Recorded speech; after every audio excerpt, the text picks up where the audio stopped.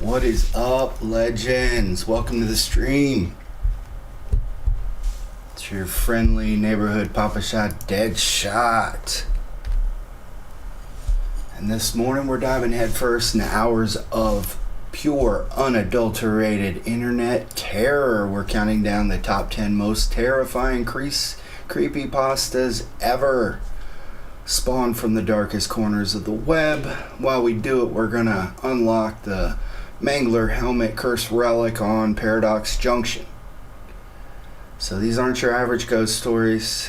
These are the ones that broke the internet, ruined sleep schedules, and still get whispered about in Reddit threads at 3 a.m. during the witching hour.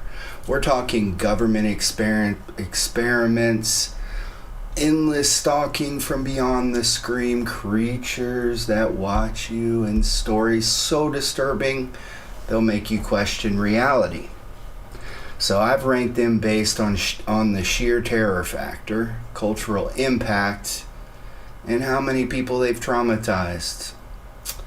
How hard do they still hit today? Let's find out. So let's go over some quick rules. I'll give you the full chilling background.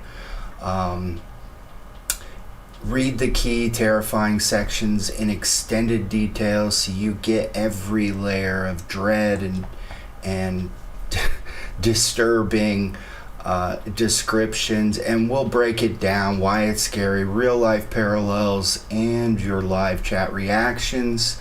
So strap in, lights off, headphones on, let's begin our descent. But before we start, smash those like and subscribe buttons and hit the notification bell. So let's start with number 10, Candle Cove. I'll get into that. Let me set up my augments real quick to get us that cursed relic. I don't want to mess up my equivalent exchanges, so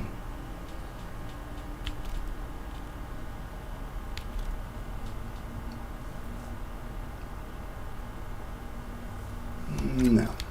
Let's go with mystery box.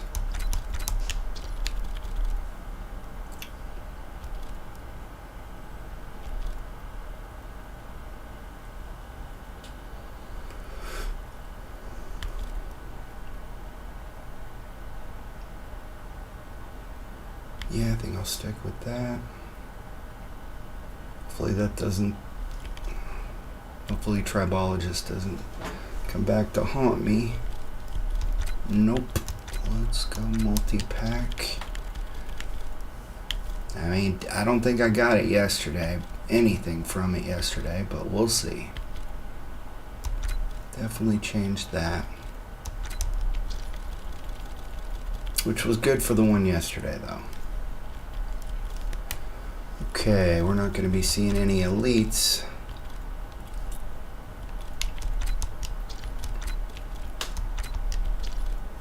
At least not until the red mimic.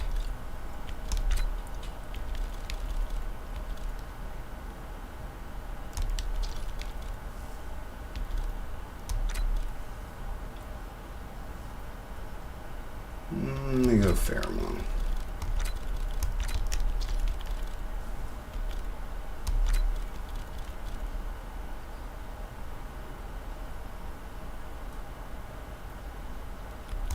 Explosive rain with this one.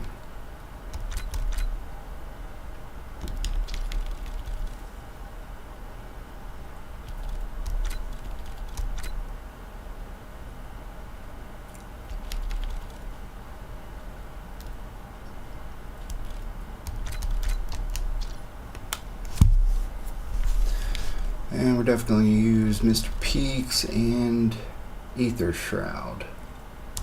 So we're set up there.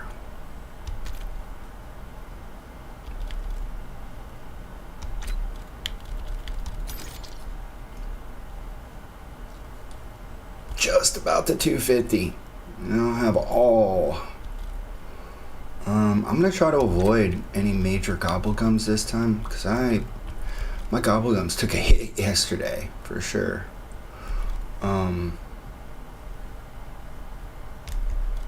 fact, let's get that off there till I replenish. Anyway, let's go with this bad boy.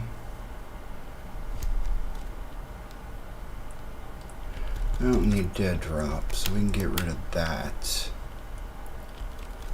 Let's just stick re-equipment on there.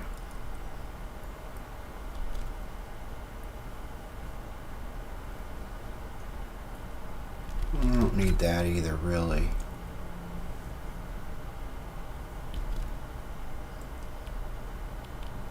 Maybe a who's keeping score every now and then.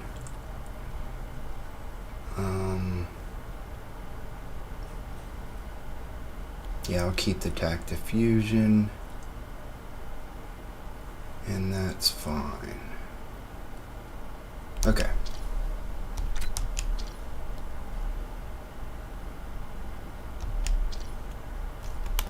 Who are we gonna use?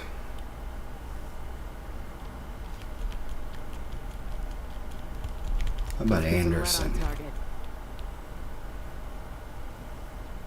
That'll work. Actually, I want the one with the drones. Don't need wings to deal some damage. All right. Can't be using that. And I'm not using Perkaholic. None of these work. I can use that. That's fine. Let's see. What else? What else? Can't do that. Don't want to do that. I'm thinking because of the limited perks, that actually does work. I just need one more. You could have them all unlocked. It doesn't mean you want to use them. Jeez, I mean, the ones down here are just brutal. Even that one. That's only a sinister. Oh, jeez.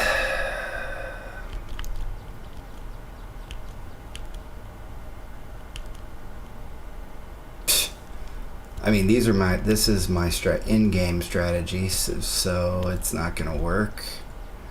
I really don't want to be switching weapons. Almost like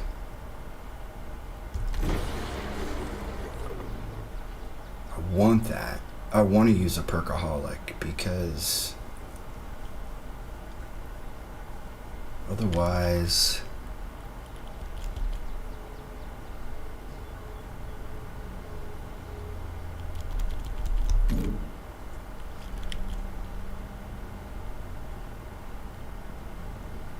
yeah, it's just the Blundergat's just not a dominant. Ow! Just smashed my toe. It's not a dominant weapon, so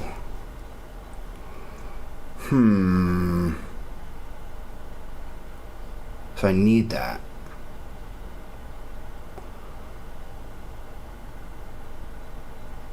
Yeah, keeping that. I almost want that because it prevents me from having to deal with it'll extend this going 60 rounds, so I guess I'm just gonna go it's gonna be more than tier 3. One thing real quick, I want to check the weapon that I'm thinking about using.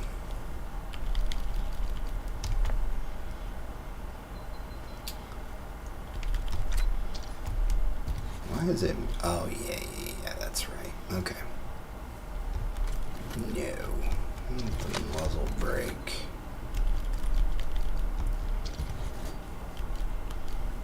And I'm changing that camo. I don't care if it came with it. That all looks good. This has got to go. Let's make it this. Or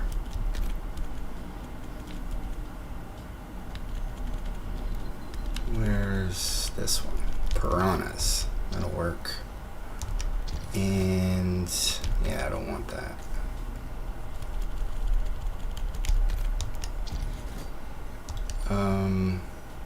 That looks good.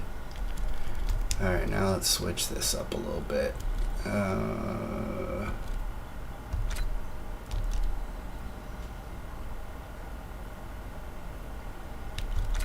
Let's go Hergoholic, and what was the other one?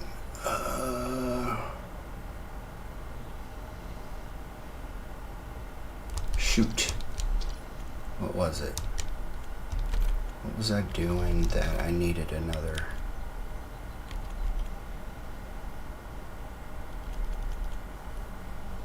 I guess nothing.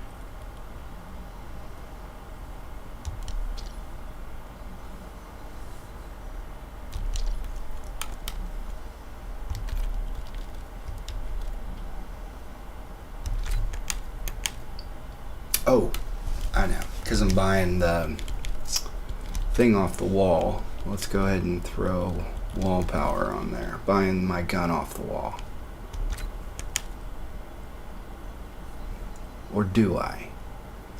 Because I'll get one from the clock, I'll get one from the crazy follow you around lady. Yeah, I don't need one. So let's put that back.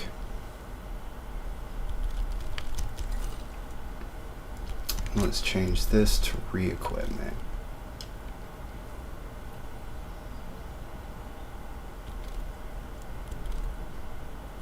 Let's put dead drop on there just in case it seems like I need a little more salvage. Okay, now we're ready.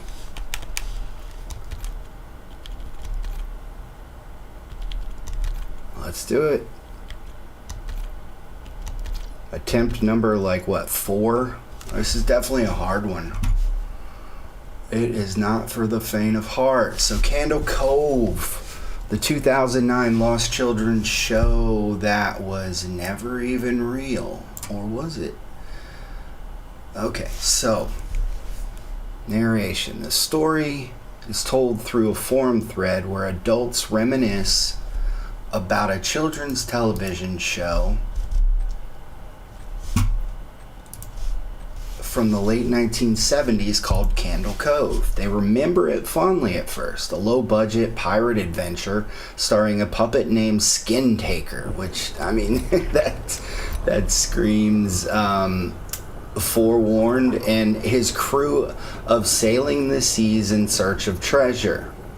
So the host is a friendly older man who introduces each episode from a lighthouse set. Let me get this to 115 real quick. I gave y'all too long a leash, and I surely paid for that kindness. Now park your ass here where time eats its own tail, and I'll clean up the mess you made.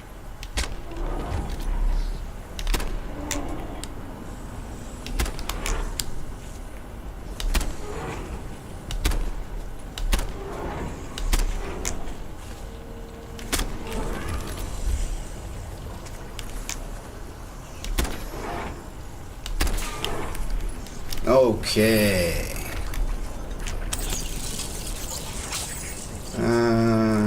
Fine. Okay. But as the posters start to compare memories, the details grow disturbing. I mean, big surprise, you know.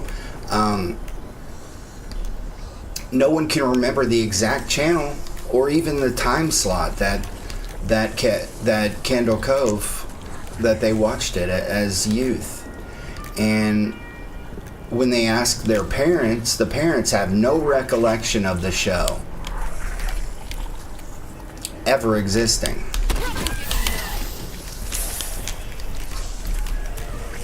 I don't hear anything.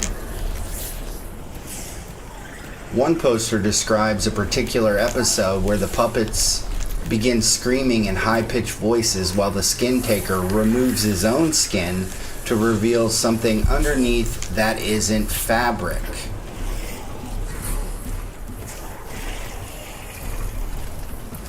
Another remembers an episode that consisted of 30 minutes of static. And I guess I will put it on this cyst over here. Or this one's fine. Closer.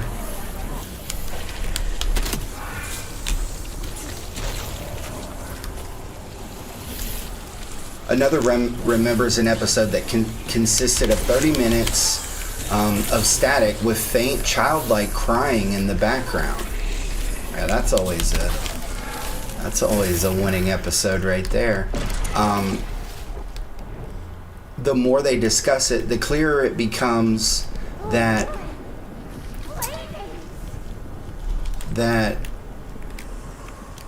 Candle Cove was never a real broadcast. Hope it doesn't end up in my hair. And it really screams to the Mandela effect.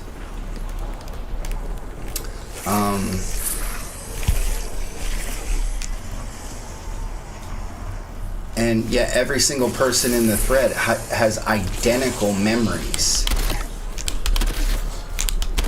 of watching it as a child sitting in front of the TV in their living rooms.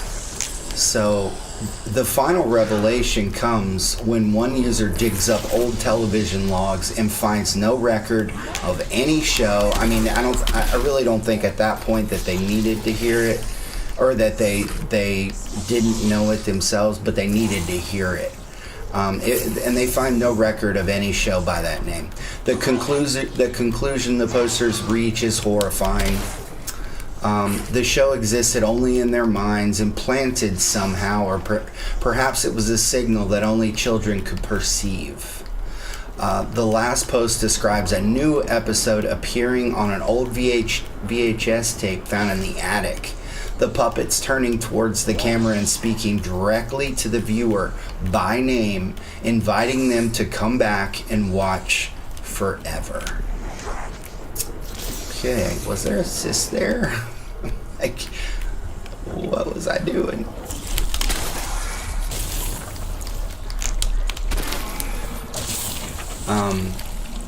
So the verdict, Candle Cove is haunted media at its purest, a show that never existed, yet left permanent scars on an entire generation's childhood memories. It's haunted media done right.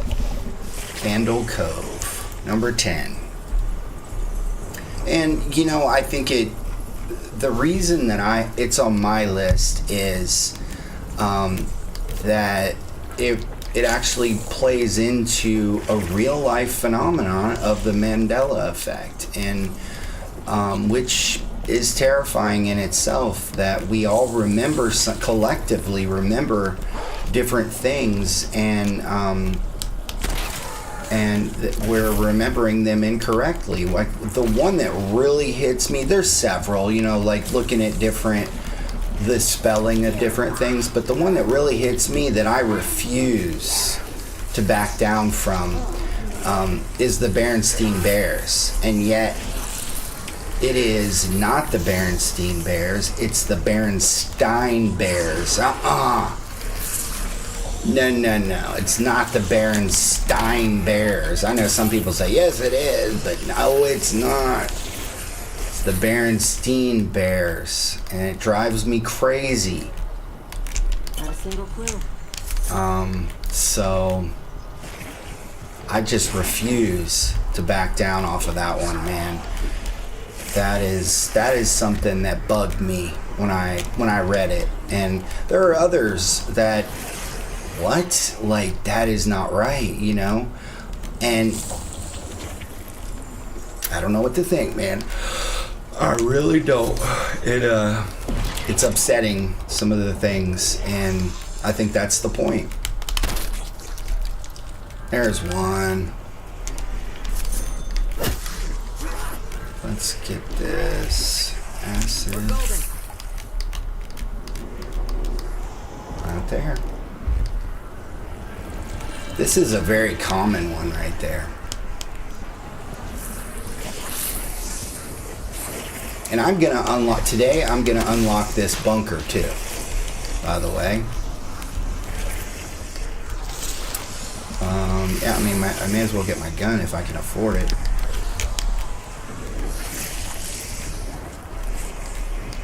And, oh yeah, can't get that yet. Let's see, is it in here? Nope, so I only have two, so the dude's on the other side.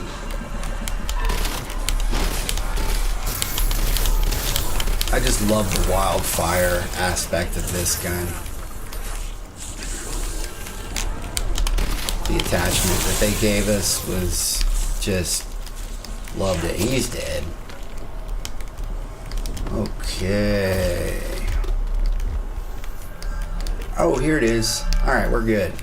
We're good.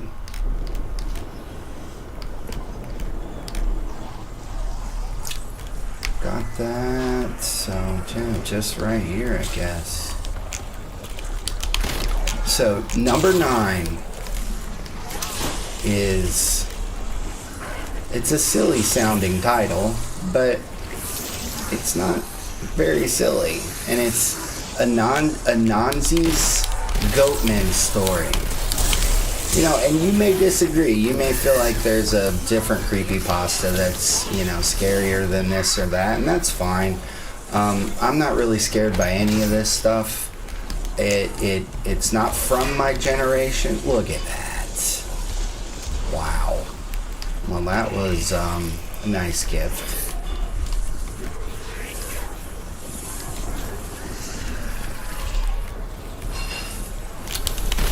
It's not scary to me at all. None of this is. But what I did is I read each of these stories and I selected the ones that had the scariest premises. And so, you know, and I'm definitely off script here, going off into this tangent. I just want to highlight this, that this is terrifying to a few of these few of our generations, and I'm probably old enough to be those generations' dad, but I've dealt with this before with my kids being scared. So I know what the emotion is here. I'm very well aware. Very. All right, let's do this. I want to switch. I always do this stuff just to reorder them. I like to have important weapons where they're not going to get dropped if I lose my my mule kick. Okay, nothing over there. But there's a lot of movies and books that I read and that I love, even though they're not scary to me. I mean, nothing really gets me, but that's the point. You know, yesterday I kind of got a lesson that I can be frightened though, just playing Warzone. I love it when guys jump out when I'm like, whoa, I did not even see that guy. That's awesome. I love that feeling. It's what I yearn for, that I've lost after as a youth watching The Exorcist as a 5-year-old. No, my parents didn't know. They had no clue. But it terrified me, like haunted me for years. And I'm not even kidding, guys. I was terrified for multiple years of my life. Every time I went to bed, I thought that Reagan was going to be either under my covers or under my bed. But, you know, you gotta get in your bed, so, you know, I didn't cry about it. I was just scared about it. I'm not trying to be tough by saying I didn't cry about it. And it was when I finally realized that they're just actors. And when I did, though, it kind of numbed me to pretty much every type of fear of what's on TV. Now, I will say this. when I was in college, I had 3 roommates, and 2 of them were in one of my college roommates' room on his computer, and they're like, Wes, come here and look at this. And they pulled me into the room. I come in there, wide-eyed, like, hey, what's up, guys? You know, hey, what'd you need? And they're watching Nick Bird being beheaded by Al-Qaeda. That terrified me and sickened me that anyone would watch that. That terrifies me. True suffering. That scares me. I don't want to see that. Ever. And I'm not a fan of gory horror, like Terrifier 3. Terrifier 2 at least told a story. Terrifier 3 there was no plot. It was just, let's be as disgusting as we can possibly be. And that's what you get. Just garbage. That movie is, and I am as big of a horror fan as it gets. And I love, like, The Evil Dead. It's got a lot of gore in it.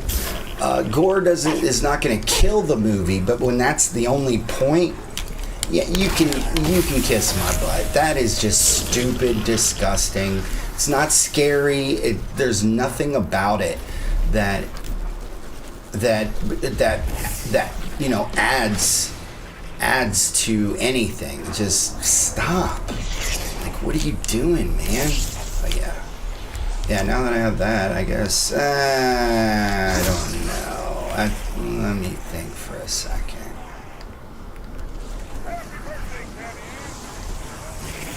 Yeah, I'm gonna keep my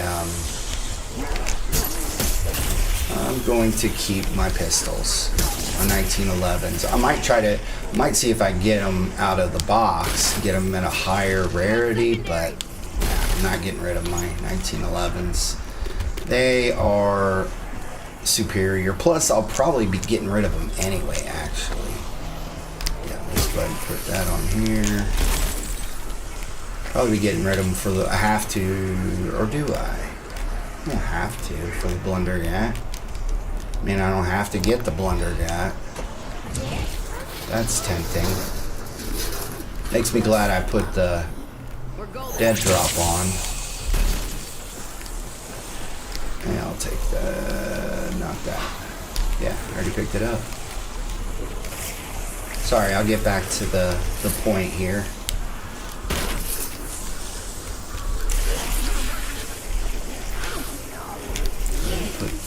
Put the acid on all. Oh, that's right. It was over there. Was it? Yeah, it was. Okay. Glad I didn't put the third. It was this one. So that gives me 2 of the 3, right? No, just 1. Yeah, I gotta blow up the wall, though.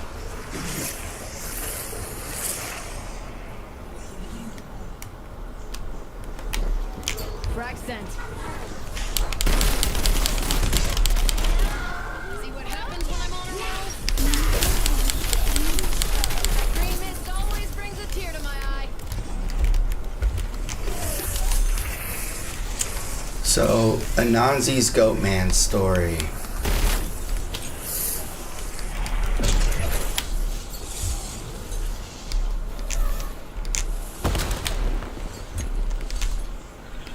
These things suck. Ugh. Lob and frag. There we go.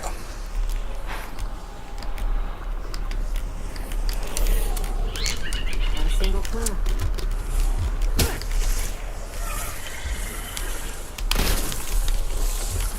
I don't know. I mean, I guess, yeah, I don't even have to unlock it. It's kind of like, well, then what else do I do? You know, I'm so used to always going after the wonder weapon.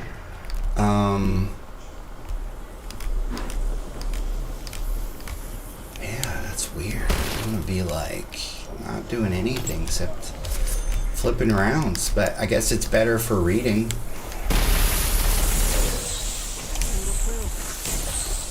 Okay, so I'm just gonna call it the Goatman story. The Nanzis is I think I'm butchering the name. I don't know.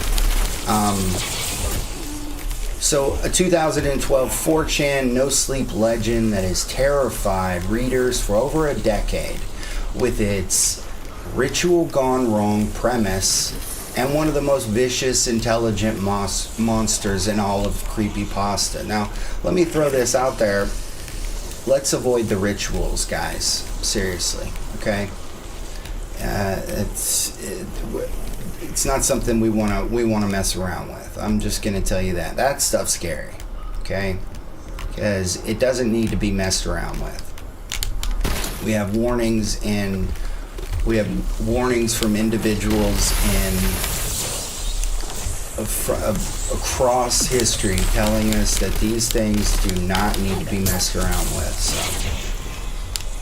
So let's heed those warnings.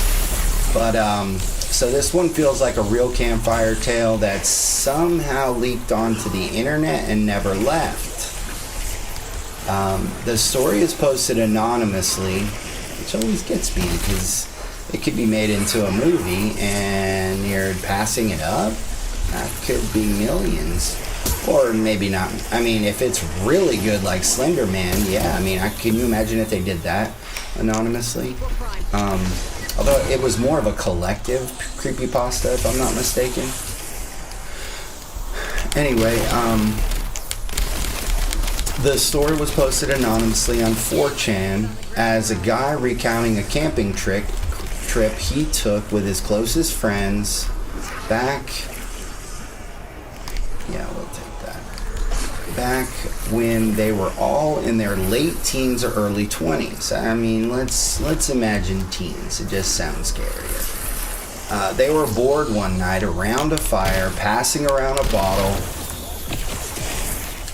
Maybe not teens, maybe 20s then if they're passing around a bottle.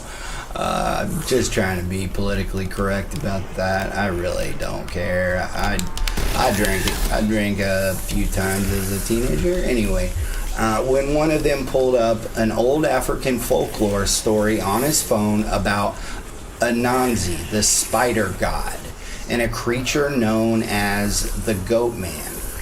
The legend said that if you performed a specific ritual under the right conditions, you could summon the Goat Man.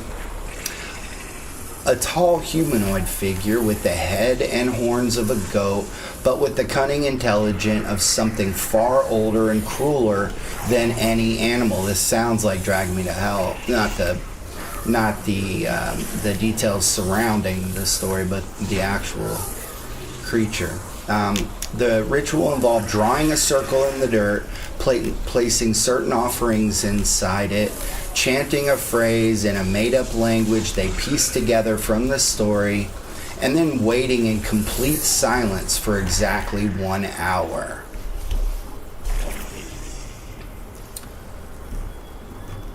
It's kind of got elements of The Evil Dead with chanting the language that you don't know what the heck you're saying, and then like Drag Me to Hell with the Goat Man, and but then it's got some other common creepypasta elements. So at first they laughed it off as dumb internet BS, but the more they read the details, the more the idea took hold.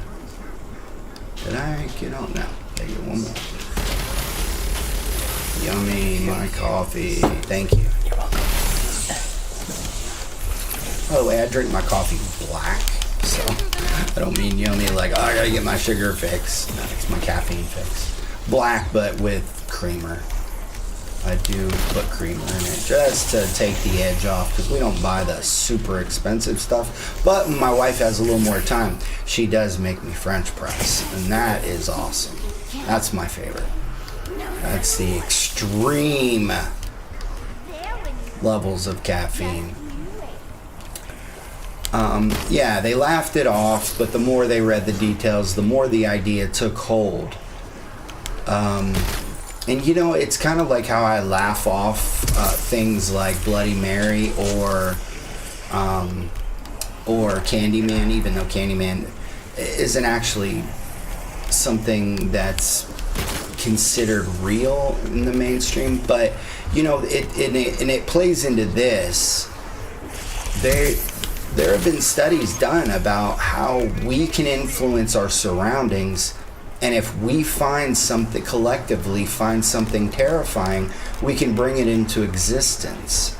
And so, you know, and I think if anything does terrify me about these types of stories, it's that the human mind it goes beyond what we can comprehend. And as we're learning more about, you know, with Disclosure Day coming out, and look, I'm not this kook that thinks that aliens are everywhere because I think that solely because I think about a certain agenda. I really don't. I just think that there's so much evidence all around us.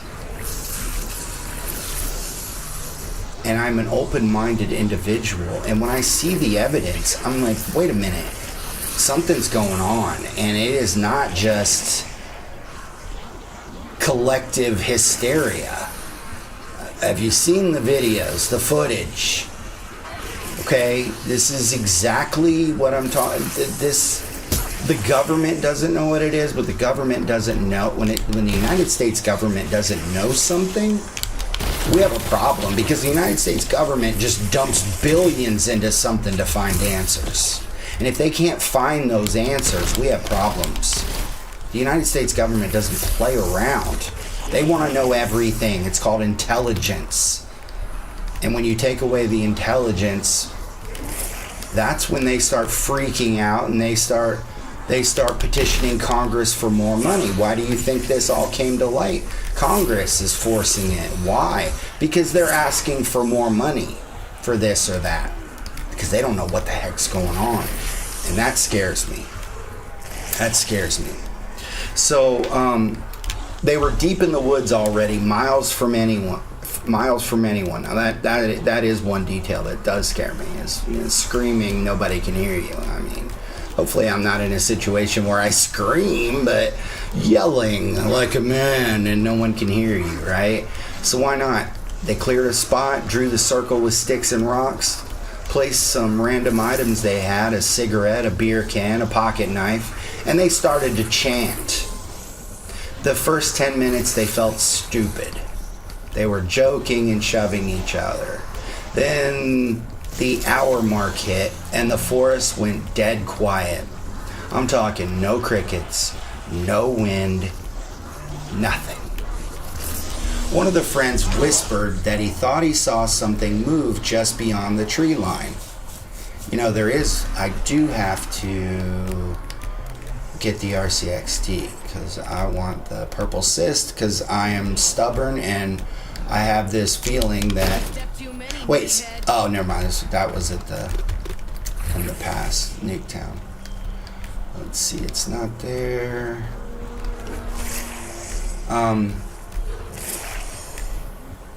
One of the friends whispered that he thought he saw something move just beyond... Wait, it's got to be in Trash Nuketown for the... Yeah, I don't have my... I'm not looking at my thing right now. Just beyond the tree line.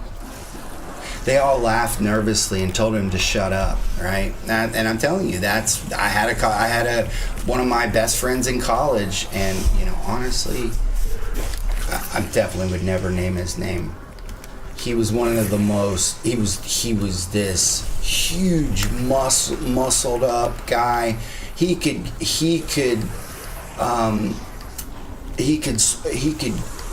get a phone number from any girl he wanted. Dude was so handsome, like movie star good looks.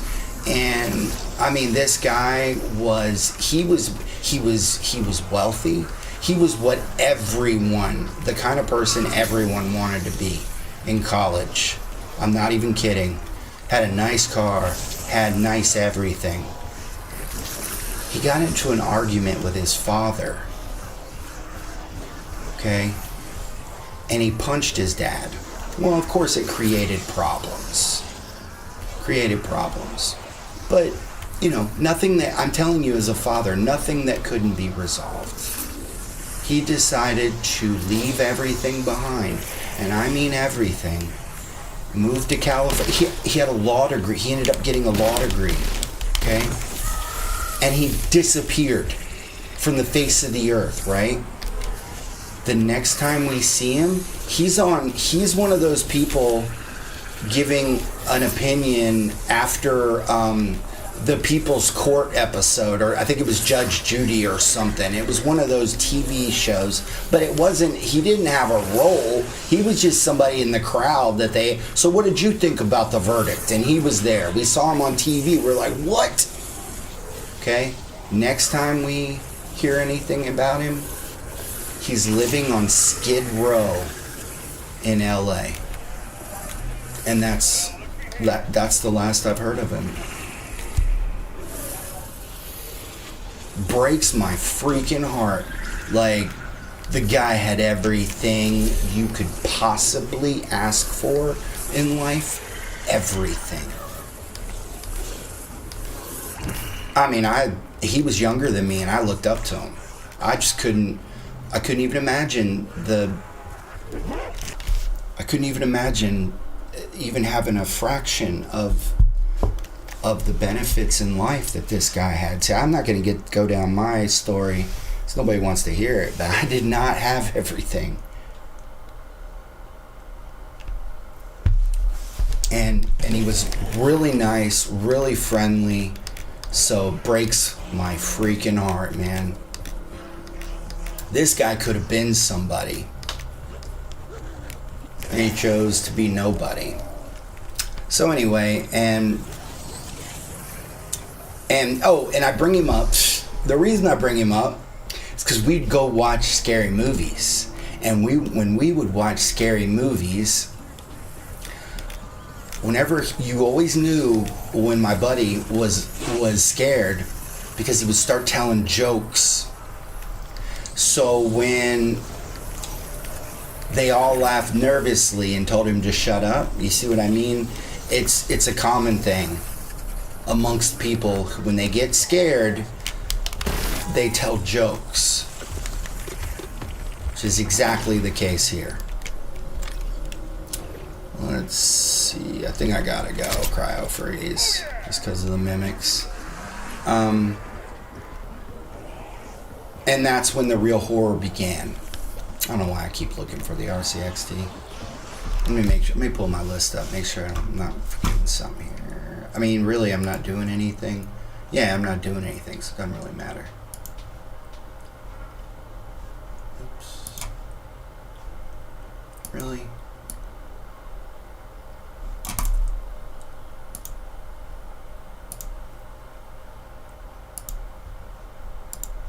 One second.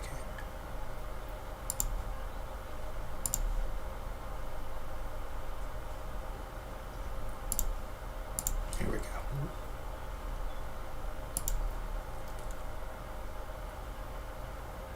Yeah, we're good. I got it.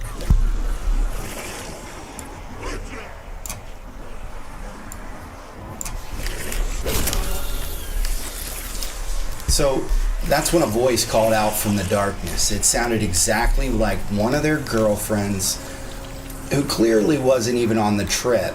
And the voice begged them to come help her, saying she was hurt and lost. That's Horror 101, right?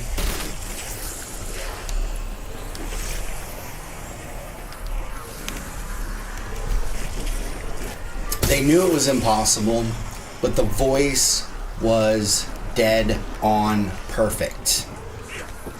Then another voice, this time sounding like one of their little brothers back home, crying and asking why they left him. The group started to panic, for good reason. They grabbed flashlights and shone them into the trees, but all they caught were glimpses of a tall silhouette that moved when they weren't looking directly at it. It had long, thin limbs and what looked like curved horns on its head.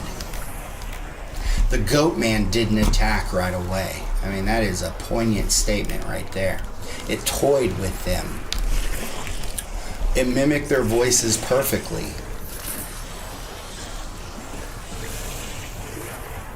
calling each of them by name and whispering personal secrets only they could know. Things they had never told the group, or some that they had never told anybody. One friend in the group broke and ran towards the voice thinking it was real. The beginning of the end, right? The others heard a wet tearing sound and a scream that cut off too fast.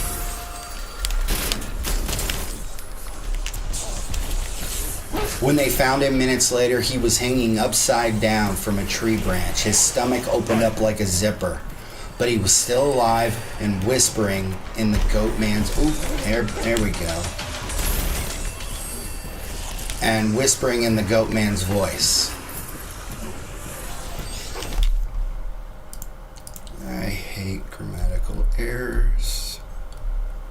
The creature had used his own vocal cords to keep calling for the rest of them. And by the friend's vocal cords.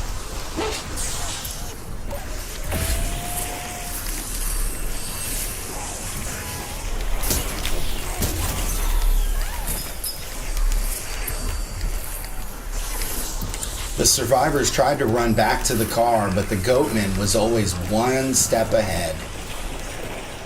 Yeah.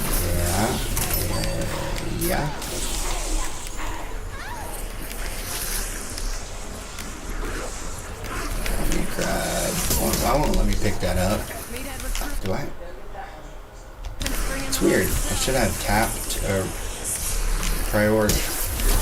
Oh, I already have one. That's why. Okay.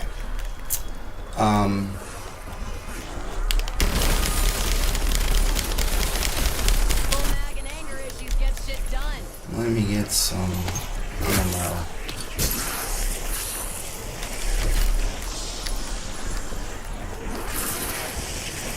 I know I'm leaving you in suspense.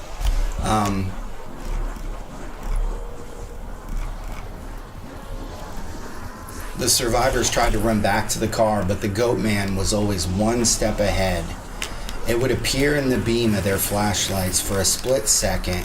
Tall, emaciated goat head, tilted at an impossible angle, eyes glowing yellow.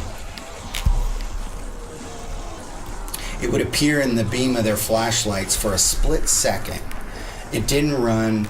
It walked with calm, deliberate steps like it already knew how the night was going to end. Another friend was taken when he stopped to catch his breath. They heard him screaming. They heard him screaming for help, then the scream turned into laughter that wasn't his own.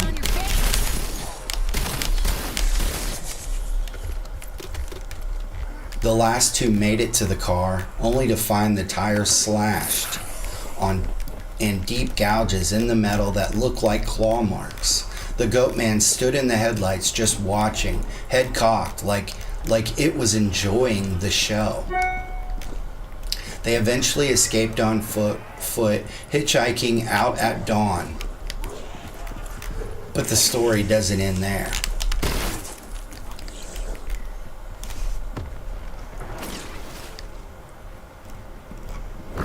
The narrator says that ever since that night, he hears the goatman's voice in his house at night, mimicking his dead friends. Where is that? I didn't read it. Of course.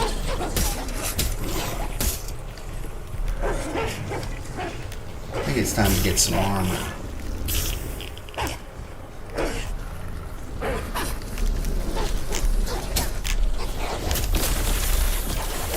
Excuse me, I'm trying to make a purchase. There we go. Oh, there it is.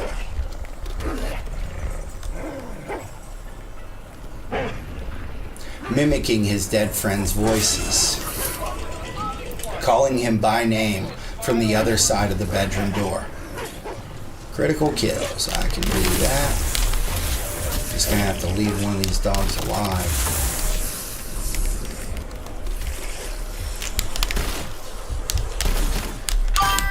Keep checks the locks every night but knows it won't matter. The final line of the pasta is the one that still gives people chills. I think it followed me home, and it's still hungry.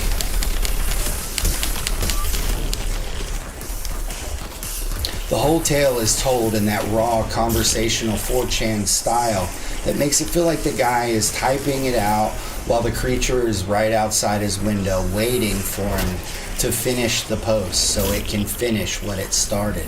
Anansi's Goatman story ruined camping for an entire generation. The way the creature mimics voices and plays with its prey before it kills is pure nightmare fuel. And number 8, and I'll give you the name, but I'm gonna finish this task, is Pen Pal.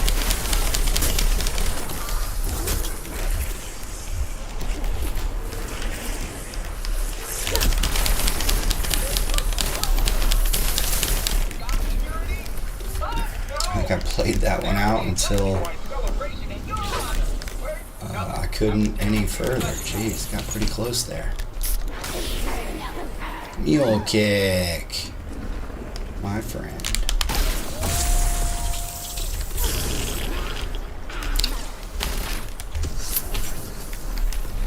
Okay, Pen Pal, another no sleep legend from 2012. Alright, let's see, what do I need here? I need this. No, I don't. I didn't need that. That was stupid. Good for me.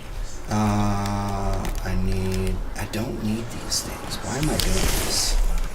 I'm just so set in my routine. The RCXD is what I need. When the green flag drops, the bullshit stops.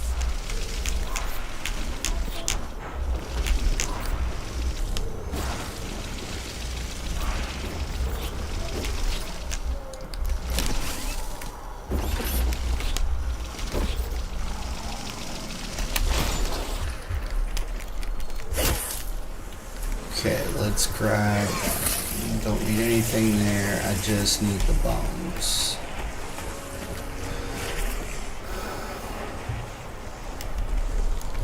Get them?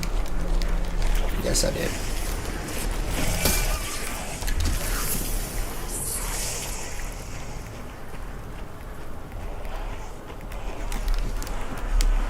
Juicy kill.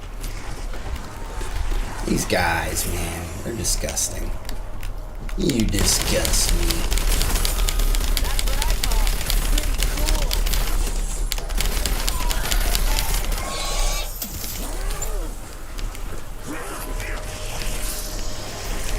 Not a single clue. What the heck? Where's the head? Did I already grab it? I guess if the meat's here, then I did. I don't think something's up.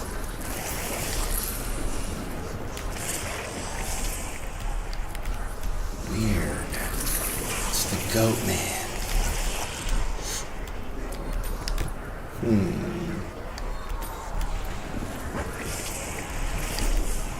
It's usually there. What did I do differently?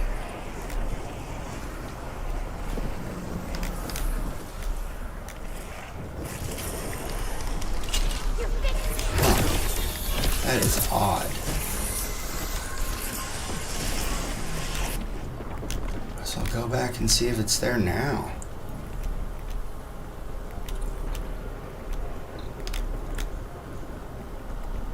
Maybe they took it out of the game because it's broken. I mean, it is broken now. Alright, that's not a big deal. And I do actually, you know what? I do have to build the wonder weapon. Because otherwise I won't get this lady that appears. Look. What is going on? Maybe they have to finish their... This is weird.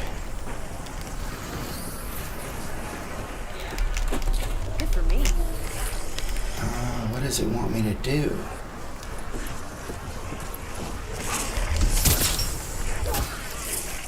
Does it want me to take the gun? Fine.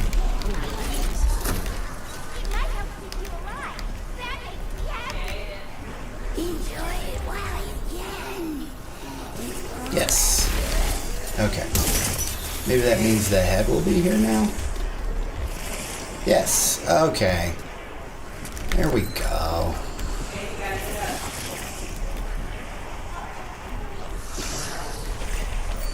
That's what I wanted. Let's go get the bones. And let's drop this back off.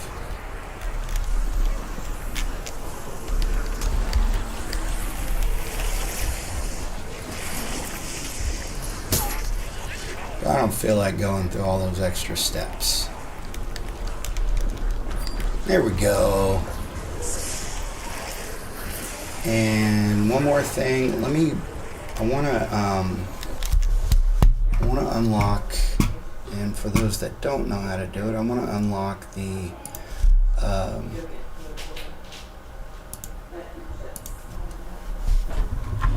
bunker.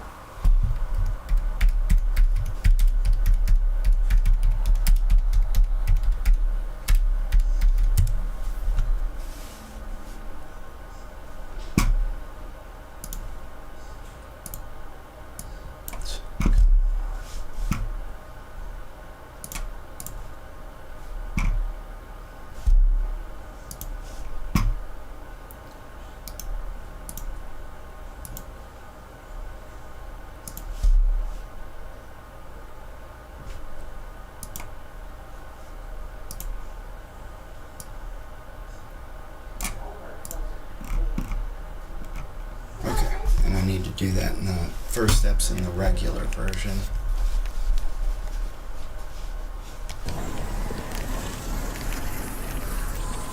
Okay, Pen Pal, another no sleep legend from 2012. A series of interconnected stories about a man realizing his childhood pen pal has been watching him his entire life. I think I will grab more acid just for the extra cash that it gives you. So the story unfolds through a series of seemingly unrelated childhood memories that slowly connect into one cohesive nightmare. The narrator begins by describing his participation in a kindergarten pen pal program, which doesn't sound like something that would really happen. Kindergartners in a pen pal program. What teacher came up with that idea?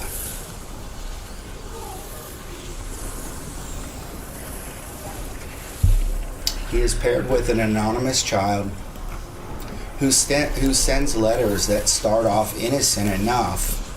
Drawings of stick figures, simple questions about favorite colors and favorite toys. But as the correspondence continues, the letters become increasingly personal. The pen pal knows details about the narrator's house, his family, even the exact layout of his bedroom. Years pass and the letters stop, but the sense of being watched never fades. The narrator recounts strange occurrences throughout his childhood. Toys moved from one room to another while he slept. Photographs taken from inside his house that he never posed for. And a recurring dream of a shadowy figure standing at the foot of his bed.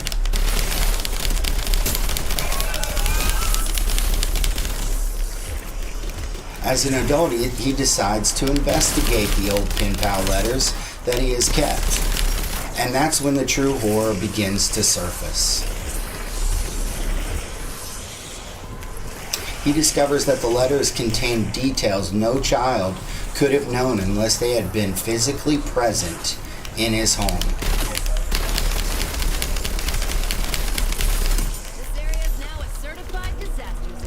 Security footage from a neighbor's house shows a figure entering through a window at night.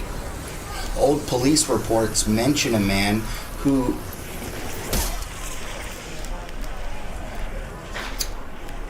had been stalking families in the area for years, posing as a friendly pen pal to gain access. The interconnected stories reveal layer after layer. The pen pal had been living in the crawl space under the narrator's house for years. Sounds like the boy. Emerging only at night to watch, to touch, to rearrange small objects as a way of inserting himself into the family's life. The final entries detail how the stalker had been one step ahead for decades, even after the family moved.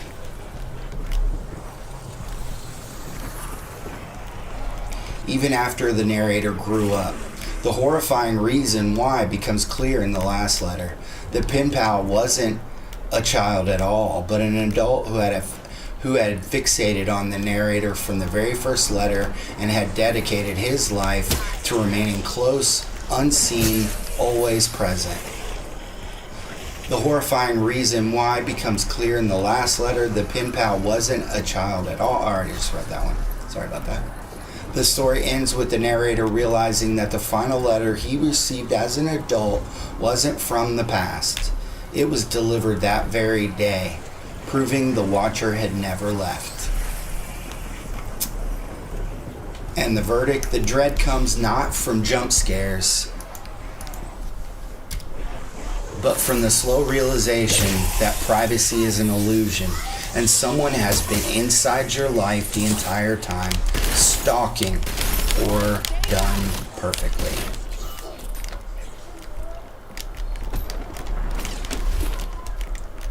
Makes you check your locks twice, especially as a female, or as a father, mother. You know, I forget what the statistics are, but people who break into homes, it's like 90% of the homes they break into were unlocked. So, yeah, make sure you lock your doors.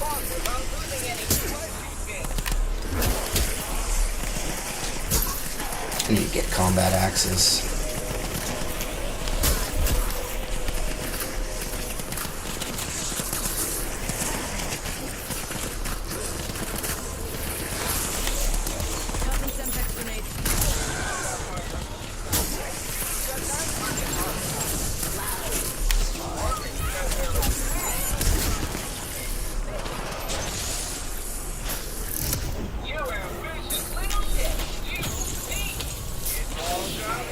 Okay.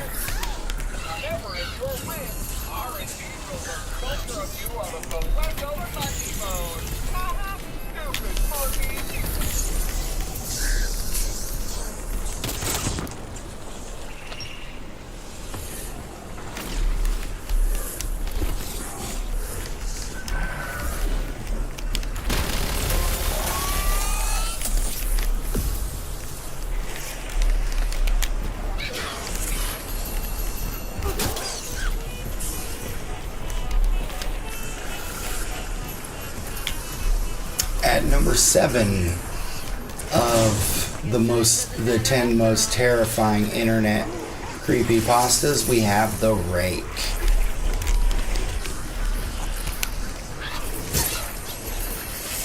The Rake is a 2006 creature sighting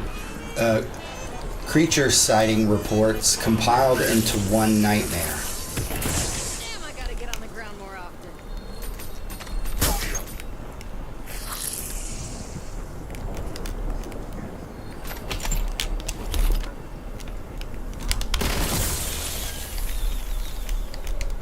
The Rake is presented as a collection of historical and modern eyewitness accounts describing the same entity across centuries.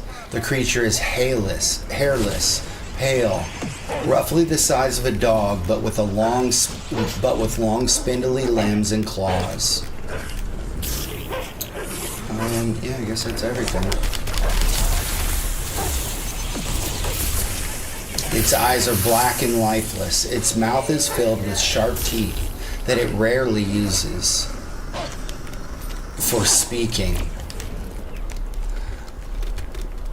Ancient European folklore mentions similar beings under different names, but the modern sightings begin in the early 2000s when multiple people across the United States and Europe report the same nightmare. One account describes a family waking to find the rake crouched at the foot of their child's bed, its claws resting on the blanket, staring silently. Alright, now let me get these last items. That.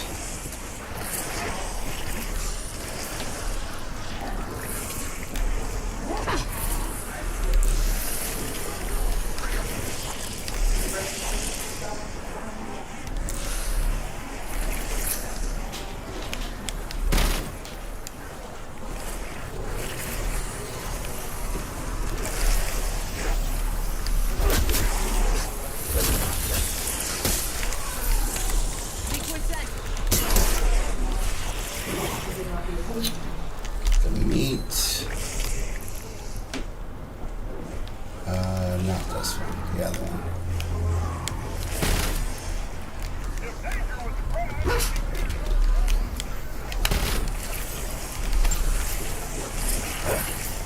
Get the bucket. And last but not least, we have the battery.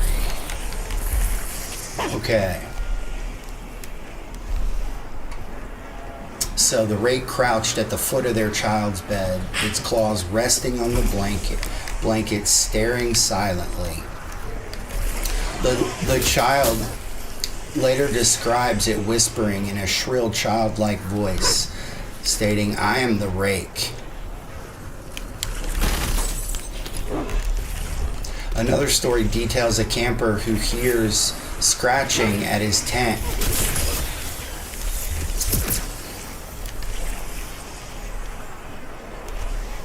Scratching at his tent and looks to see the creature crawling on all fours, its head twisting at impossible angles to watch him.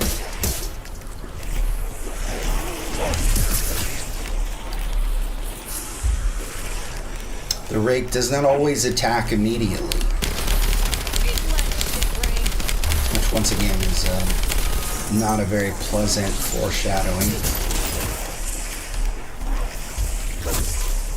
It prefers to watch for nights or even weeks, appearing in bedrooms, hallways, or forests, always just at the edge of vision.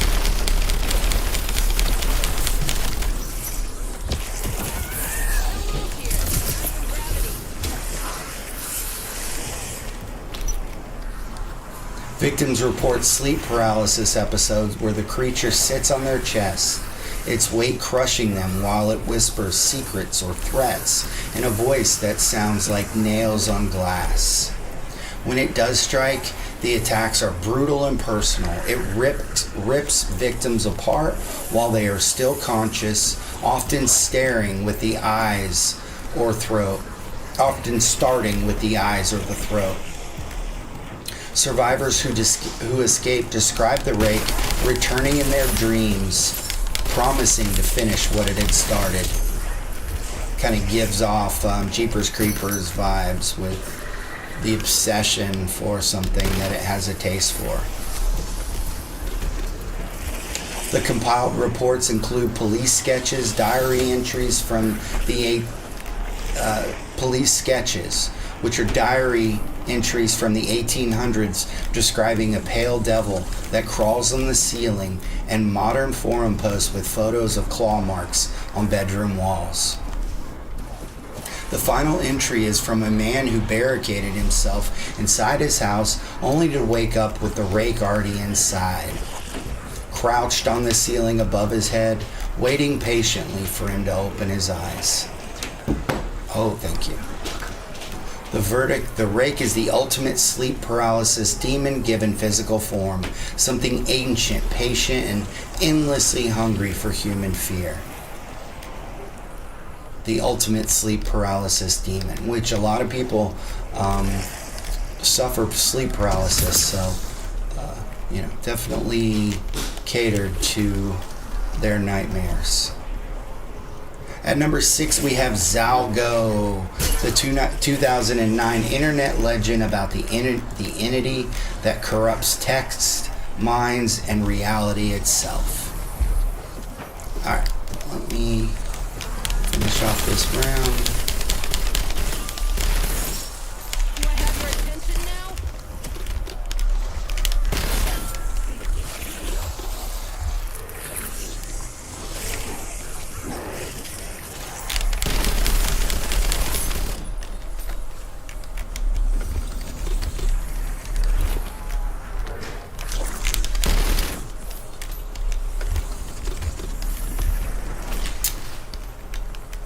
Get these crystals.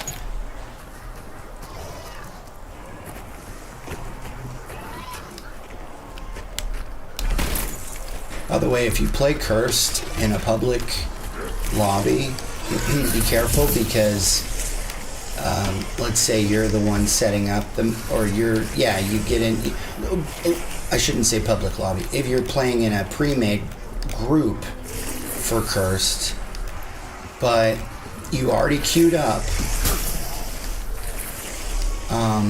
and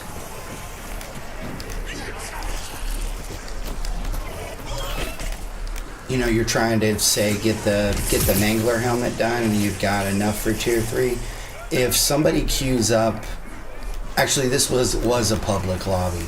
Well, anyway, if you've already queued up and then somebody else invites somebody into your group, it can reset your relics and put you on tier 0. Or if you're in a pre-made group with one spot open and you queue up and it adds one person, it can reset your relics. So you gotta be careful with that stuff. You may as well just go in with 3 people and not queue into a public lobby. Just so you make sure you get the requirements in to get whatever you're trying to get done. And then, you get in there, you don't realize, oh yeah, we don't have any relics active. You're just in a regular zombie match, basically. Nothing fun about that.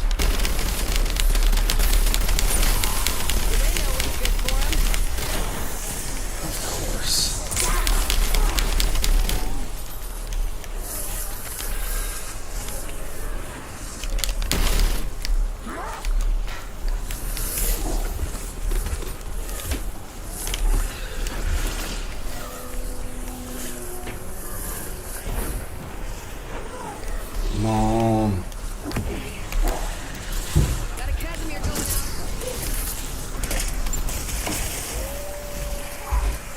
out.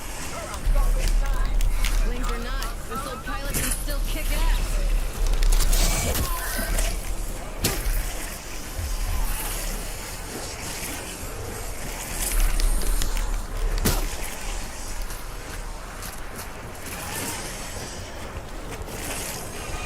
Golden armor was specifically created for some. Oh, let's hold the location. Oh, it's not good. Phew. Hate that thing. It's like get ready to lose all your resources.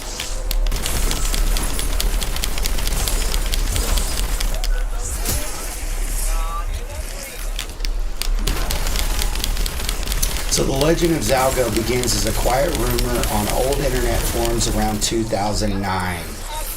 It describes an ancient and nameless entity that exists outside of our world.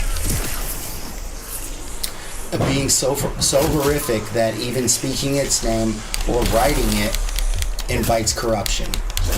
Again, Evil Dead vibes.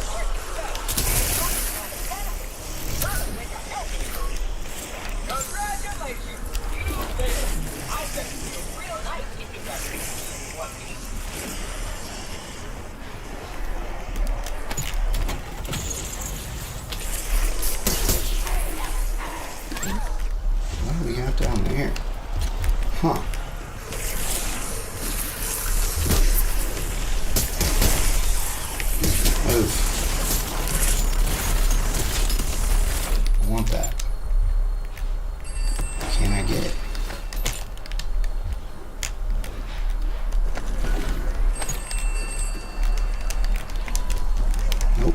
at me, punks.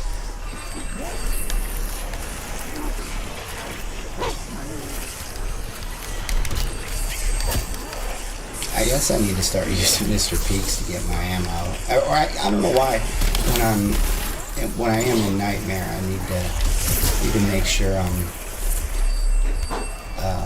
using that wall by to reload or to re-up my ammo.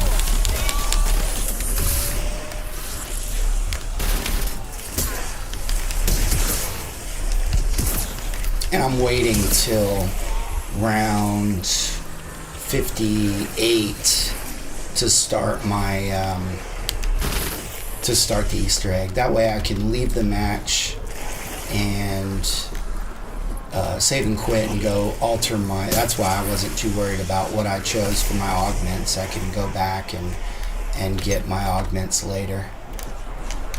Yeah, I want that. Well, I don't want that actually.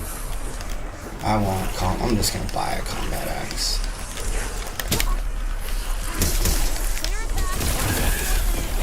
That's what I want.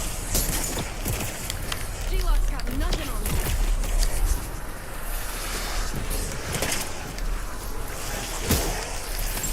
So yeah, Zalgo is not a monster you can see or fight in the traditional sense. It is a force that slowly unravels reality. Starting with the written word, the stories always include examples of Zalgo text. Normal sentence, and this is actually a thing. Normal sentences suddenly overwritten with strange glitched characters, upside down letters, and symbols that bleed into one another like black ink running across the page. Somebody actually somebody put together an actual text for this.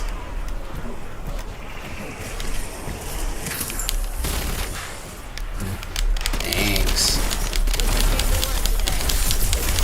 So glad I decided to come in here and get that.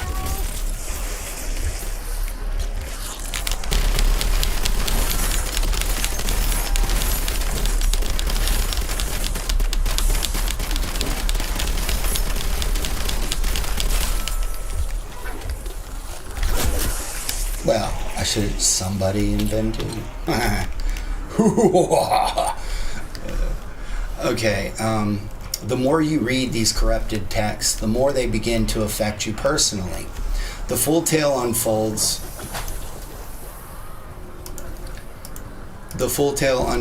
through anonymous accounts of people who first encountered Zalgo while browsing random image boards or reading creepypastas late at night.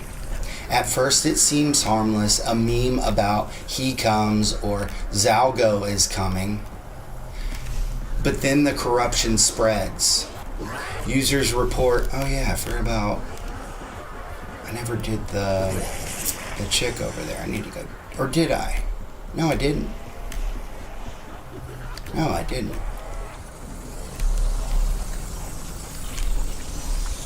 So let's go do that.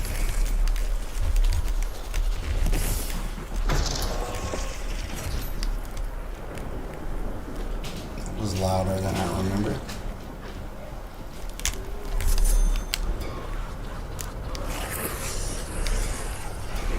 Oh.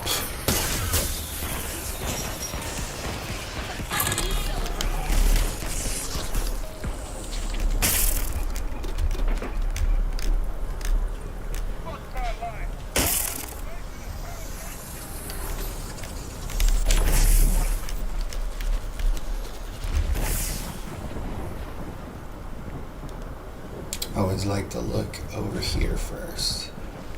Or not first, just the easiest to see. Thankfully it's not up in that well, it'll be there this time, watch, but up in the fireplace, but if it is, we'll have to get it. I just don't remember what fireplace it is. I think that's where it's at. Let's see, is it that one? Yeah, there it is. We're golden. Ooh, yeah. Take that. Clearly that. I guess I'll put that on my knife.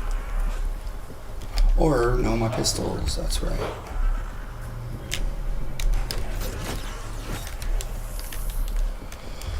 Okay.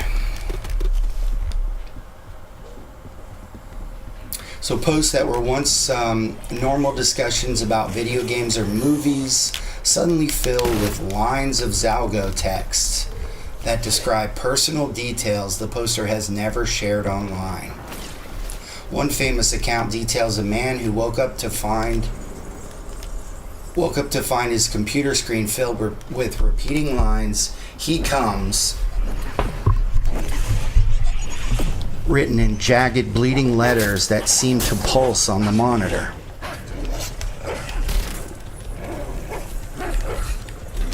They just refresh these crystals to drive me crazy, because I know I want to get everyone.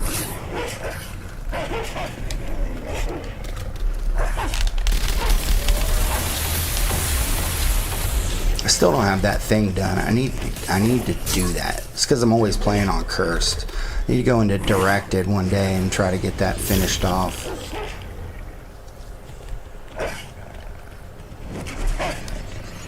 That is something I may do today when we're done here. Let's try to get those dog explosions. Should just take a second. Okay, that's all of them.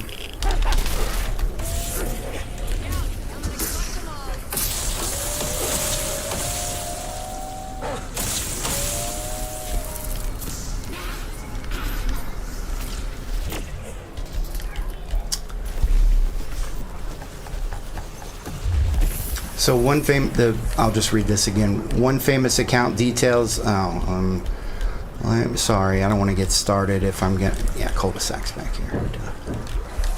Or is it? Oh, it's in the. It's in the future or in the past. I always get mixed up.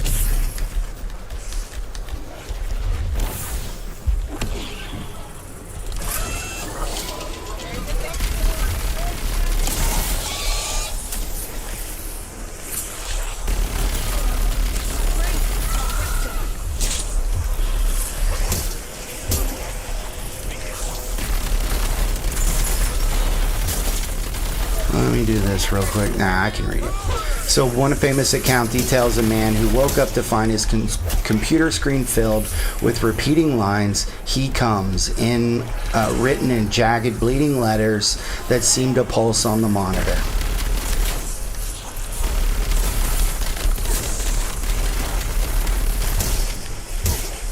The next day, his emails began arriving, already corrupted, the subject line containing phrases and languages he didn't speak, warning him that the end was near.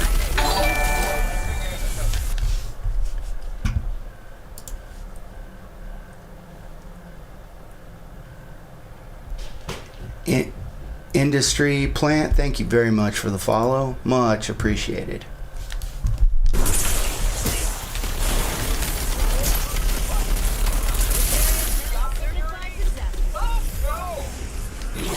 As the corruption deepens, the physical world starts to break. Victims describing hearing a low, constant static in their ears that grows louder at night, accompanied by whispers in voices that sound like their own, but spoken backwards. Lights flicker in patterns that spell out the entity's symbols. Oh, I don't have. Okay. Friends and family begin acting strangely. Their smiles stretch too wide. That's got smile vibes to it, doesn't it? I love that. I love that film series. Can't wait for a third one. Warning him. Yeah, oh no, I read that. Yeah, as the corruption deepens, the physical world starts to break. Victims describe hearing a low, constant static in their ears that grows louder at night, accompanied by whispers and voices that sound like their own, but spoken backwards. Lights flicker in patterns that spell out the entity's symbols.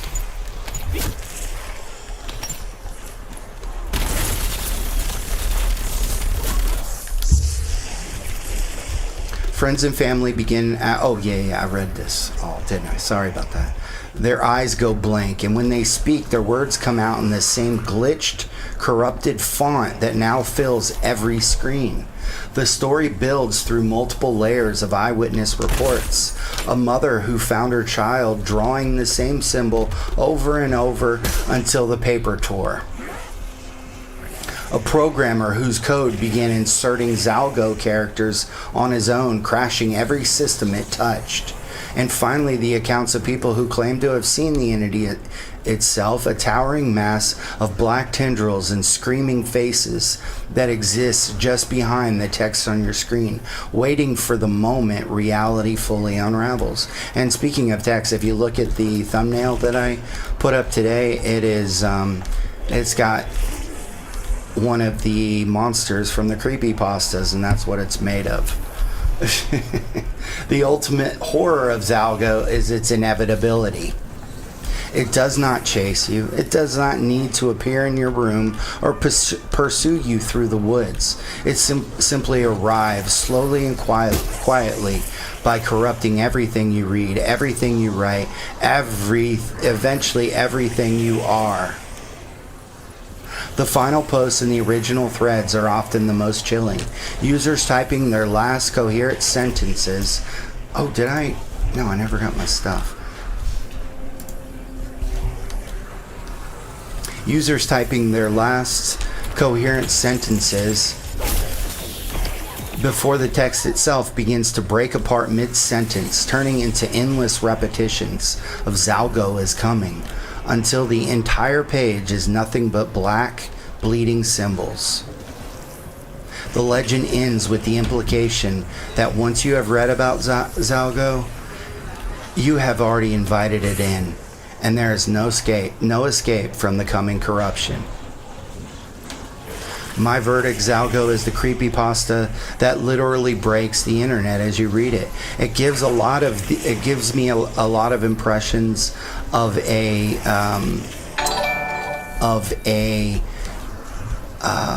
what was it? Zozo.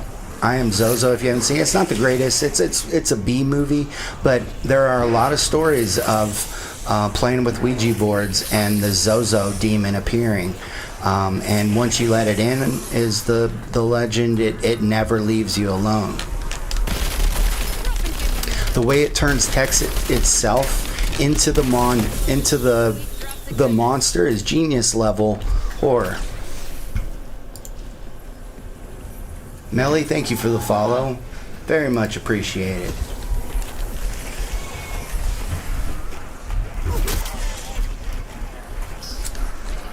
At number 5, we have the Left-Right game, and I really like this one. It's a 2017 no-sleep classic that turns something as simple as driving into an... Whoa, he's got a lot. Okay, I think it's time for an upgrade. Yeah, let's go ahead and hit PAP 2 on this.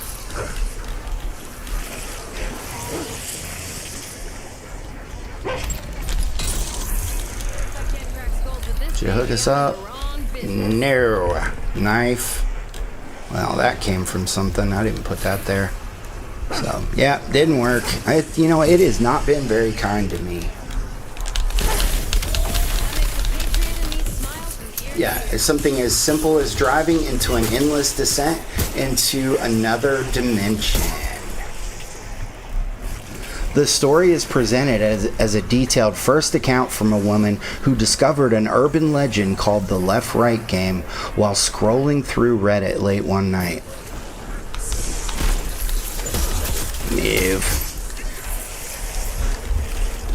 The rules are deceptively simple. While driving, at every intersection you come to, you must turn either left or right based on a single rule. You can never turn the same direction twice in a row, and you must keep driving until something unusual happens. Kind of like Exit 8. You've got to, if you see an anomaly, immediately turn around. If you don't, definitely don't turn around. Which I thought they could have made it a little more scary, Exit 8, but maybe the game. adds another layer, but in the movie it wasn't really scary. It was more redemptive.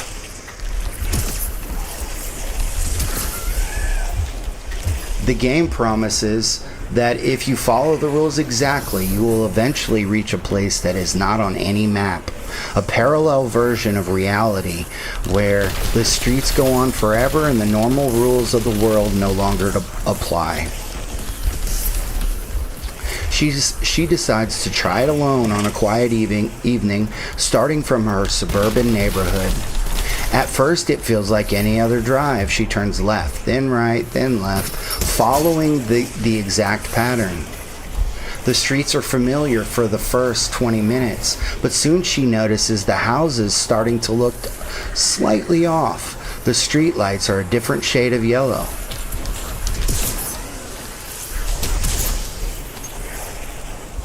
The cars parked along the curb have older models than she remembers. She tells herself it's just her imagination and keeps going. The rule forces her to keep turning, never straight, never the same direction consecutively. After an hour, the city lights fade and the roads become narrower. You would think, though, after a while you would hit a dead end, but clearly, I mean, that's the odds would put you at a dead end. I mean, that's what would eventually happen. And I mean, what would you do? I mean, you're not allowed to turn. You're not allowed to go backwards. So there's something supernatural just in that.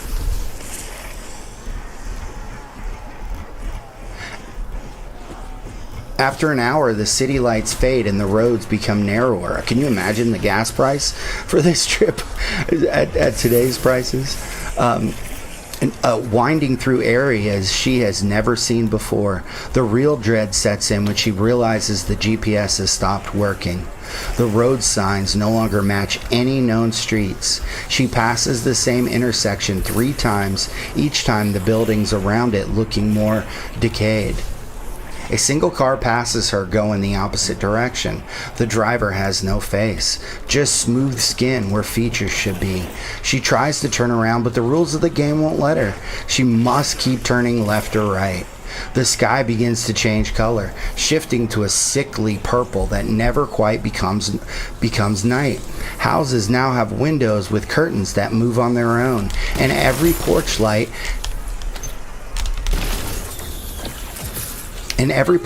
is on, even though no one seems to live there. She drives for what feels like days. The radio starts picking up stations that play only static mixed with faint voices calling her name. Billboards appear, advertising products that just don't exist. The final stretch of this story describes her pulling over at an abandoned gas station where the attendant is a perfect copy of herself, smiling too wide and asking if she wants to play the game again. The narrator realized too late that once you enter the left-right game, the roads never end, and the only way out is to break the rules. But breaking the rules means you stay forever. The last lines are her typing the story from inside her car, parked at an intersection she has passed 1,000 times, waiting for the next turn that will never bring her home. So it's a paradox. The game will never let you go if you follow the rules, and if you break the rules, it means you stay forever. The left-right game turns something everyday like driving into the ultimate inescapable nightmare. I mean, it gives some vibes of the elevator game, and we all know about the Elisa Lam story that some have theorized was playing the elevator game that takes you to a different reality when you follow the specific rules, and it would seem that the narrator did that as well. So would you ever play it, or are you staying off the road forever? Now this one is good, and this one I could see at least being a part of a compilation in a movie. No, not even joking. And it's called The Expressionless. A 2010 no sleep story about a woman with no face. Hey, Flavor X. A woman with no face who appears in a hospital and changes every... Uh-oh. I know where you are.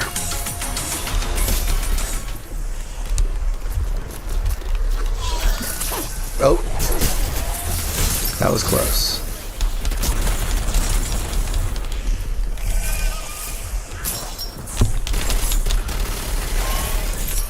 Alright, now I can do it.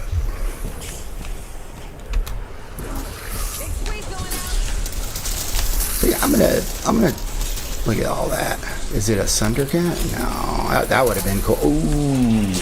I think I'm gonna put it on these because it'll, let's see, did it? No. Oh, yes. Yes. That's so cool. That saved me a lot of cash.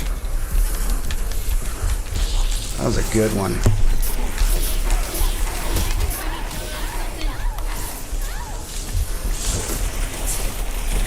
Oh, it's gonna lock all of them in.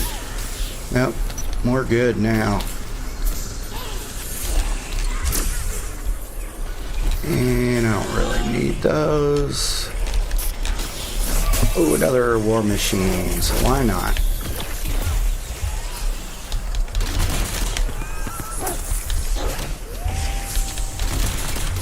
Oops.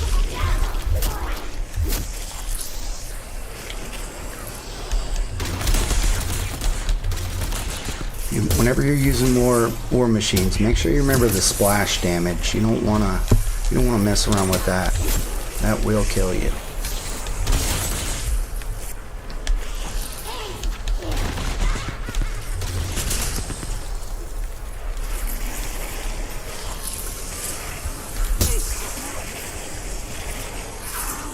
Speaking of things that kill you, the expressionless.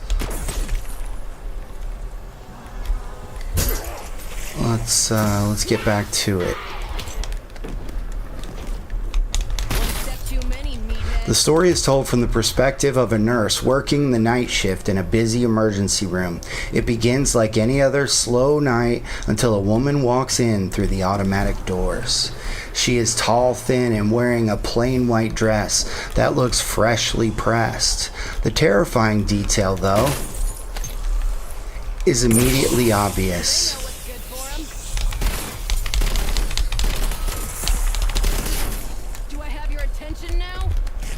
Her face is completely blank. No eyes, no nose, no mouth. Just smooth, pale skin stretched tight over where features should be. She moves with unnatural grace, gliding rather than walking, and sits down in the waiting area without making a sound. I mean, that right there, I'm calling the police. You know, I'm calling the police. The nurse and the doctor on duty try to approach her because, I mean, remember, oh, and I didn't even say it. I may have deleted that detail. So not only is she wearing the let me make sure it doesn't tell us later.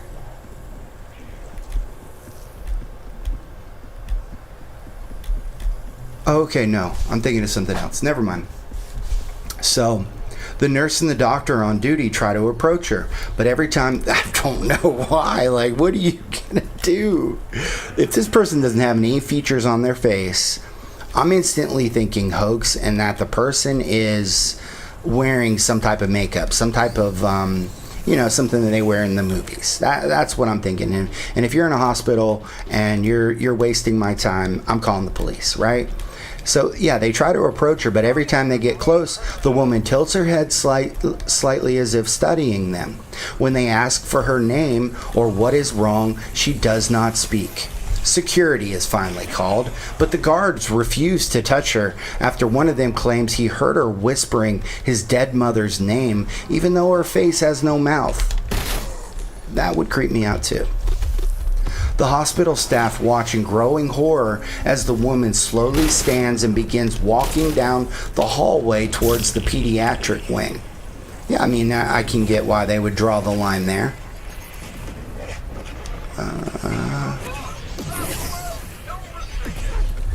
Every monitor and light she passes flickers and dies. Alright, we can do this. The climax unfolds in one of the children's rooms where a young boy is recovering from surgery. The expressionless inner stands at the foot of the bed and for the first time makes a sound, a low clicking that comes from somewhere inside her blank face. The boy wakes up screaming. Oh, gee. The boy wakes up screaming. When the nurse finally bursts in, the woman is gone, but the boy is now missing his eyes, replaced by two perfect patches of skin. I'm not going to get any salvage then.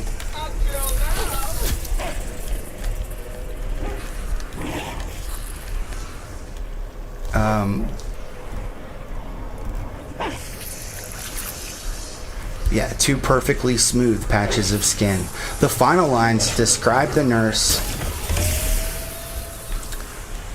quitting her job the next day after finding a single Polaroid left on her desk, a photo of herself taken from inside her own home, with the expressionless standing directly behind her, head tilted, blank face, inches from her ear.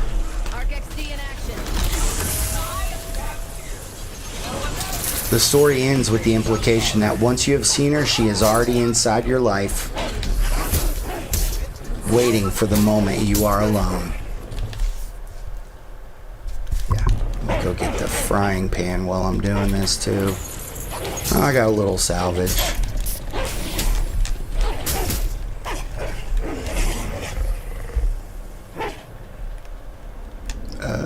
Not there.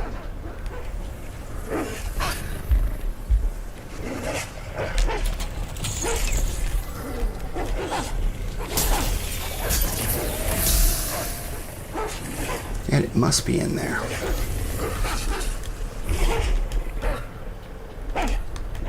But it's not there.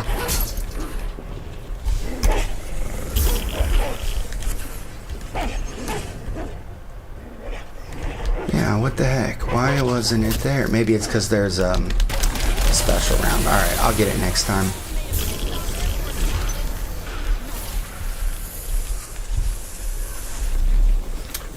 My verdict: the expressionless is the creepypasta that makes every blank face in a crowd terrifying.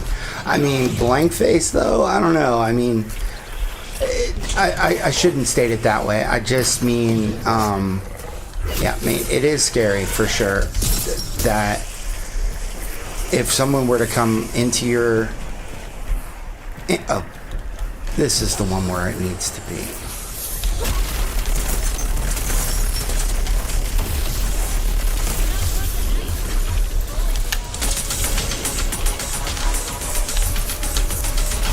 Get this guy out of here and let's get out of here. The way it builds from subtle wrongness to pure dreadness is perfect. To pure dread is perfect. It would make for an interesting story or video, or in a movie, you know, a segment of an anthology type thing.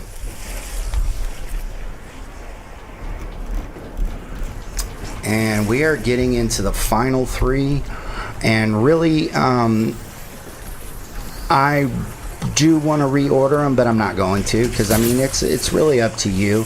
I think I've, you know, after giving it some thought.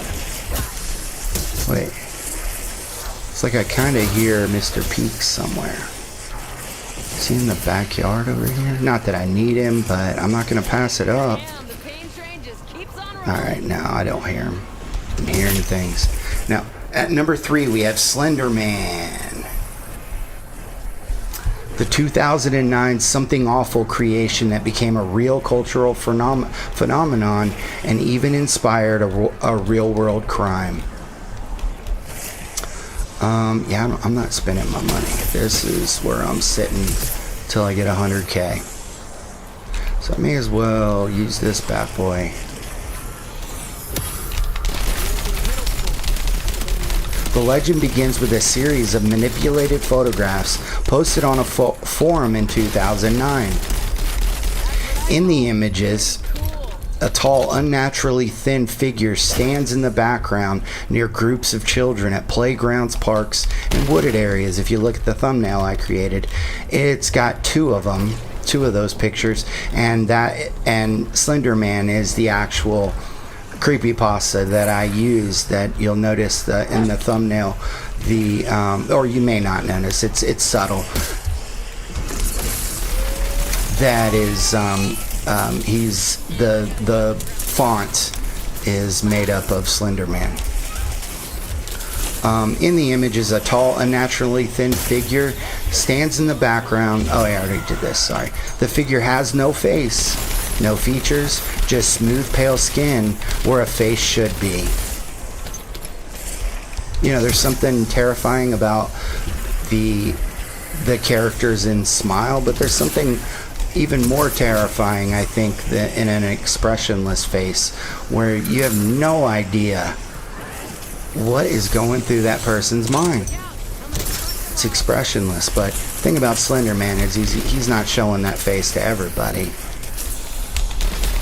You have to actually do some work. Long tentacles or tendrils extend from his back, reaching toward the unaware kids. I've heard a few of those. Let me make sure I'm not missing any messages. Good morning, ahead of the game. How are you? Sorry, I'm not trying to ignore you. I am just trying to do all these things at once. Let's see.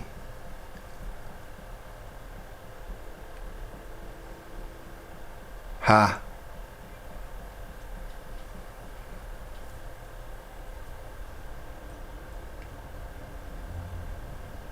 That is a joke that Peter Griffin told on one of his on his grind. What was it? Grinds My Gears, I think was the name of it. And yeah.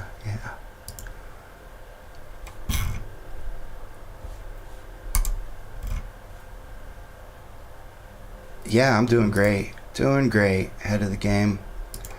I am just about to unlock, or at least do everything I can to unlock this relic. Okay, let's get back to it.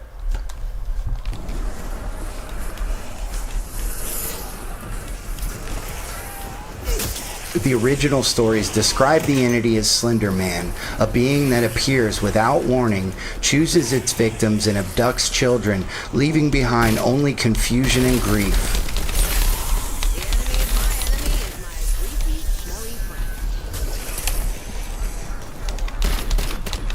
The mythos expands rapidly. Witnesses report seeing the figure watching from the tree line, its height shifting between 8 and 15 feet depending on the distance. It wears a black suit that seems to absorb light. Parents find their children drawing pictures of the tall man before disappearing forever. In one account, a group of friends camping in the woods wake up to find one of their own missing, the only trace being a circle of flattened grass where the Slender Man has stood. Another story details how the creature can stretch its limbs impossibly long to reach through windows or doorways, silently taking children while parents sleep in the next room. The terror lies in its patience and inevitability. Once Slender Man chooses you, there is no running, no hiding. It appears in the corner of photographs taken years earlier, proving it has been watching since childhood. It induces a sickness called Slender Sickness, nosebleeds, coughing, memory loss, and an overwhelming urge to walk into the woods alone. The original forum posts include fake police reports and news articles that blur the lines between fiction and reality. What makes this legend truly terrifying is how it escaped the screen and entered the real world. In 2014, two 12-year-old girls in Waukesha, Wisconsin became obsessed with Slender Man. They lured their friend into the woods and stabbed her 19 times, believing that if they committed this act, they would become his proxies and prove their loyalty. And from watching documentaries, I know that they barely missed her jugular by a fraction of an inch. So she was... And she only crawled her way to save her own life, and a passing biker found her and called the police. The victim, and I probably should have said this first, miraculously survived after crawling to a road for help.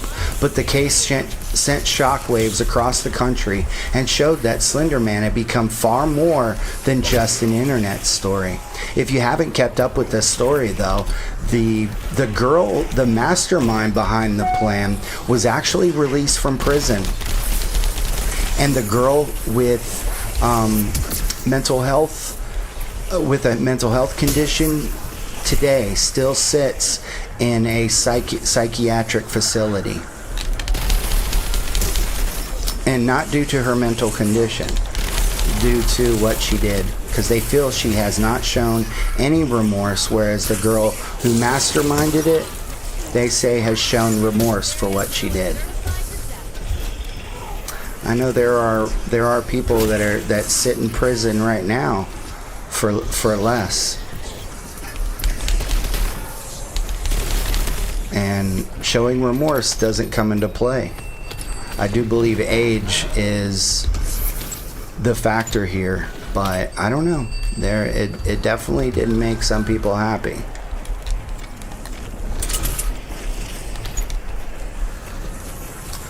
The story culminates in accounts of entire towns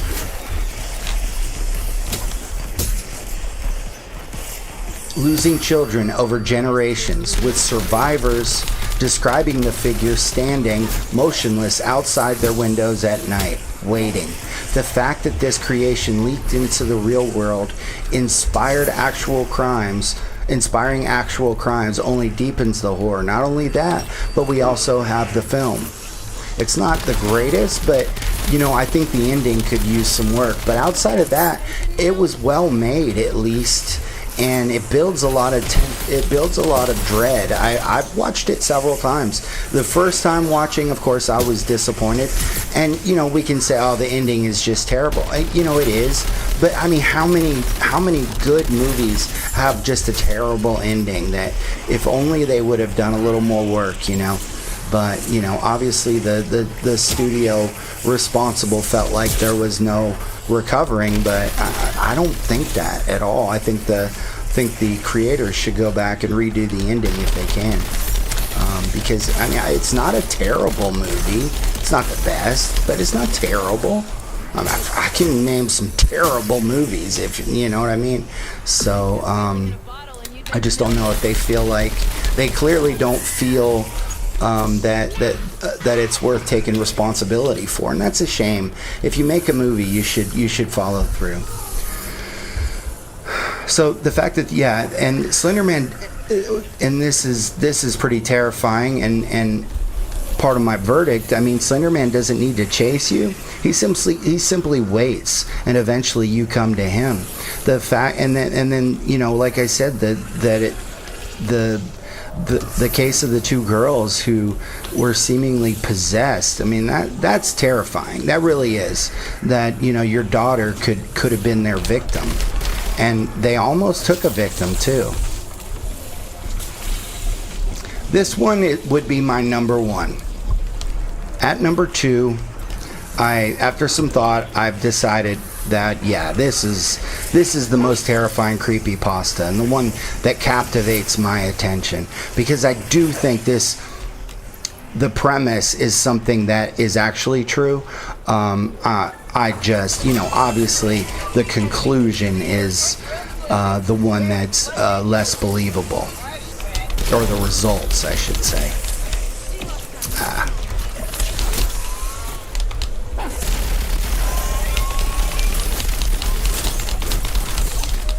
And that is The Russian Sleep Experiment. Posted anonymously around 2010.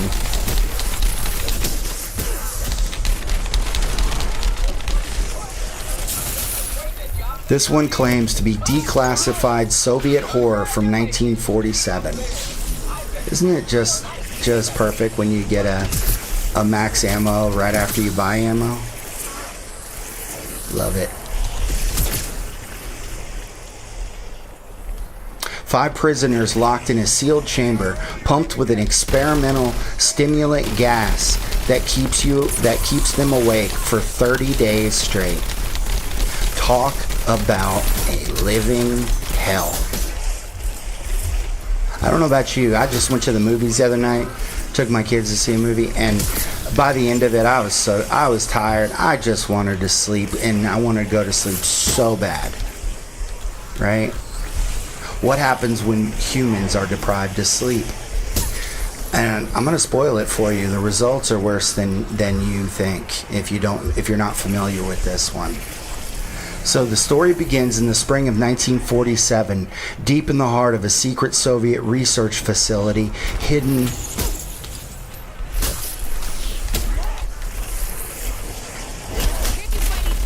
somewhere in the frozen waste. A group of researchers, under strict orders from the highest levels of the Communist Party, select 5 political prisoners, of course. Men who had been deemed enemies of the state, already broken by years of interrogation and hardship.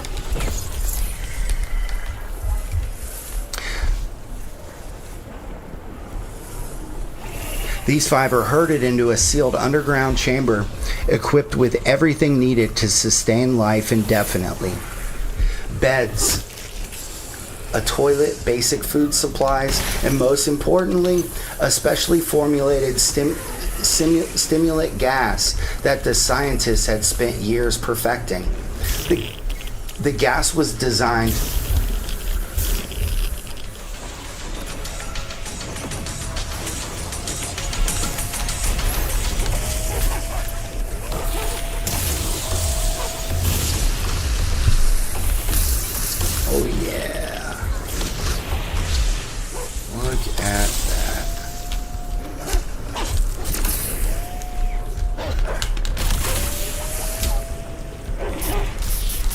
I don't want that.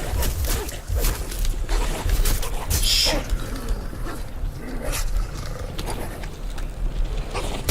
Oh, yeah. Big squeeze going out. Look, and there's another one. Jeez.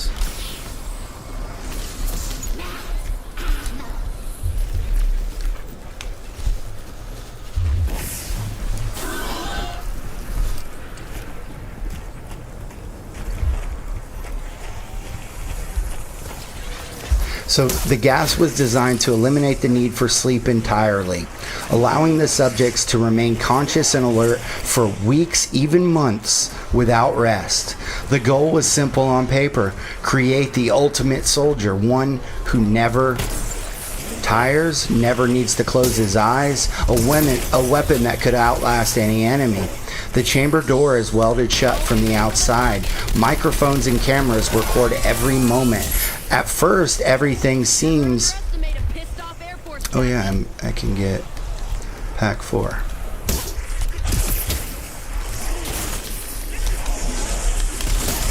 Excuse me. At first, everything seems almost normal. Go ahead and get this. What, the knife? No, none.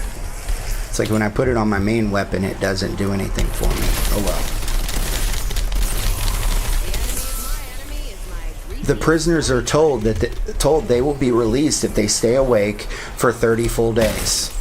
I don't think they have much of a choice, so I'm calling BS on this one.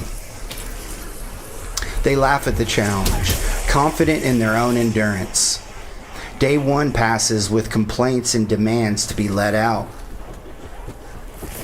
The gas is released in controlled amounts, and the men begin to feel its effects immediately.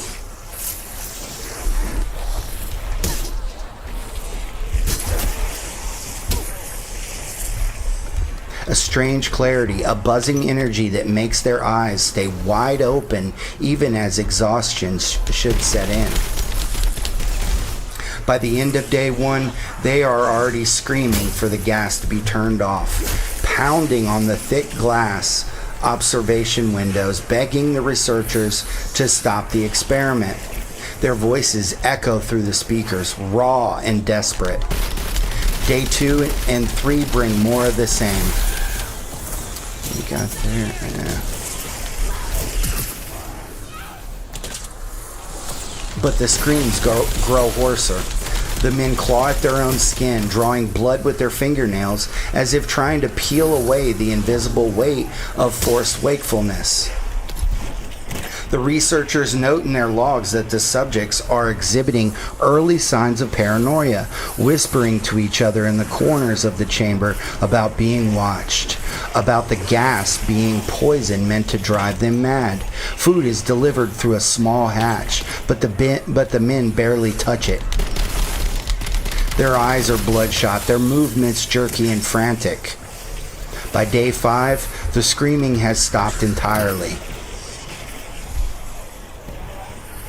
An eerie silence falls over the chamber. The prisoners sit motionless for hours, staring at the walls or at each other with hollow, unblinking eyes. Then the whispers begin. Low, conspirational murmurs that the microphones barely pick up. The researchers strain to hear, but the words are too soft, too private. Violence erupts without warning. One prisoner lunges at another, tearing into his flesh with teeth and nails, ripping chunks away while the victim does not even scream in pain. Blood splatters across the concrete floor. The attackers laugh maniacally as they consume what they have torn free, chewing slowly as if savoring the taste of their own humanity being devoured. The researchers watch in horror, documenting every second. The experiment continues. Day 10 arrives and the subjects have begun to mutilate themselves methodically.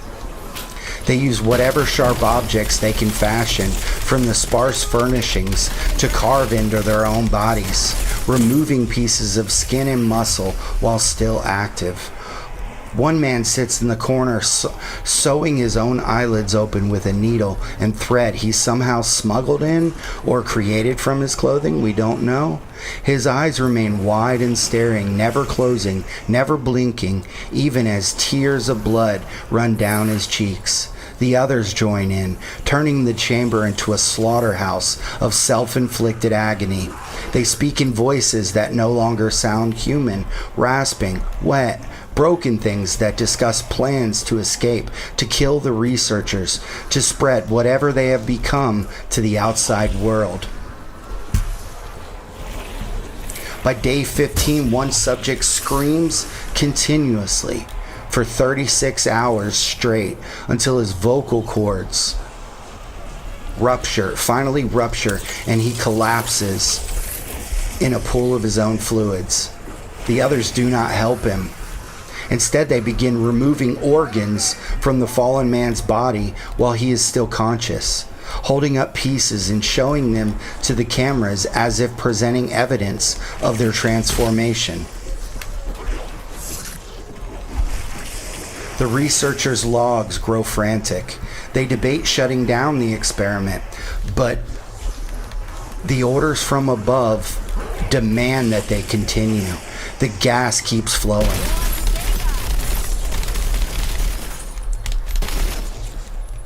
On day 20, the remaining subjects have sewn their own mouths partially shut in grotesque patterns.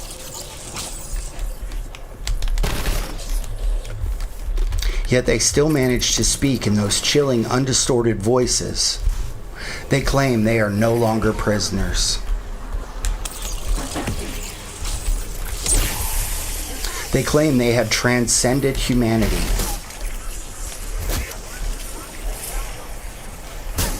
They demand more gas. more of the substance that has awakened them to the truth of existence.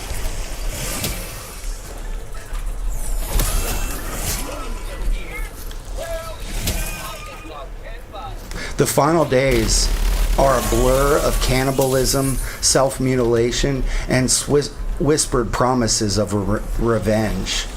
When the day 30 mark arrives and the chamber is finally unsealed, the soldiers sent in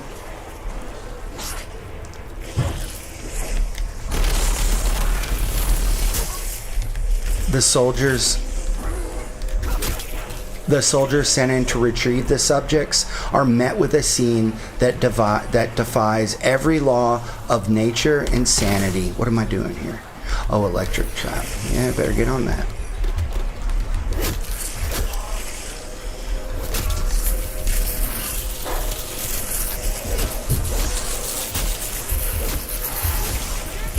Ah!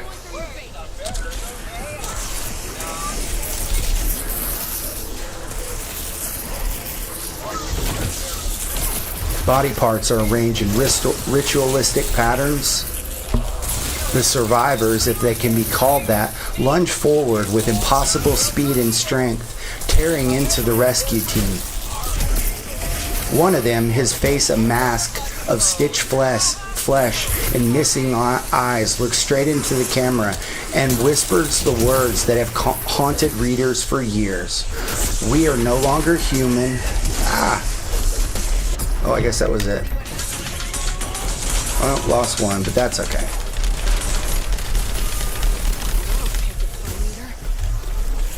We are no longer human. We are awake. The story ends with the facility in chaos. The experiment labeled a catastrophic failure, and the implication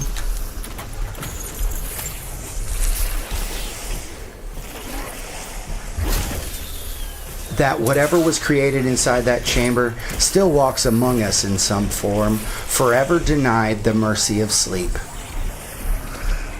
Truly a chilling ending line. And is it real? We have probably not, but experiments have taken place many times over throughout history, depriving individuals of sleep.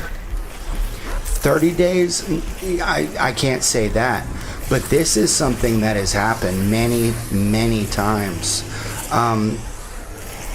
Your brain literally starts to eat itself scientifically. I don't think any of us would volunteer for a sleep deprivation experiment, and I don't think very many of the individuals who are actually put into this situation, unless low IQ, I don't know what would lead somebody to volunteer for this, or I guess if you're desperate enough. And is this the scariest government experiment pasta ever? In my opinion, it's the scariest creepypasta.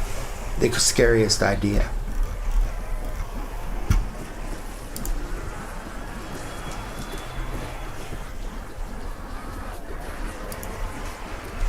Okay, we are at number 1. Let me finish this round and I will get to it, but I'll tell you the title. It's Abandoned by Disney. Now, like I said, I think the Russian sleep experiment would take my number 1. But this one is, I think, number 2 or 3. Somewhere, the top 3 are, I think, interchangeable. I think Slender Man is also pretty terrifying, considering, at least for certain generations, and especially considering what happened to that poor little girl. And this one is Abandoned by Disney, the 2009 pasta about exploring a forgotten Disney resort and what's still living there. And before I get into it, by the way, this actually happened, not this specific story, but somebody did travel by boat to an abandoned location where Disney set up a mini park, and the animals that they had for in nature areas are still there, still reproducing. The whole place is being retaken by nature. I saw a video of it. It was pretty creepy, and it was like frozen in time. It looked like a city from I Am Legend, just completely recaptured by nature. And the fact that these animals, they're just left there to survive on their own. I know Disney got really upset about it, and I can imagine why, because when the video leaked, they didn't give that person permission to go there, and I doubt they wanted anyone to see any of that. Disney is just a little careful about what they allow you to see, and no one has ever died at a Disney theme park. You know why? They won't allow it to happen. If you die at Disneyland, Disney World, anywhere, you are not dead, and they will make sure that on the death report that you are not listed as dead until the moment the ambulance leaves their property. Because Disney, only magical things happen at Disney. The narrator is an urban explorer who hears rumors of an abandoned Disney resort called Mowgli's Palace.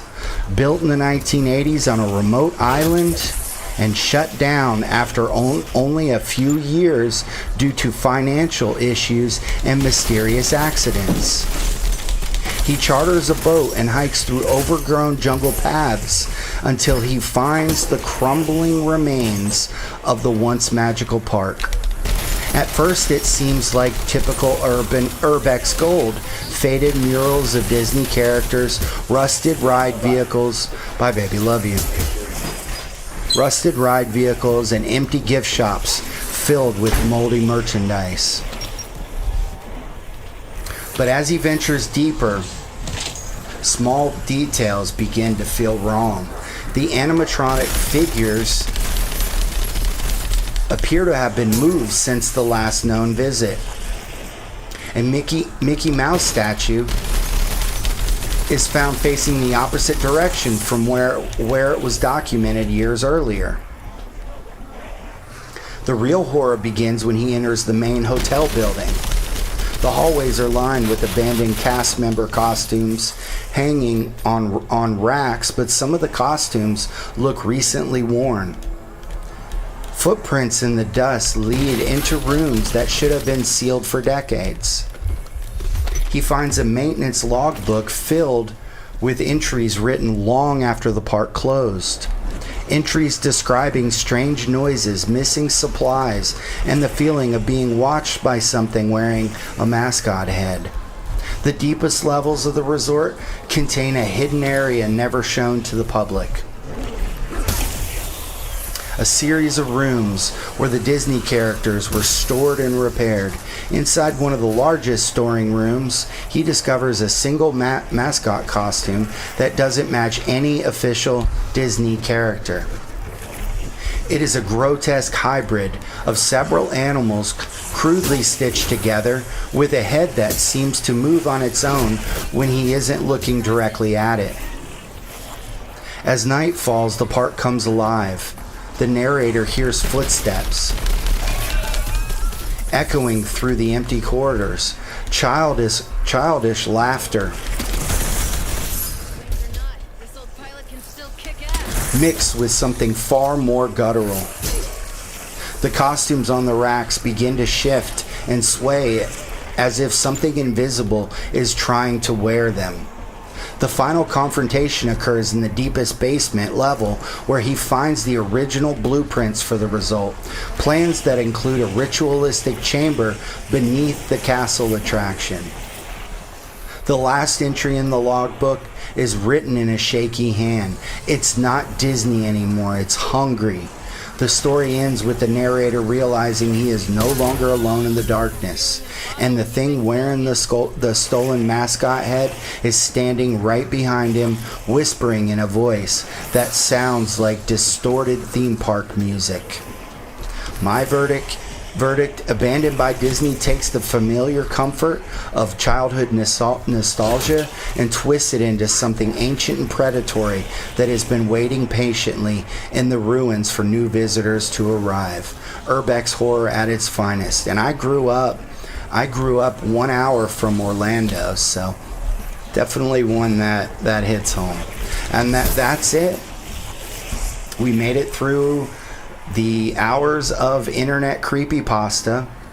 Which one got to you the most? Like, subscribe, and turn on those notifications so you don't miss the next entry into the tales of the 10 most terrifying. That's what we got. I hope you enjoyed it.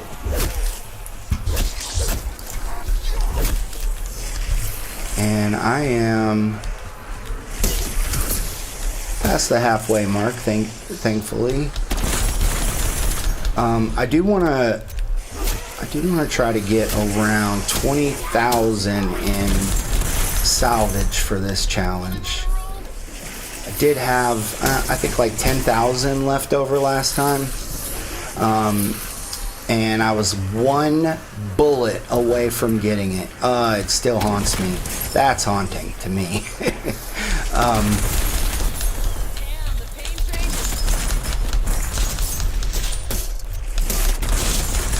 Speaking of splash damage, these will do a number on you as well.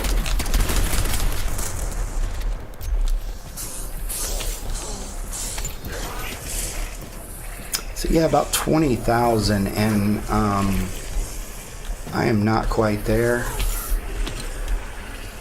So yeah, I need another dead drop. What is it?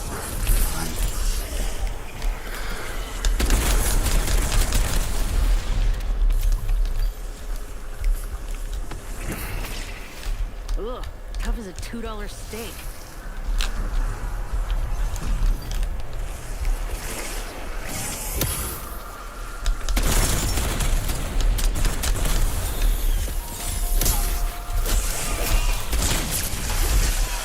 Get up.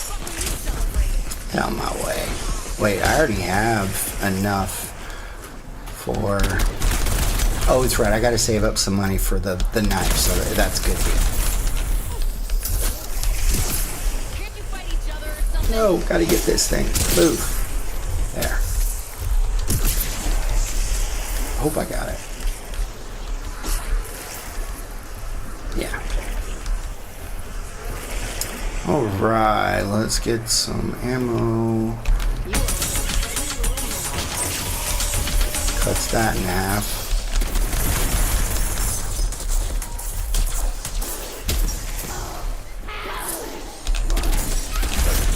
And I'm just trying not to use my main weapon because it costs so much when you have pack 4.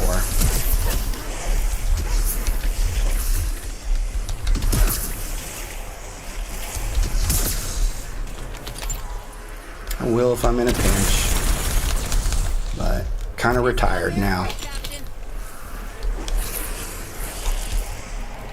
Fortunately, I'm not going to be able to get these PAP 4, but that's okay. I mean, ultra rarity. Oh yeah, I do need the PAP for these, but I'm not going to.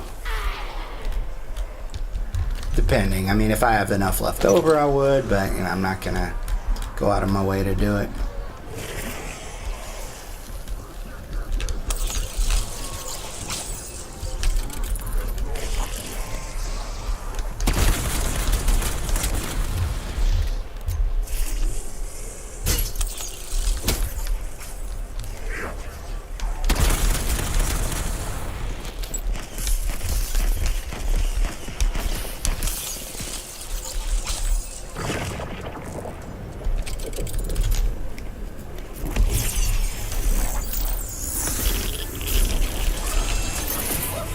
Hold the location, eh?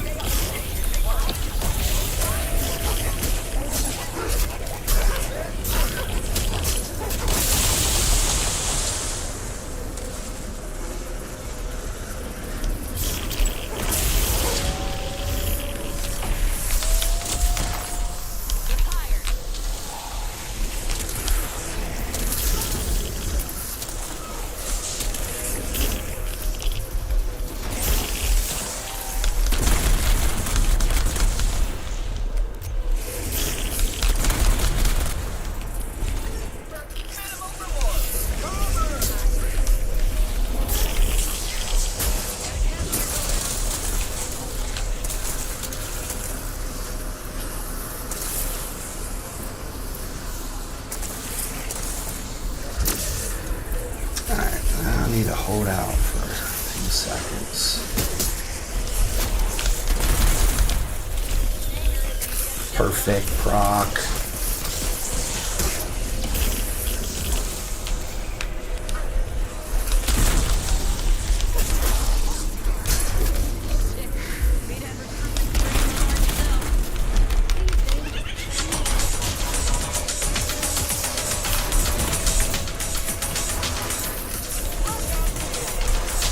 Really hoping to get another Casimir by now. Jeez.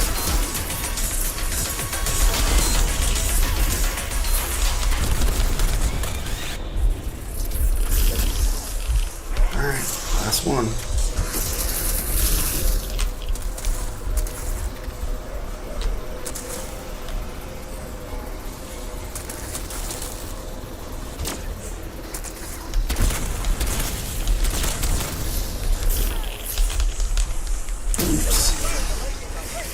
There it is.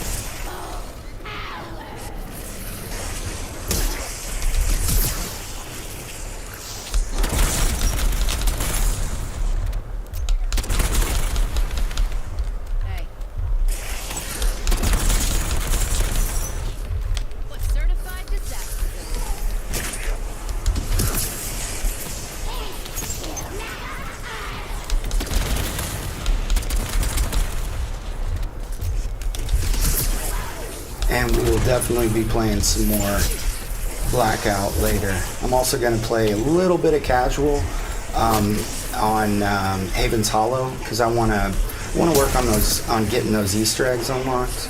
I want to get a pattern of how to do it and how to do it a lot quicker than I've been doing it, or that I haven't completed any, and I want to learn, teach myself how to do them, and at the same time show you guys how to do it, because I mean Haven's Hollow is a pretty important map to at least know the basics. And I've been playing my multiplayer later in the day, so just about have Singularity out of the way. So I know most people don't want to watch multiplayer, and I don't blame them. There's just a lot of cheaters. It's not a whole lot of fun for the viewers to see that stuff. Maybe to be like, look at that guy, but it's not fun. You know what I mean? It's not fun.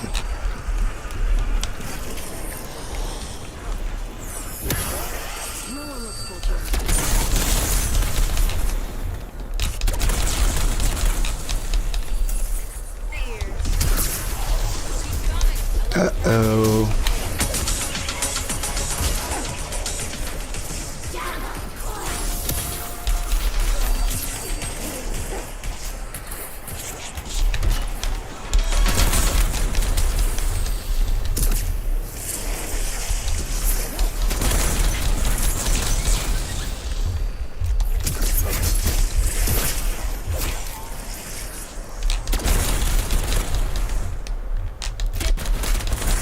And I will have, let's see, 10, 50, 75, 80, 185 is what I need for the knife.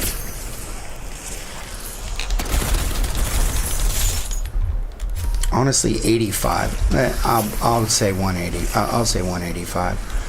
But look at that.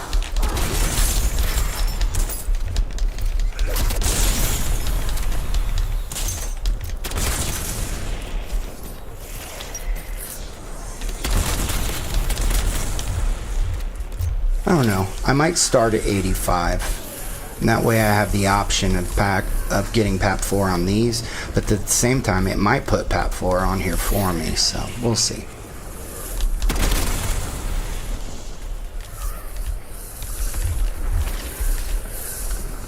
Although I would have, no it won't, because I would have already left the saved and quit to change up my augments, so no big deal.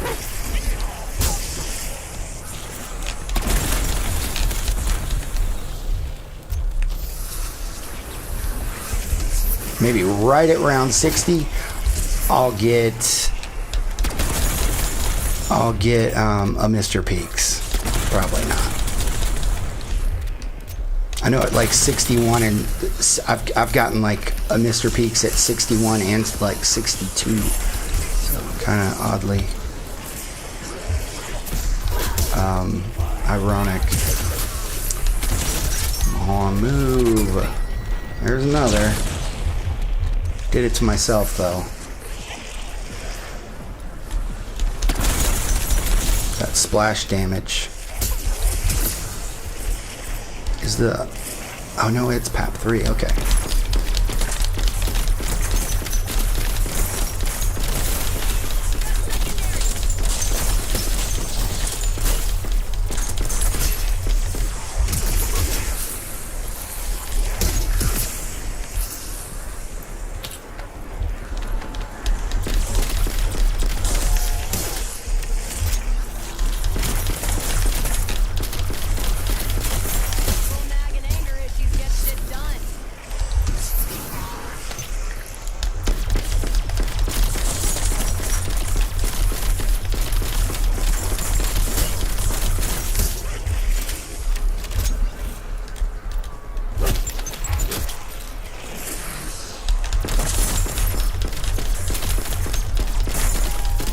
I think that's the last death drop I'm going to use. Don't really have a trillion of them, so I want to save those.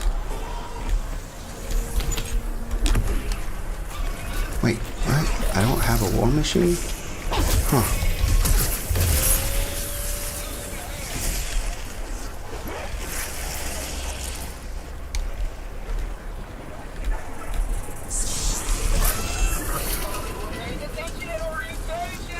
I can do that.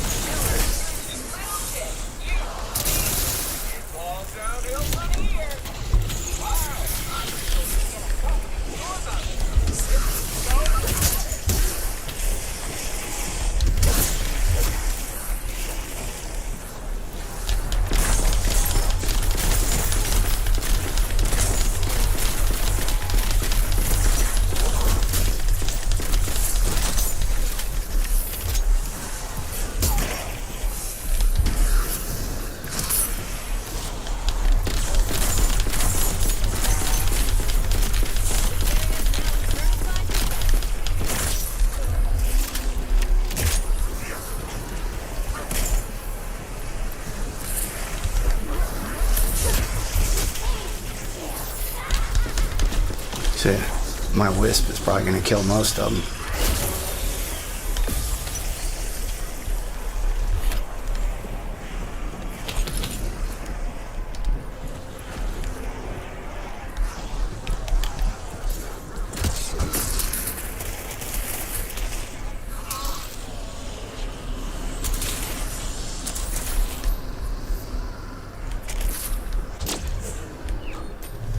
Oh yeah, music. Let me turn on some music.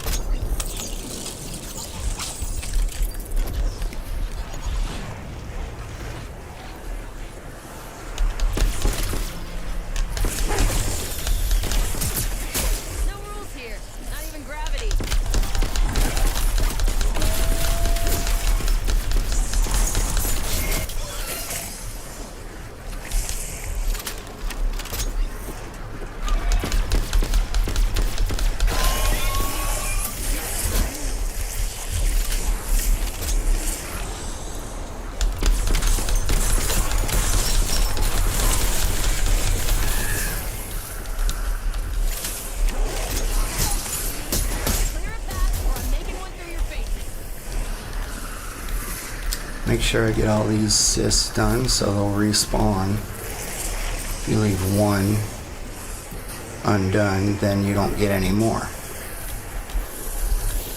And I forgot about that one.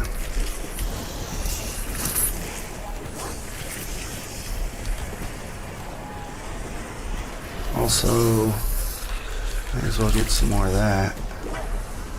And this.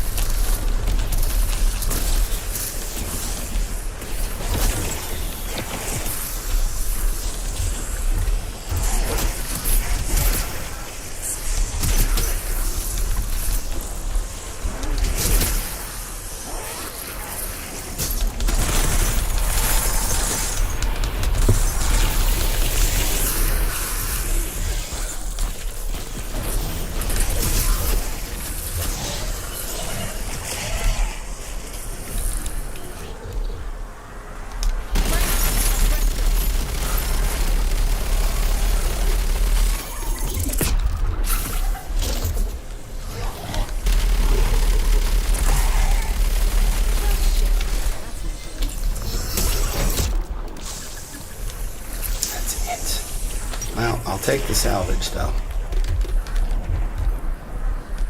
They definitely changed the drops. That much is for sure. Used to give you a guaranteed pack 3. I mean, I don't need that now, so I'm glad I got that, but I just thought there would be a little bit more. No big deal. Doing that at round 44, I think you get, you know, like some essence as well, but oh well.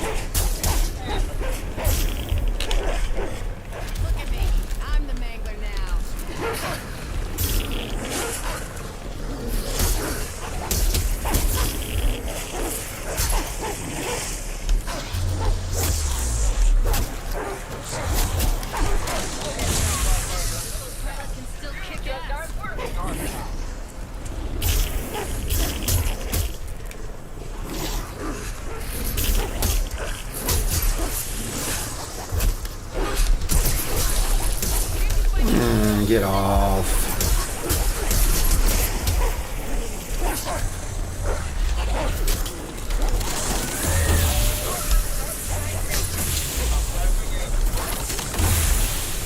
Are you kidding me?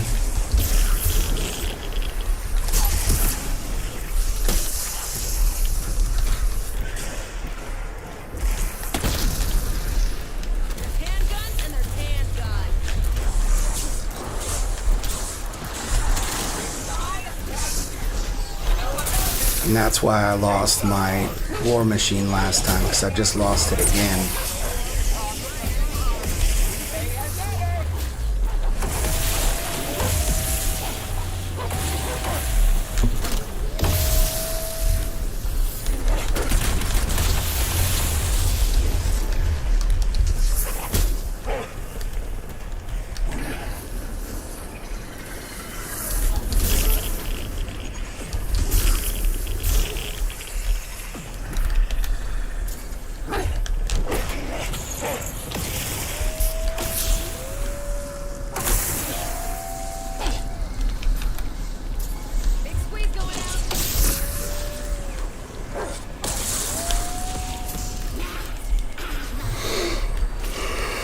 So I need to keep an eye out for another war machine.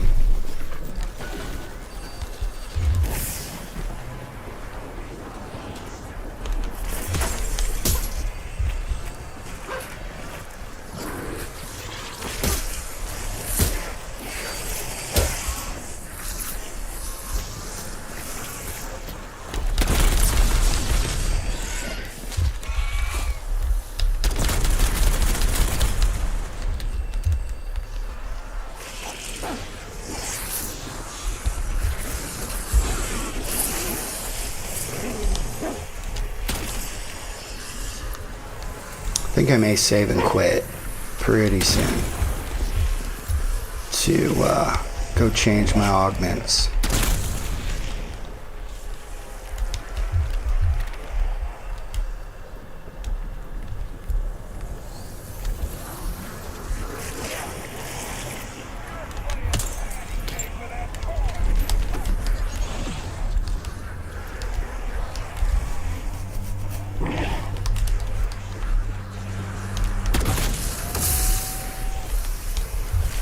I think I will after this round.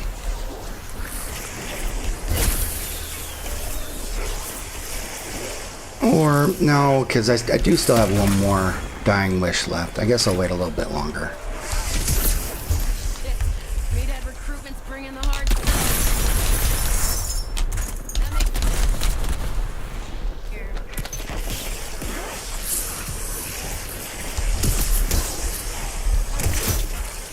Got enough for my knife.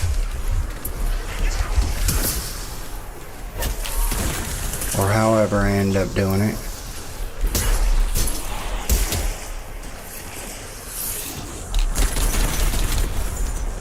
See what happens when I'm on a roll?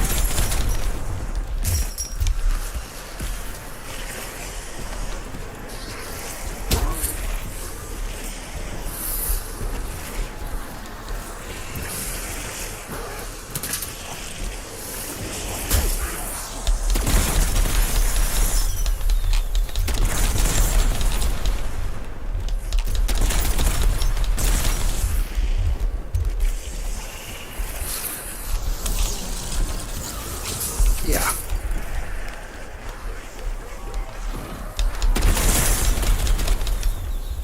Hands down.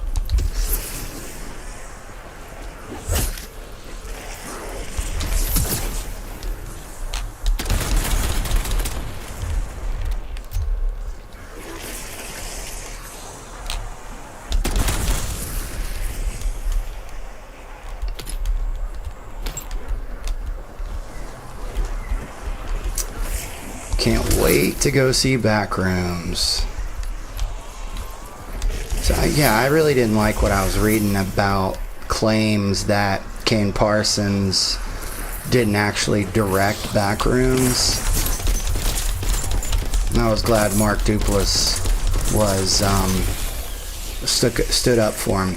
So maybe he had a mentor. Who cares? He's 20. I mean, the studio is they've got to, watch their investment, and it would make sense to me that you send in an older mind to be around if he needs anything. It makes a lot of sense to me. And it sounds like and I'm sure that, I forget who it was that said it. I'm sure they had a source, but it sounds like a disgruntled somebody who were unhappy and they're trying to take it out on a 20-year-old, if you ask me. So, yeah, I'm not believing that stuff. This is Kane Parsons' story. And I refuse to believe anything otherwise.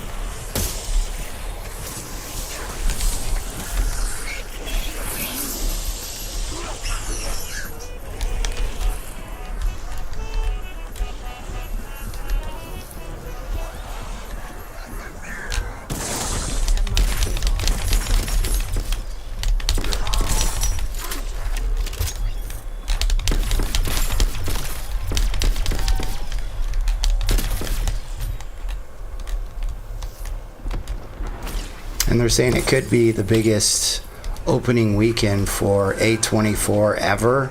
And that says a lot. 'Cause they are coming up in the world.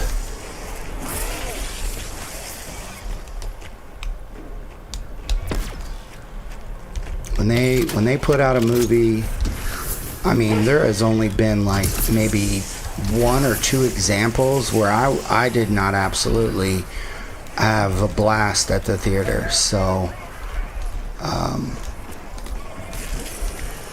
couple though, but you know what, those are ones I didn't go to the theater to see.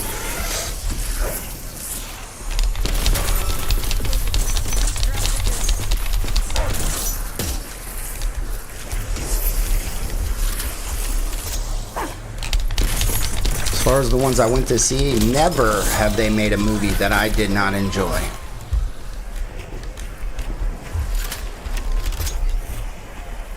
Or, I'm sorry, never did they distribute a movie that I did enjoy.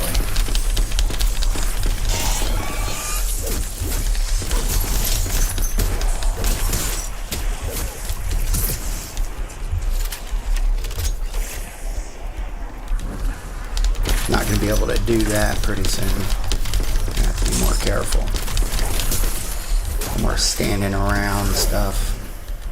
But I'm hoping by then I'll have enough essence saved up to use the razor.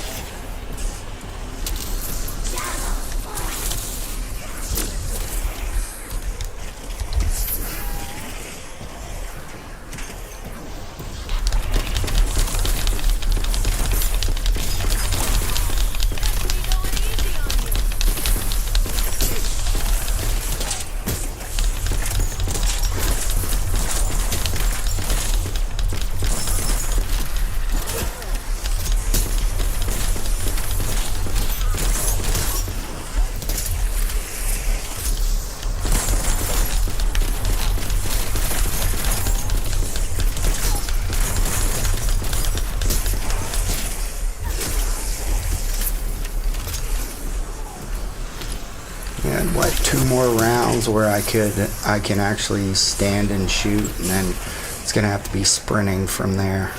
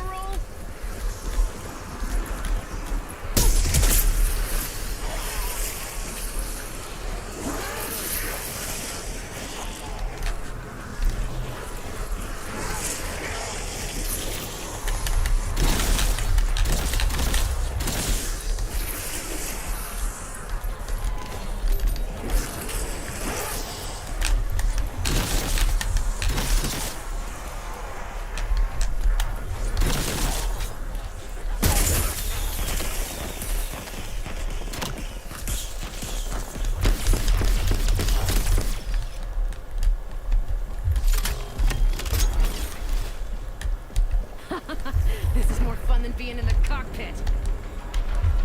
Uh-oh.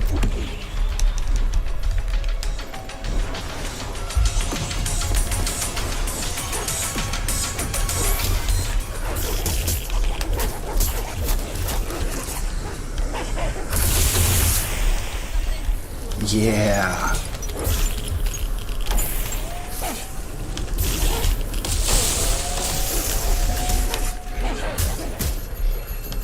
Heads up, monkey bone.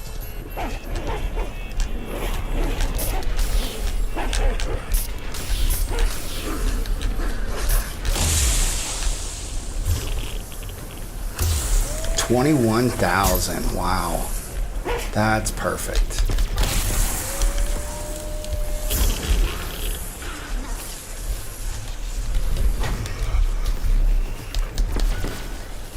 And I think I can go ahead and, well, I'm not going to do it now. I don't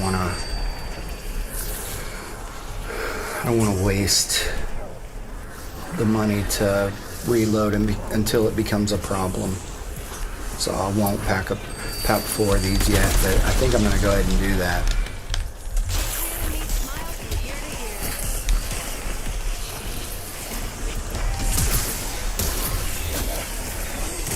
Now I have cysts again. Don't really need them anymore, but yeah, I have them.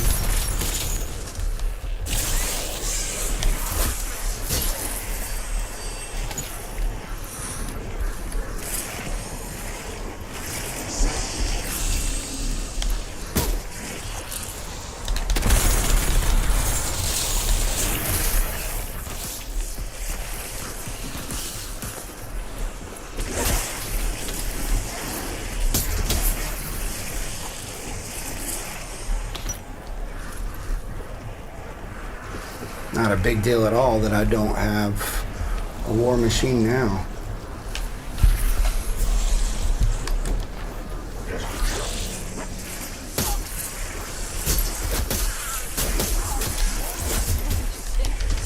Recruitment's bringing the hard sell.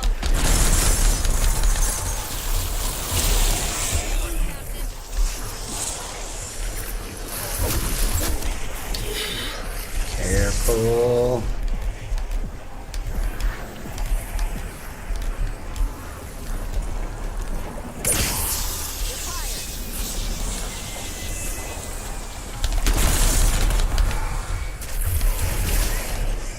I'm talking about.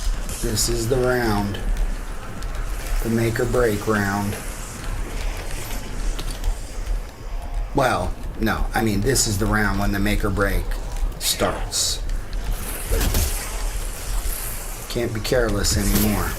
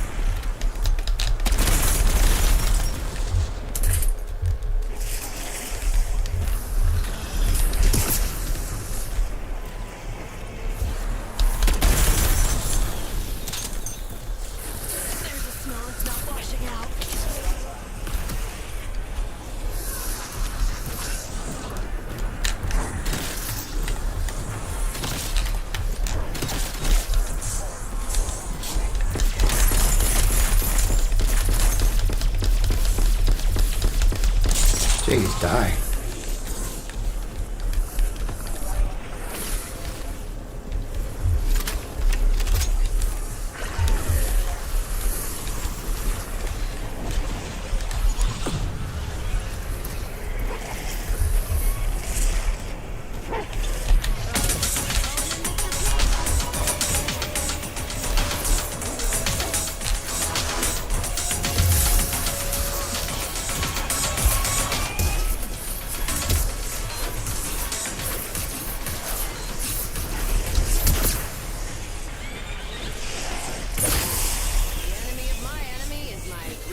Smelly friend.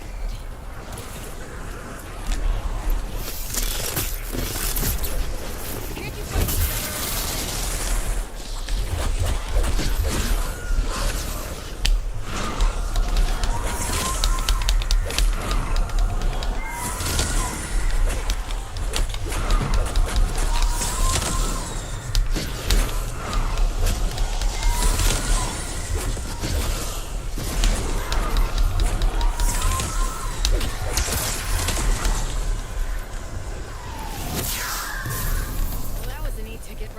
forget?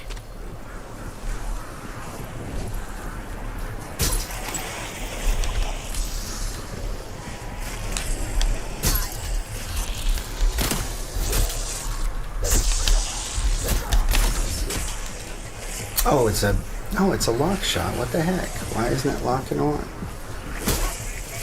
What did I do wrong? Oh, okay, there we go.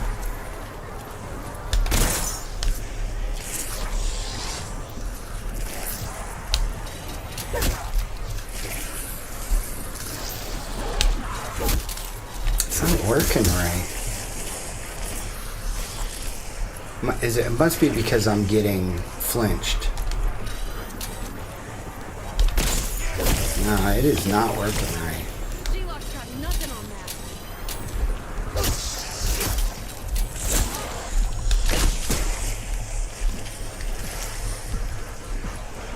Thing sucks for zombies. It really does.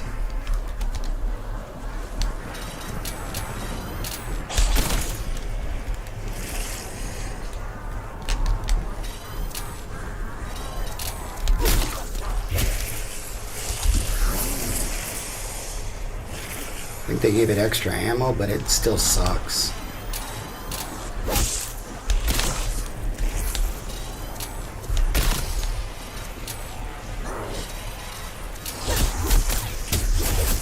That thing. Wow. Okay, there it is. So, I think I'm gonna save and quit.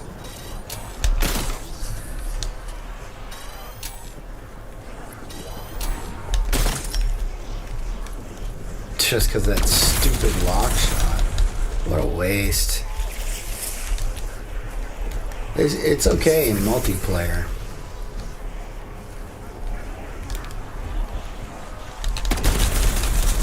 But killing 4 zombies for that? No. No.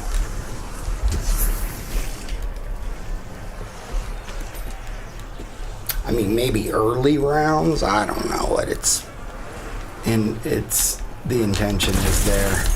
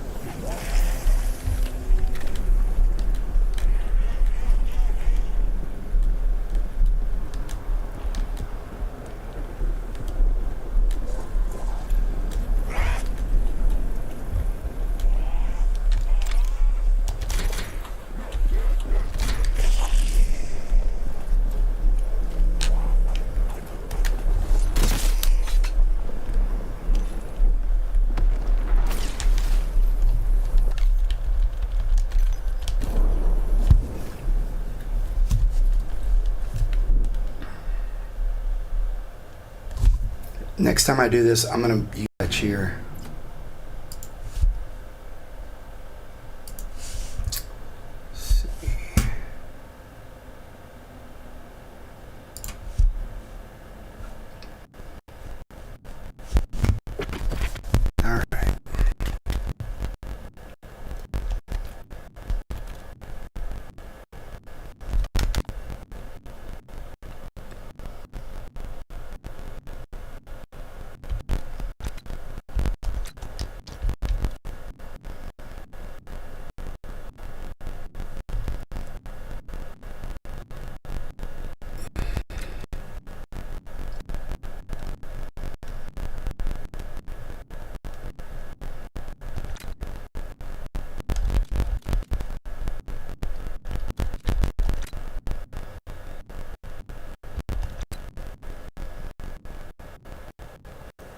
We will see. I mean, your armor's taken away completely during the challenge, so I know it's a little early, but I don't see any other way around that.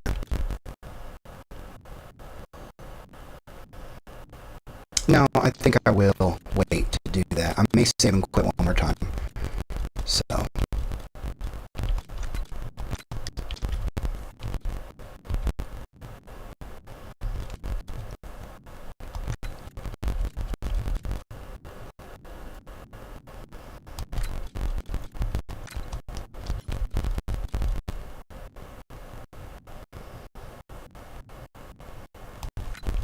Yeah, I didn't like that stunt, man. I would have died one less. Oh, I didn't have. Actually, that's what I'm gonna use. Environmentalist. Okay, I don't need that. If I'm gonna save and quit again, I will keep it.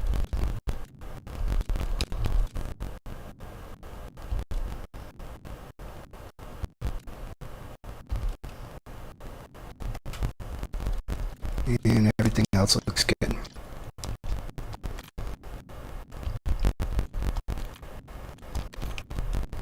Let's get this done.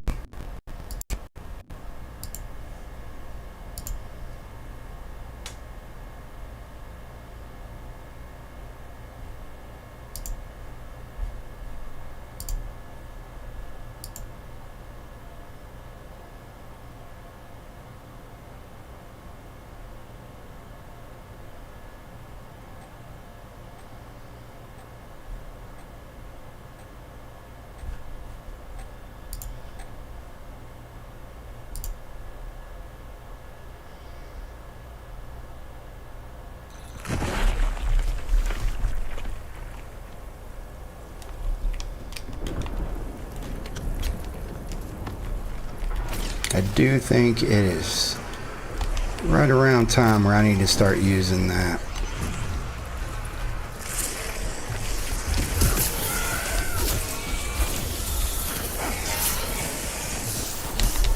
He had killed him.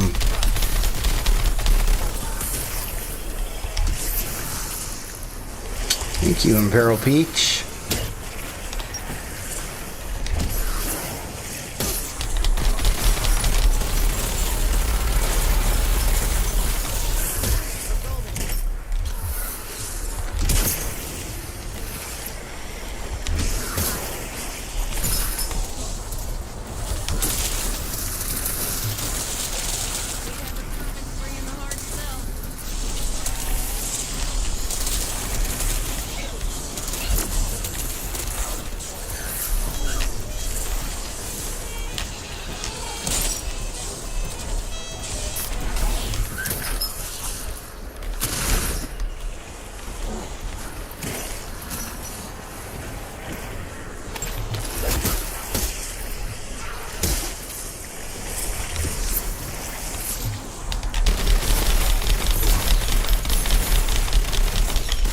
And yeah, I may as well go ahead and do this too.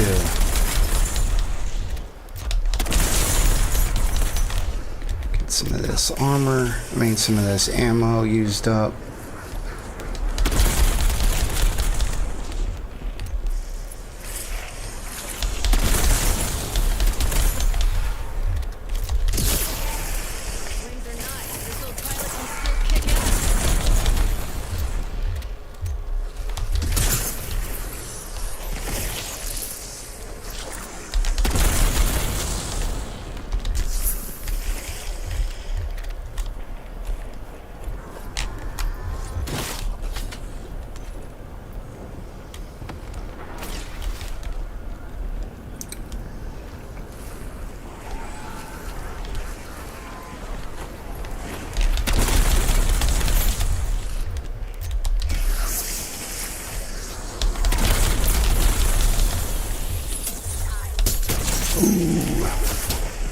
it.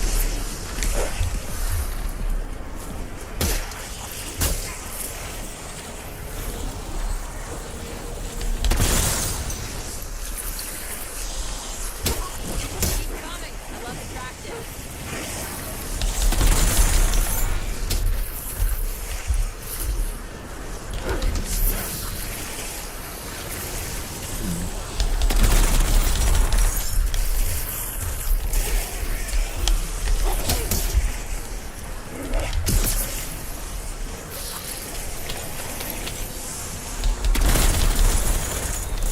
Oh, I already got that one. Alright, time to do it.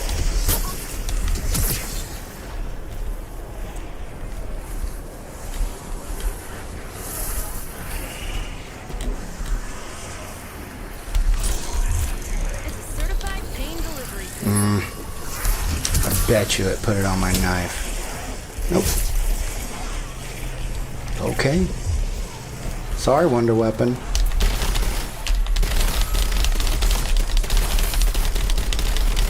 You are in serious emergency only space.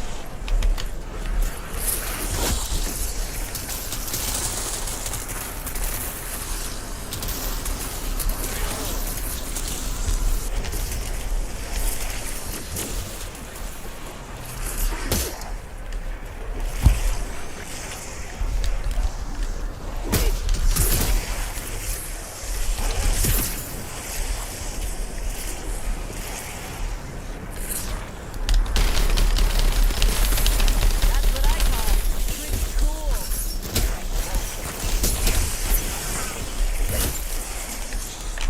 That green mist always brings a tear to my eye.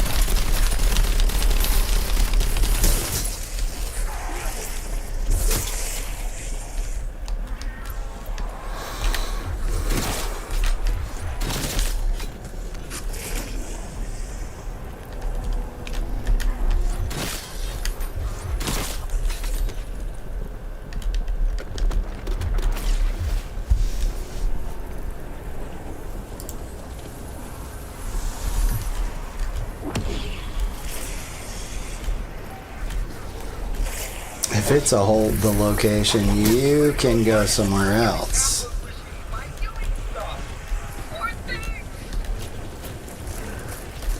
And I just have this weird feeling that's what it is. Ha.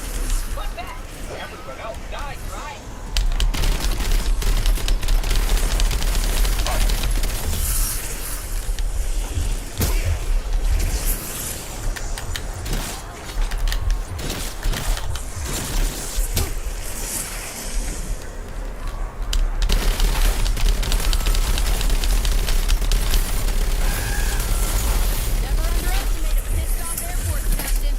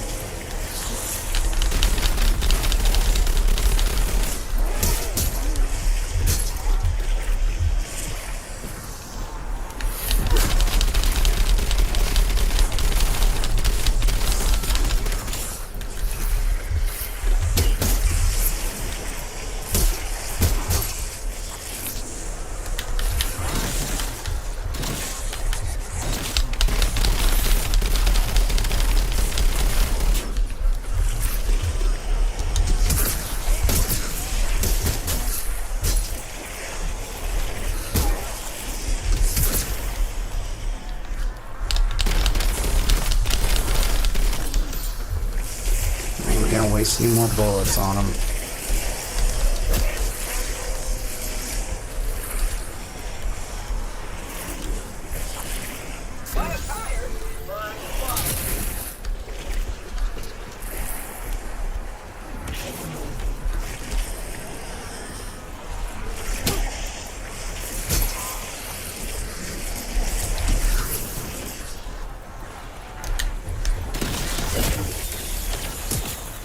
No rules here. Not even gravity.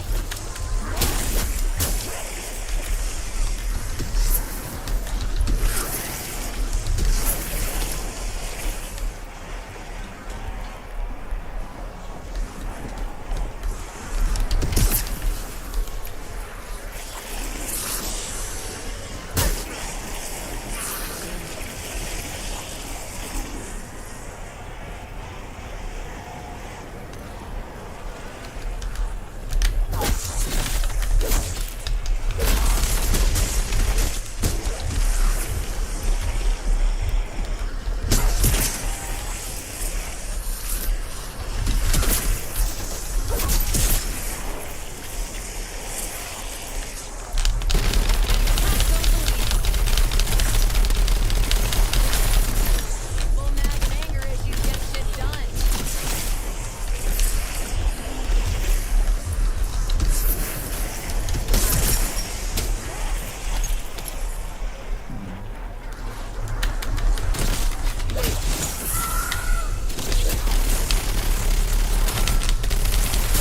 Do I have your attention now?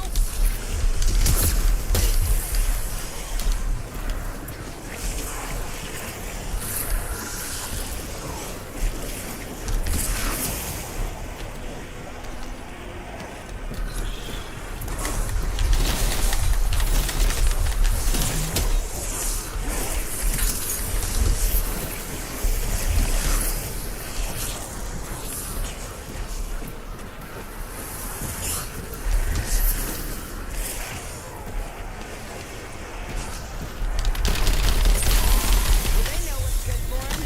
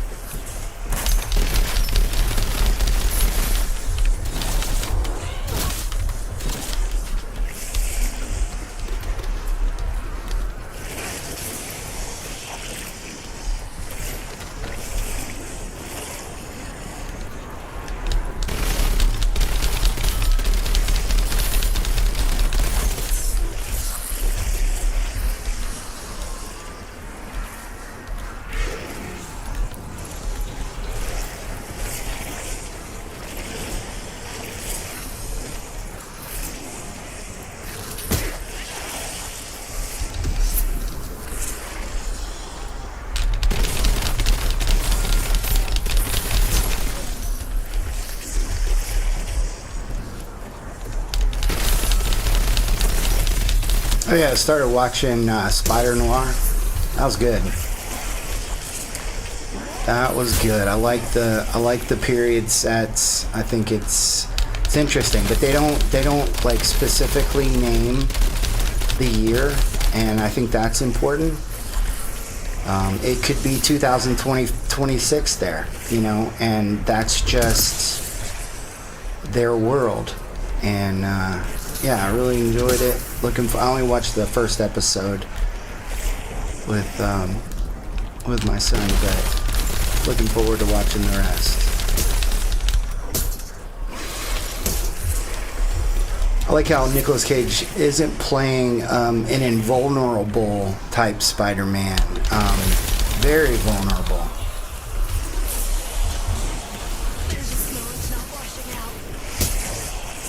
But yeah, not too superpower heavy with, you know, I know there's a, yeah, I don't want to give anything away. I just like the grounding of the story to give it more of just that his vulnerability is part of why he is who he is and why he's doing what he's doing. I don't want to say too much. That's why I'm saying it like that.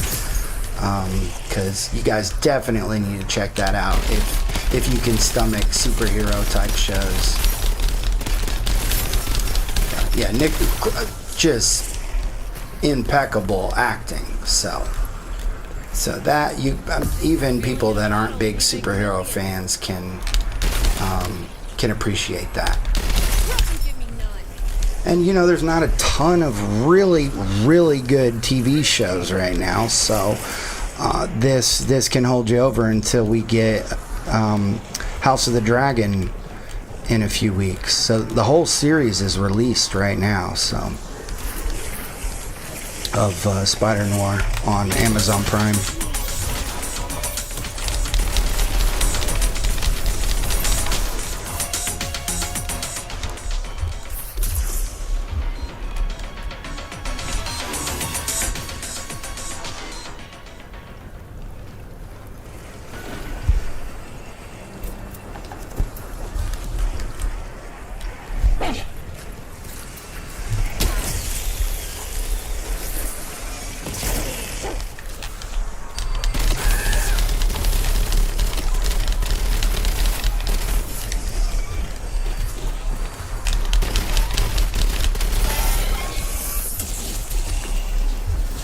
I always wonder what Nicolas Cage would have been like as Superman. I mean, I know we got the CGI Nicolas Cage in the Flash movie, but nah. My hope is that we start phasing CGI out of movies. I think practical effects are it's what everybody wants to see, but at the same time, unless it's impossible to do practical based off, like, you can't make a practical effect H.G. Lovecraft movie. That's impossible. It's just too, like, can you imagine color out in space if you've seen that in practical effects? No. Some of it, but there are already a lot of movies they won't even make because of how much it would cost in CGI, because they just can't make this stuff with practicality, and but that's what people want to see, and I think studios know that. They know that if they make a CGI heavy film, that the critics and the audiences they're not going to enjoy it as much, because they know it's fake. We've been doing it for too long. We want to see real. We want to see actors actually in those suits and doing that stuff. Just like when do you remember him back to the Ryan Reynolds Green Lantern movie? Oh man, that was such a mistake. Do it with the suit, where they CGI'd the suit. Oh, talk about shortcuts. When the actor is making fun of the movie himself, well, he makes fun of everything, including himself. So yeah, Ryan Reynolds he's an American treasure. There's no this guy suing him, blah, whatever, suing his wife and she's suing him. Don't talk about Ryan Reynolds. Just don't do it. You're gonna kill your reputation doing that. Ryan Reynolds there's nobody else on earth like him. He's awesome. We need more of them. You know what I mean? Because he's got a comedy all his own that he's never sold out, and I think that is a great lesson for a lot of young actors out there, is to be yourself. And when he started out, he wasn't big at first. Like when he made Van Wilder, that's the first movie I can remember. I'm sure there's stuff earlier than that, but when he made Van Wilder, he is the same person in Van Wilder that he is right now. And that says a lot. That says a lot. You can sell yourself to movie audiences as long as you're not a disgusting individual, of course. But even then, you can find bit parts. But if you have a style that's all your own, and of course, you know, it doesn't hurt that he's handsome. So that obviously is the reason that he has such star power. But even if he didn't, even if he was, you know, far less handsome to ladies, he would still, with that comedy, like, think Jake Johnson, like with that broken nose. I don't know if girls think he's handsome or not. I'm just saying he's not perfect, but he's funny. He's another guy who I think it has a comedy, like Oscar Isaac. He's got a comedy all to himself, and I feel like he's stuck with who he is throughout his career, and very dry but funny. I thought he was great in Star Wars. His comedy, his comic relief. I thought. By the way, those films are going to age very well. The Star Wars films that were critically panned, whether you liked them or not, they're going to age very well. Trust me. Just like the prequel trilogy did. Mark my words, they will age well. People will enjoy those movies down the road. I thought Oscar Isaac and John Boyega did an absolutely tremendous job in comedy, because really nobody else in the film outside of really they carried the comedy of the whole film between the two. Oh, that's no good.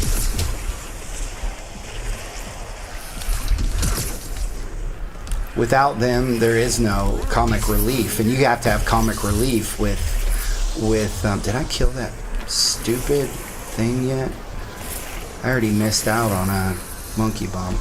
Yeah, without them, there's no comic relief, because you didn't have the dryness of C-3PO and things like that from the originals. Thankfully, we didn't. I think I'm going to go ahead and hit that bomb.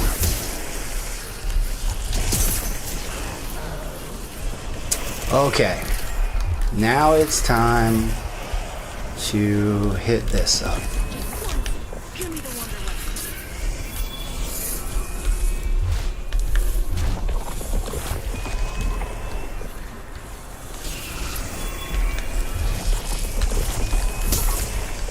Oh shoot, you know what? No. I need to save and quit.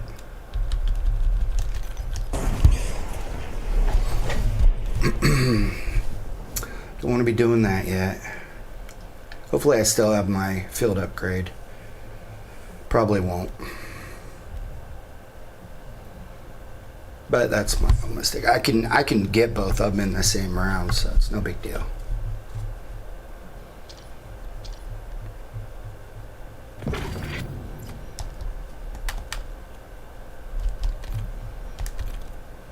I'm just glad I made it through without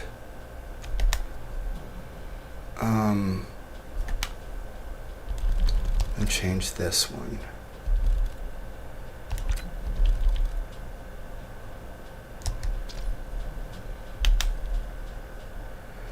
Oh, and I can't use this. Doesn't work.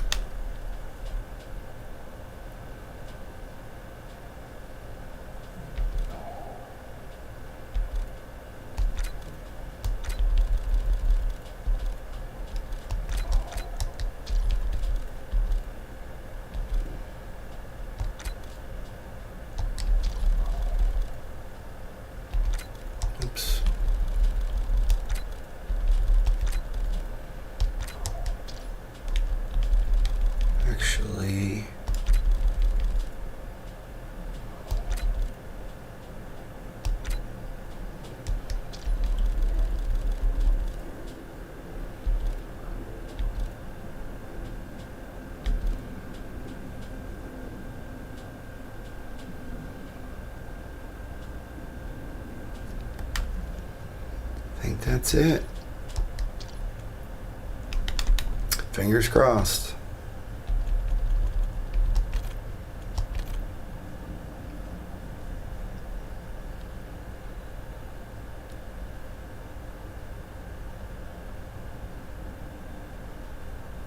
You know what? No, I think I'm going to change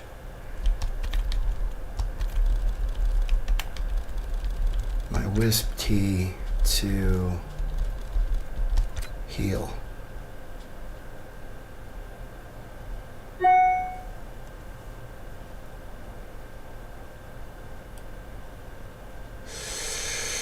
Okay, yeah.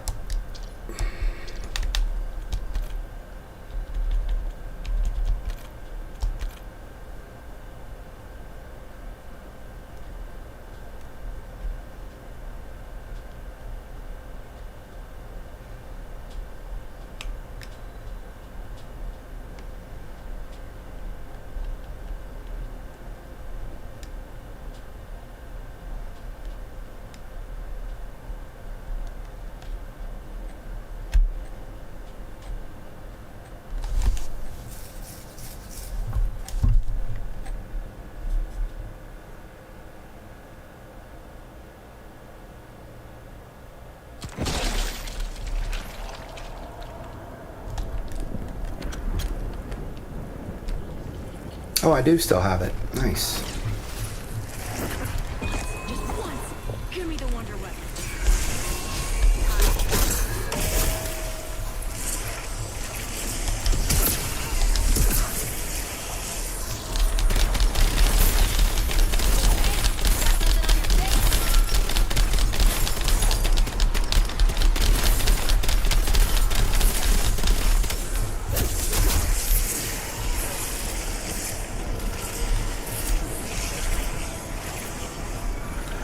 I'm not asking for the world. Just better than what I have.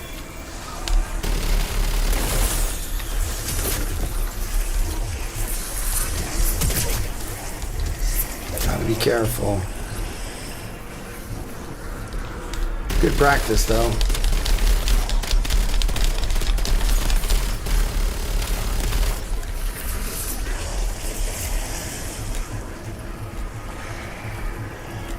Why are these things always in the bad part of town?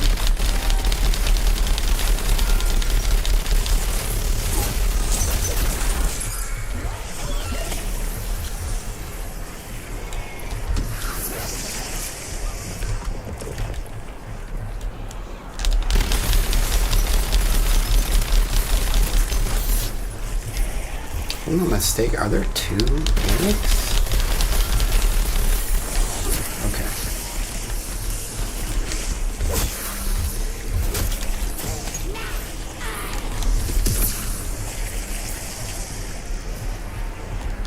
Interminable, like the DMV.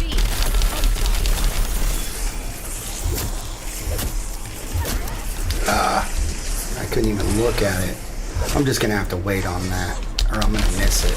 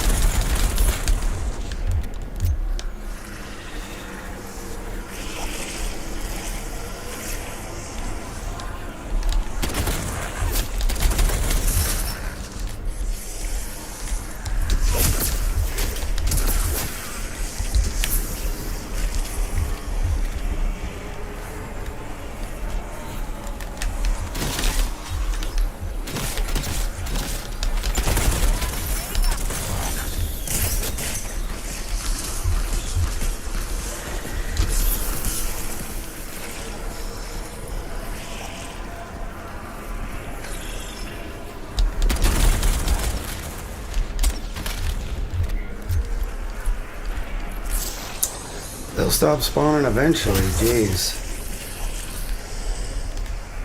I think I'm getting close.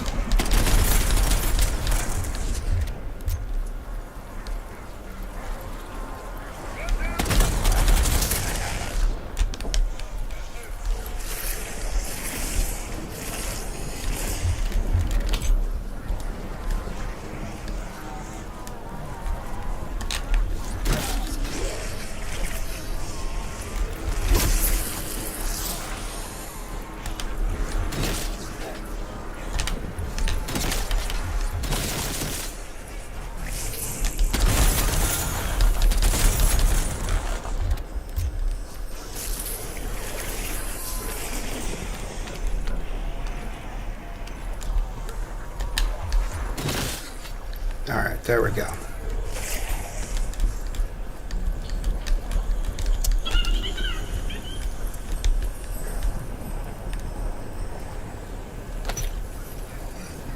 These things better not be bricked.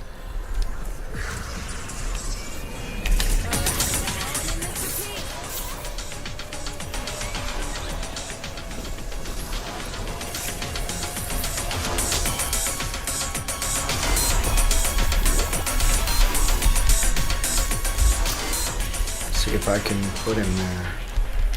Maybe I have to get, I think I have to get both of them. It's a bug though that you still see it. It freaked me out one time.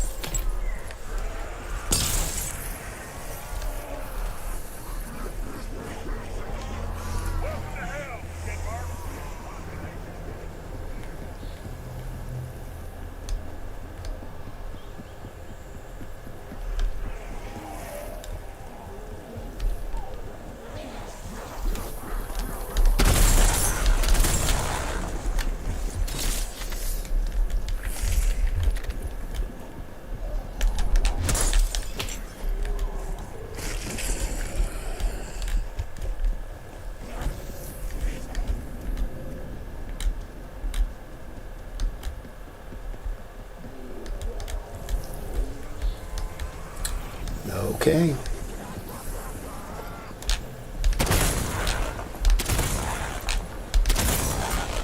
What are you celebrating?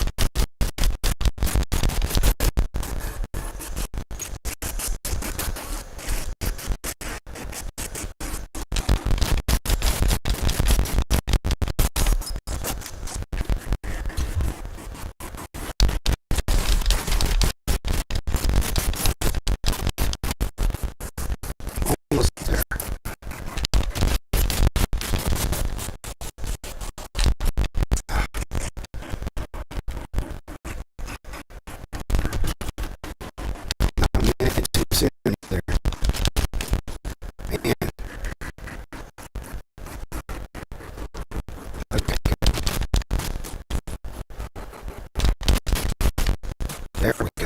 Wow. I didn't think I was gonna make it. You gotta go.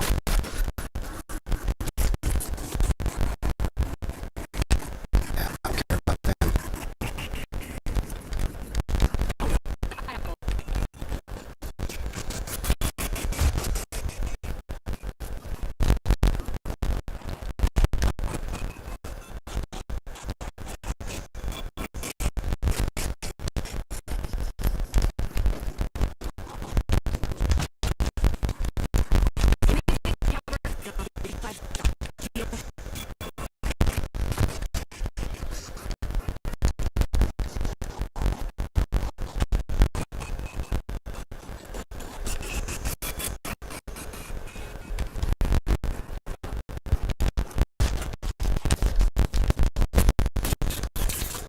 Get out of that.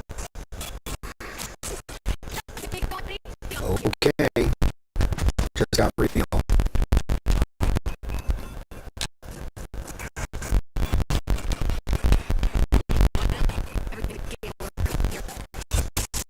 Great. Can't do anything about it either.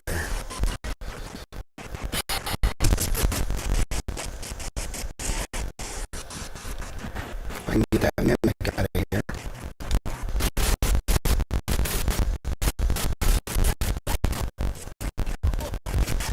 You know what?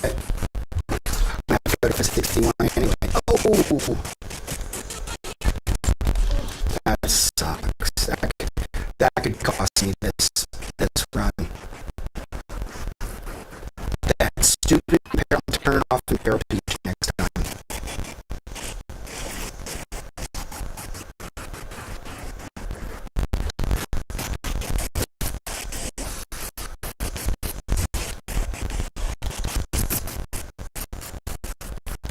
I can't believe that.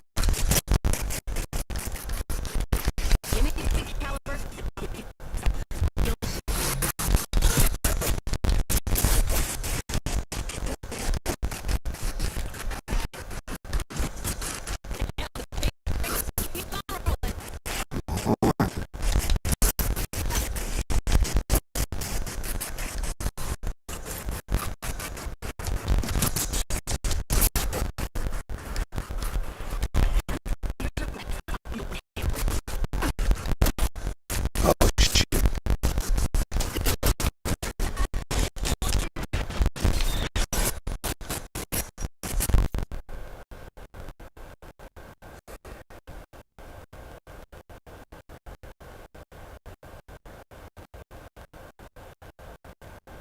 It's not happening.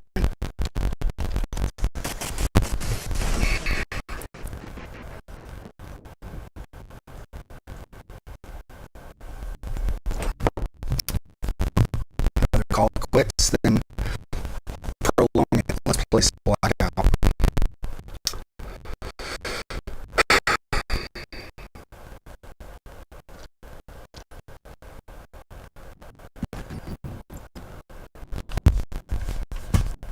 I'm gonna restart the music. I can't hear it. I don't know why.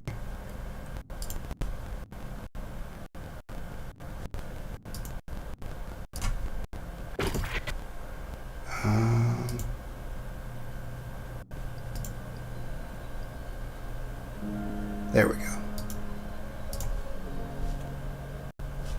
Not that. Let's find some better. Let's find some like jazz. I don't know. I tried to find some rock that was copyright free, and it just doesn't exist.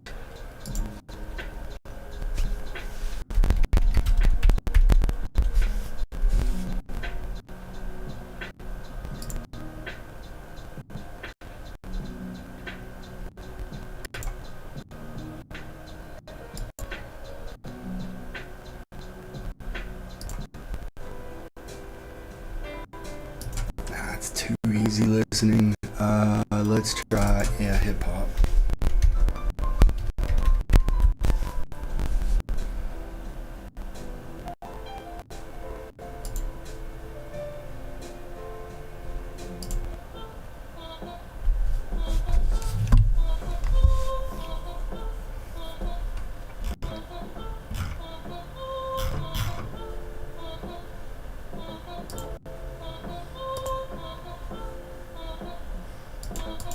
Okay. Yeah, no harm, no foul. I like having one or two that I don't have unlocked. I mean, if I had everything unlocked, I'd start running out of things to do. Yeah.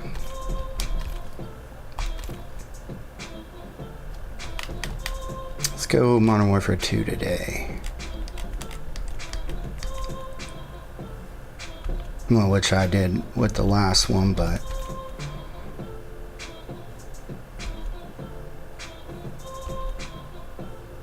bushwhacked.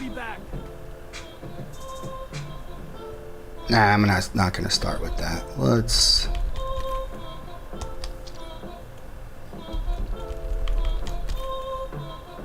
Copy. Let's hunt. Wish that we were keeping. There are, like, this is one I almost bought. I like it a lot. Back in the day. I wish we were keeping everything. I can't buy anything.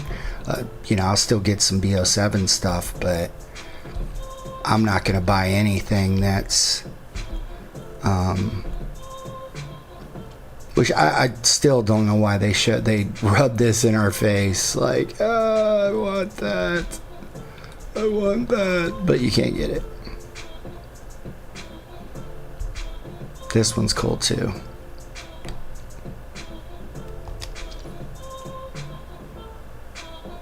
But the ones that drive me crazy are the ones that are blacked out.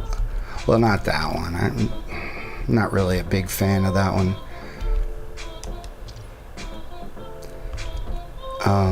But this one,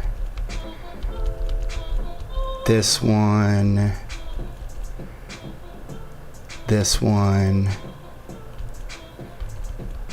and this one. Wait, are there any I can get now? Yeah. Those are the ones that drive me crazy. The ones I can't even get if I wanted to. Like, I know I could get that one. I could get that one. I could get... can you get this one? Yeah. No, I guess you can't. Okay. Well, that one didn't really... I thought I could at this whole time. That one kind of drives me crazy. Is it like it was... Okay, I'm in one. Okay. There we go. I kind of look like I'm wearing a base skin.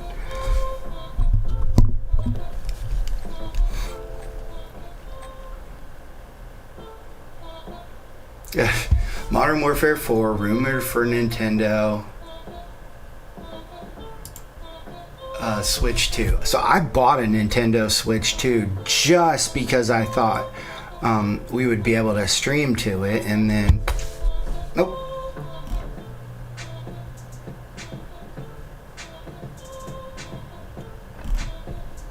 I like that it's set in the Korean Peninsula. I wonder...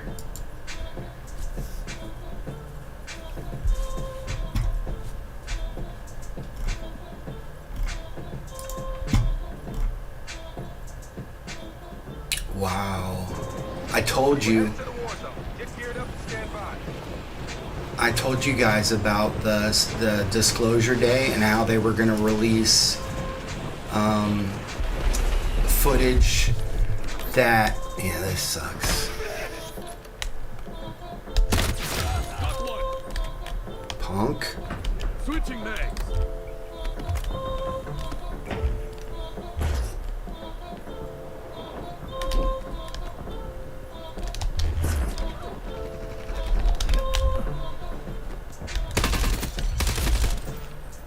He's not. I told you they were going to release previously unreleased footage of UAPs for Disclosure Day. And it may be...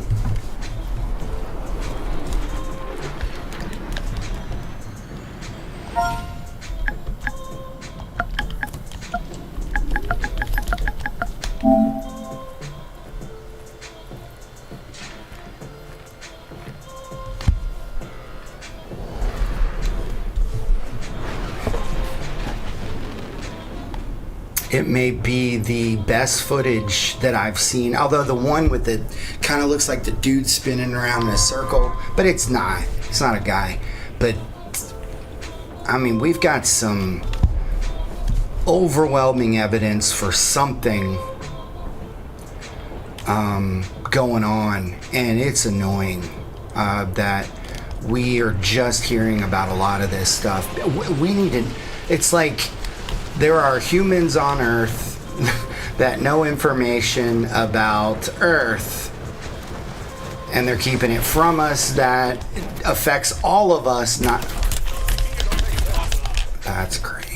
Thanks, man. I would never do that to somebody, ever. I know it's not a universally accepted crap. Yeah, this thing, it gets hooked on my desk. I've been trying to take so much better care of this Elgato cord because I've had to replace it 3 times, but it's got this little piece of plastic and it hooks on the bottom of my desk, and then I can't. I'm trying to keep my. Well, actually, let me make sure I'm keeping it there. I'm trying to keep my hand. Yeah, I need to move it. Trying to keep my hand inside the green screen for you guys. So, like yesterday, I was accused of cheating. At least you guys know that when you see that stuff on the screen, that I am not cheating. All of my inputs are. Hold up, let me check my phone real quick.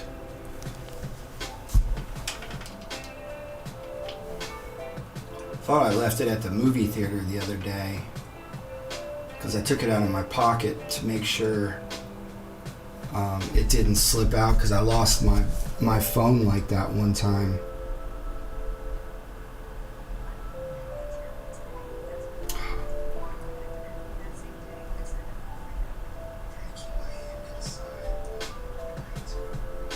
Okay.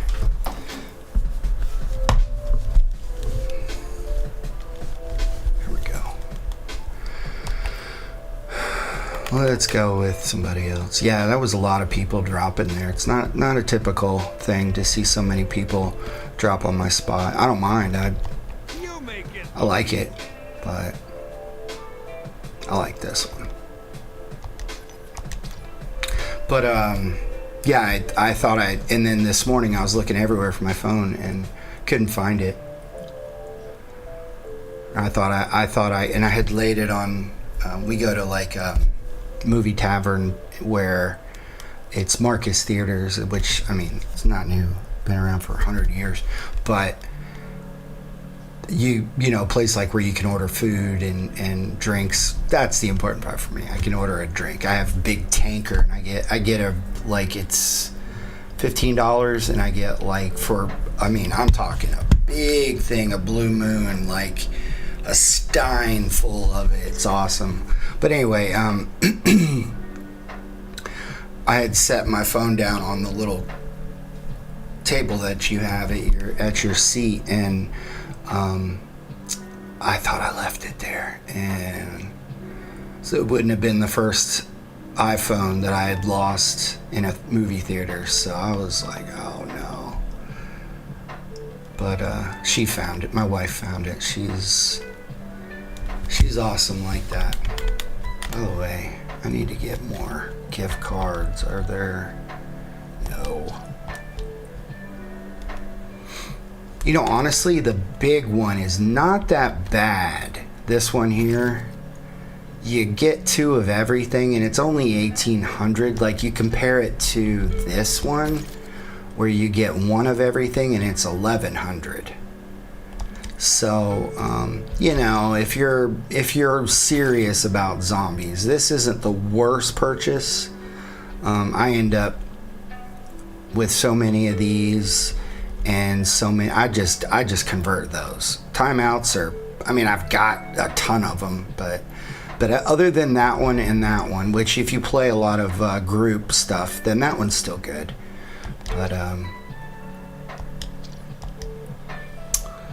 But season 4 is almost out, so I'm pretty excited about that. Looking forward to it. That sucks. I get into a game. So yeah, I know it's not a universal opinion, but that doesn't matter to me. I live by principles, even in Call of Duty. And Warzone, above all. Multiplayer, I don't teabag people. If you catch me in a really bad mood and somebody annoys me, I will teabag them. But when I'm at my level-headed side, on my level-headed side, I will not teabag people in multiplayer. But when it gets to Warzone, same thing. I don't teabag people, but there are other things. So I've been playing Warzone since 2020, and I know the struggles. Before casual, think back before casual. Think back when you're just trying to get your kills for your camos before casual, and it was not easy. Okay. Because in Warzone, they use skill-based matchmaking. So everybody on the map is within a certain level of you. And so I understand what it's like. There are a set of principles I live by that I don't break. I don't shoot people on the drop during the parachute. Ever. Not even if there's a fire. No, I don't do it. Okay? You'll never see me do it. 2, I don't drop on somebody with my pistol and start shooting them in the back unless we're trying to get to one resource. Like, used to be people in Urzikstan, before they did away with it, when you had to drop on most wanted contracts. Those were pretty valuable then, and I would do that. Okay, but most likely I'd put my pistol away and knife you. I'm not a big the starting pistol sucks. It's just too much kick. I don't like it. I usually go get my pistol. But yeah, I won't do that. So what that guy did to me, I won't do that. 3, I don't camp buy stations. If I see somebody at a buy station and not looking at me, I'm gonna assume they're getting their loadout. Obviously, that's not the case in Black Ops Royale. You don't have buy stations. But I'm a battle royale mainly player. I won't do that because I don't kill people when they get their loadout. I want people to be at full strength. I'm not looking to shoot people in the head when they're sitting on the toilet. It's just not my style.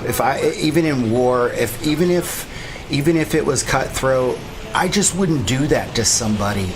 I can't imagine somebody killing me when I'm on the toilet, man. That is about the lowest thing somebody can do to another, and I'm not gonna do it. I'm gonna take the side of living my life with a little more integrity, and that's one thing I'm not gonna do. A little more principle. When I stand up to and meet my maker, that's gonna be something I don't do. And I won't have to be like, how could you do that? Well, I'm not gonna have to say that. Let's see. And then, yeah, so, and finally, no, 2 more. I don't camp loadout drops, like, where they automatically drop. I won't do that.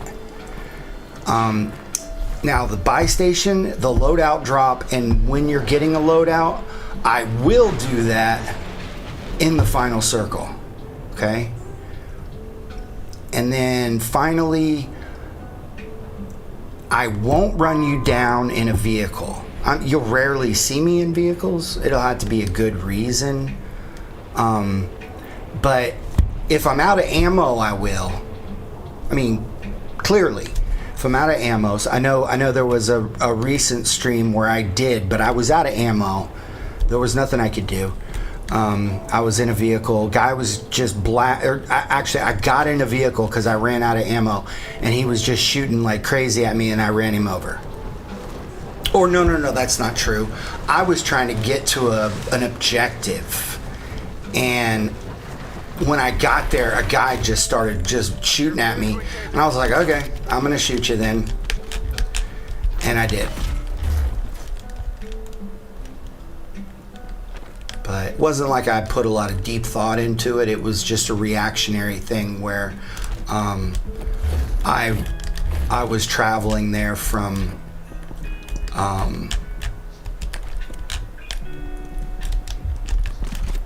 decent distance. I like these balconies, by the way. They're good for throwing down a little turret radar action, which I'm a fan of. Okay, I don't think I'm better than anybody either. Please don't take it that way. It's just an attempt to be better than Enemies are dropping into the area. Watch the cutthroat that we see. Circle is moving. And I know you know what I'm talking about, because they're everywhere. Everyone is so cutthroat. And I'm just trying to bring a little integrity to the space to set an example is all. That's it. Nothing about, I am not a better person than anyone else, so please don't take it that way.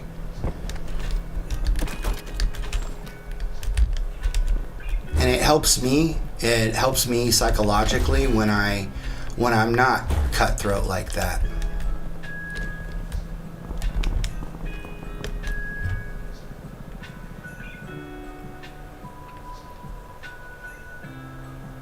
Because you'd be surprised at how much the people we play with, they're just like us.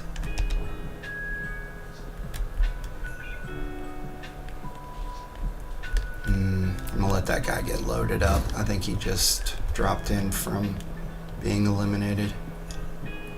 There you go. Not that way. I would rather fight you when you're full strength than fight you when you're desperate to get a gun.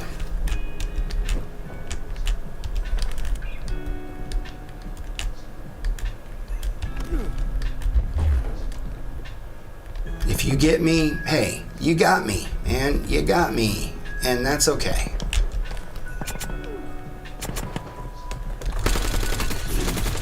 And he knew I was there. That's the guy that's been there for a while. I figured we'd have our little run in at some point.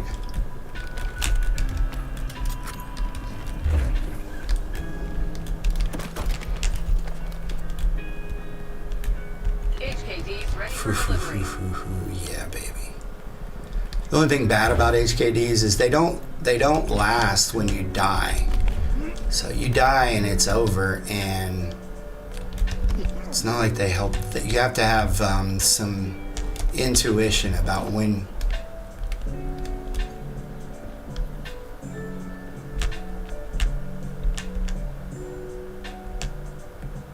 If you drop right after I kill you,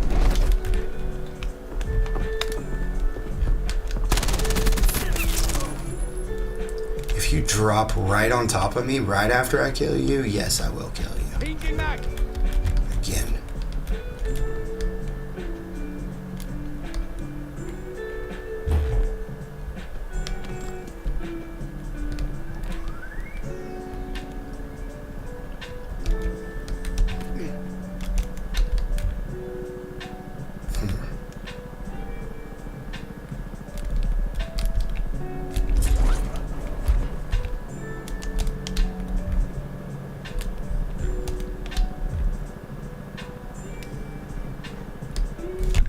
To save the HKD.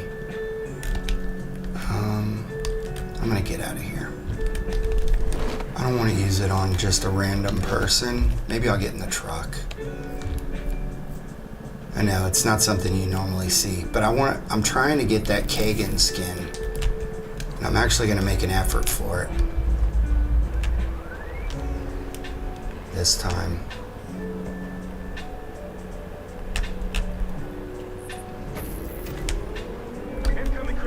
Ooh, that's close. No, it's not. It's too much work.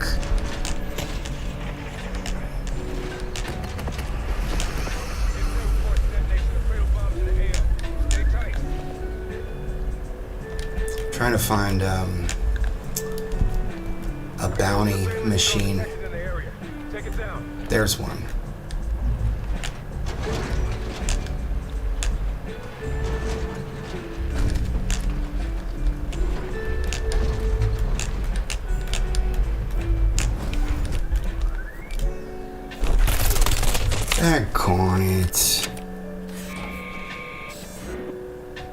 That's why I hate vehicles. Why can't we see bounty machines from the map? That sucks.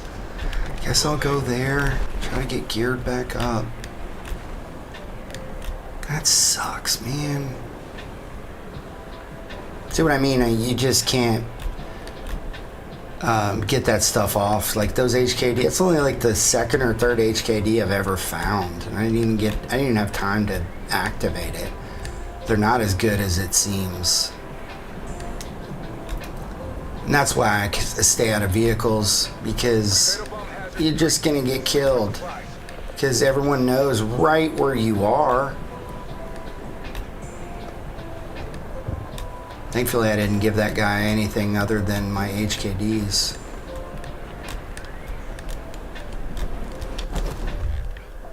But I would have done that exact thing he just did to me, so there's no defense for that. Especially the sliding. There's something up with sliding where you don't take full damage when you're sliding. Which is, I think it's built in to help people with, or to encourage people to use omni movement. Sliding is just, you have to do it. If you're not slide canceling, you are not doing it right.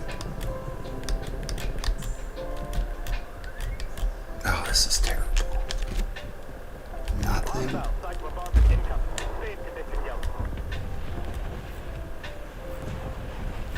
At least an armor plate.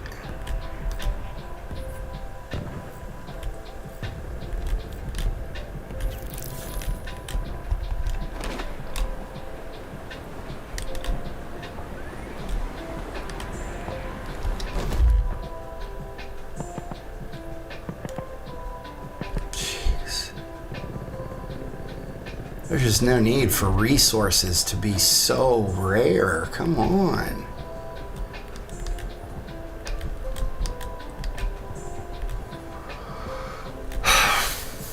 Back to where I started.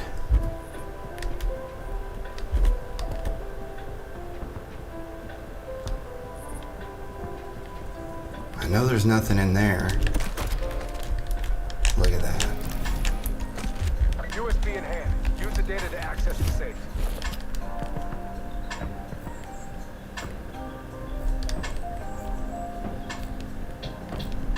Jeez.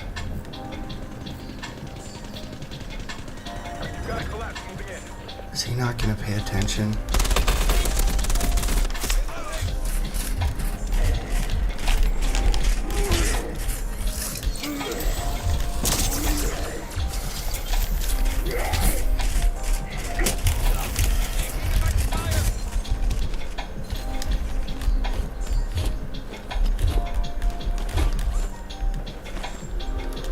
Come get it.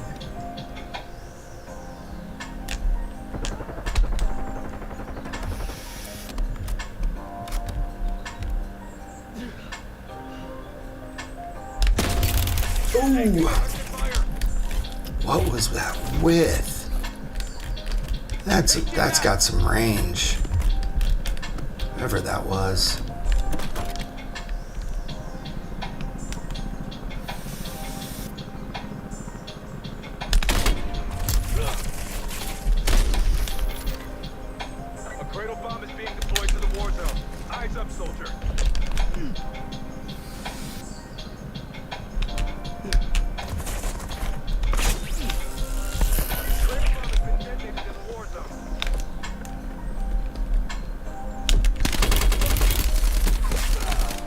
Is this what you wanted? Maybe not.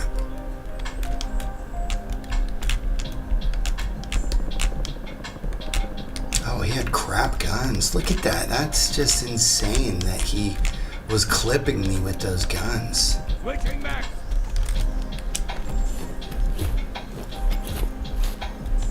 Ooh, not good. Wasn't paying attention to my surroundings.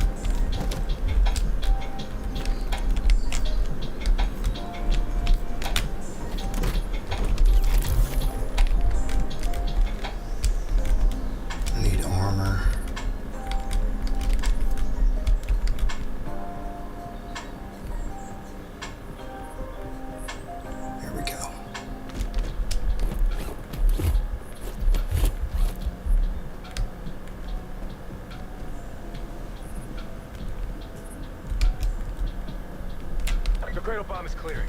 Enter the blast zone to obtain valuable loot.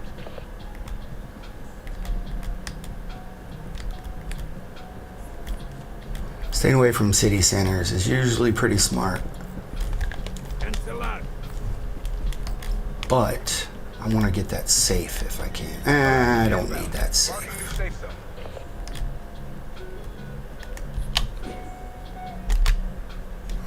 How do I...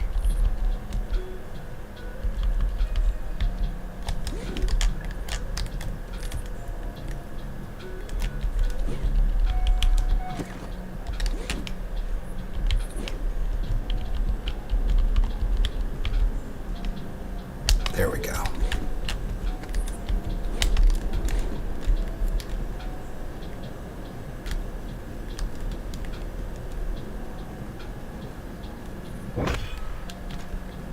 Enemy squads are hunting you. Expect contact.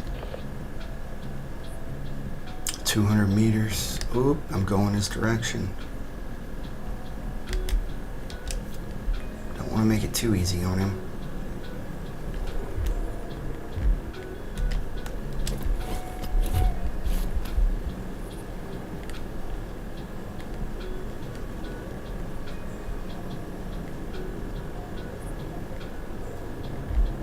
Come on.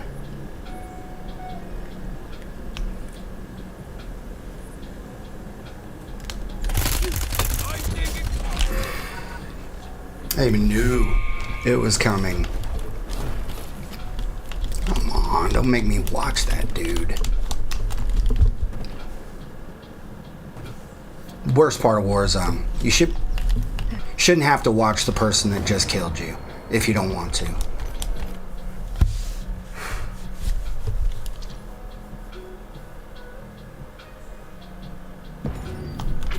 Worst part of multiplayer, you shouldn't have to watch the stupid victory pedestal thing. I don't want to watch that, not even if I'm on it. I don't want to watch it. It's stupid.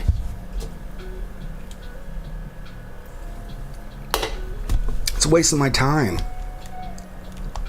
But that is not valued in this game.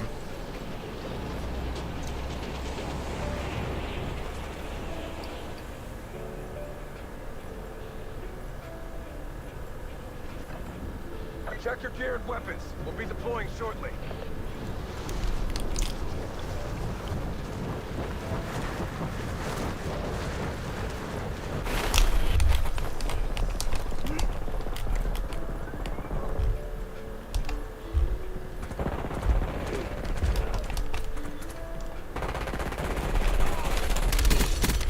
Deployment to the war zone has been authorized.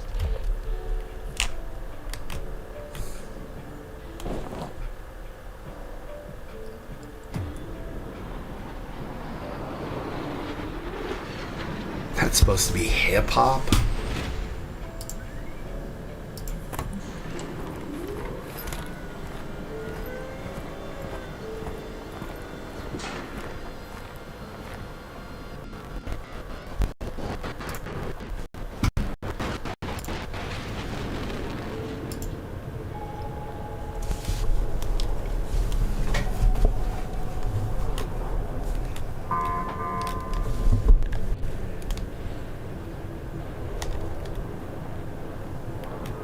I don't think the path is, the drop path is, I think it should go off center sometimes. I don't know why it's always right on center.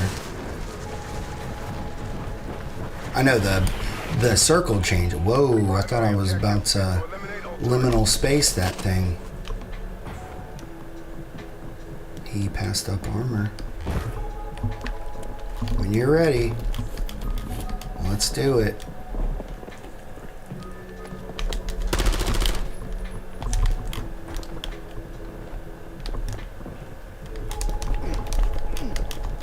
Reloading.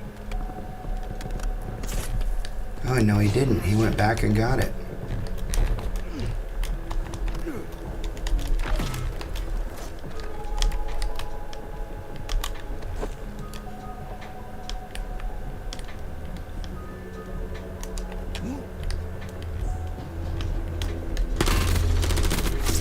Actually, no, he didn't.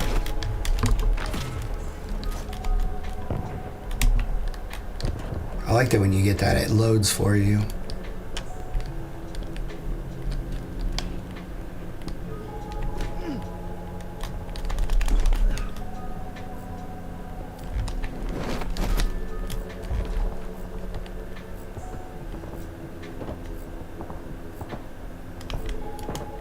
Yeah, I can't even see him. Circle is closing in.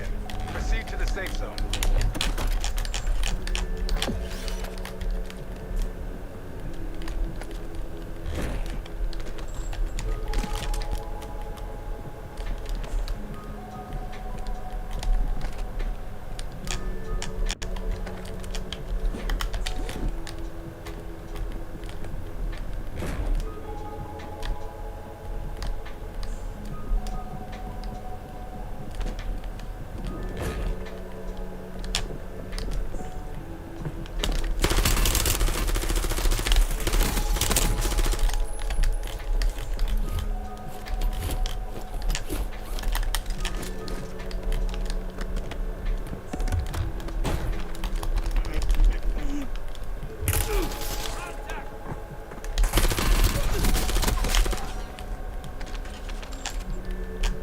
What you got?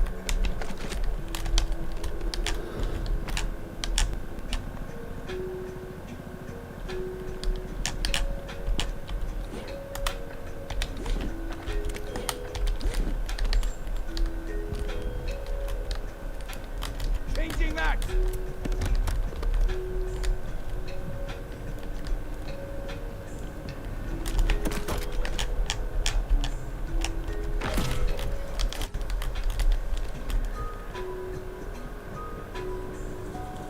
I see a lot of people with the MK30. I'm wondering if, is it meta? I don't really look into that stuff right now. Oh, yeah, I guess I could armor up. What do you think?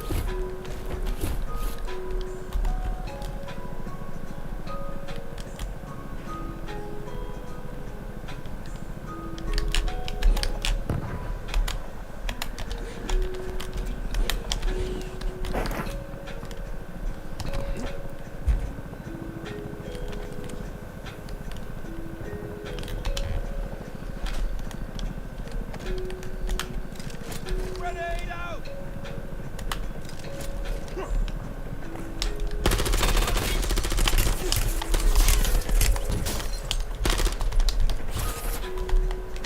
Two people, eh? Okay. Taking effective fire.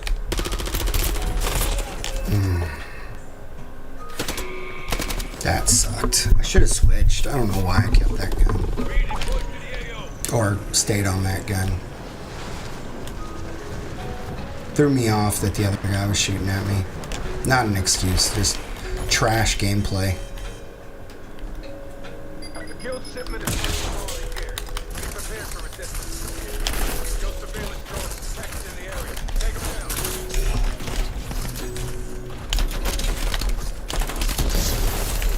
Taking effective fire.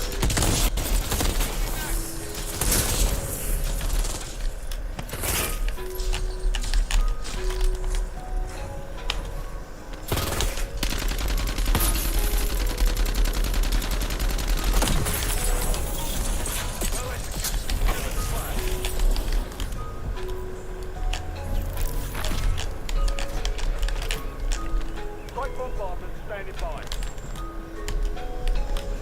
Eh.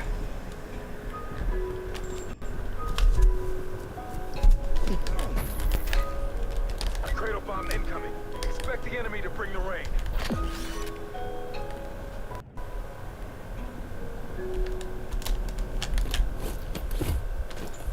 Detonated cradle bombs in the AO. Watch for chemical contamination.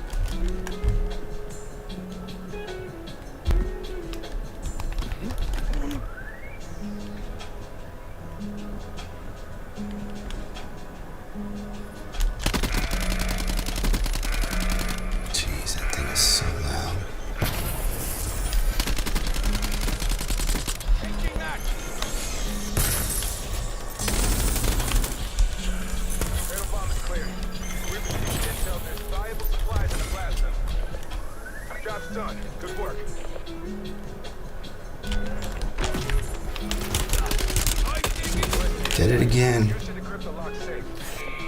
Didn't even get to look through it. Come on. Stupid game.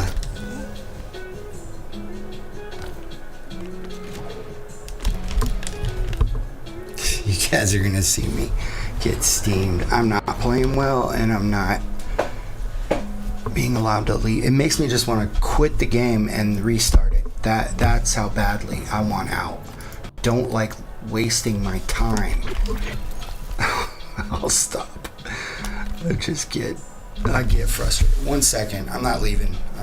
Seriously, 15 seconds.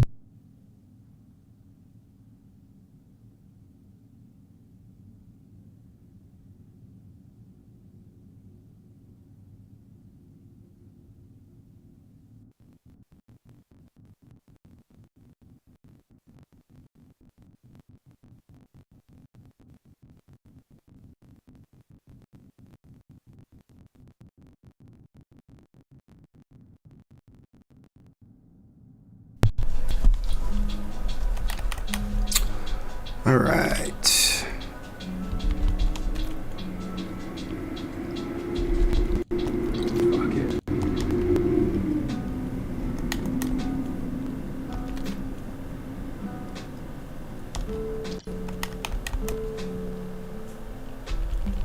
I was wondering, eventually I'm gonna have to get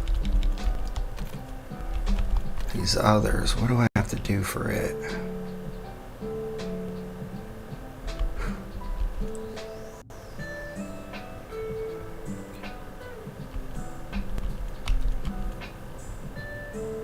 Search caches for the boxing gloves.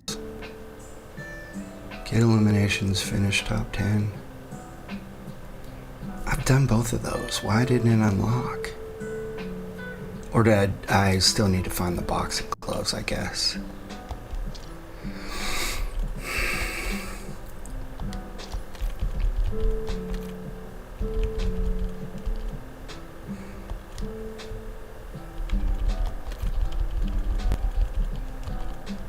Just 3. It's not even worth it.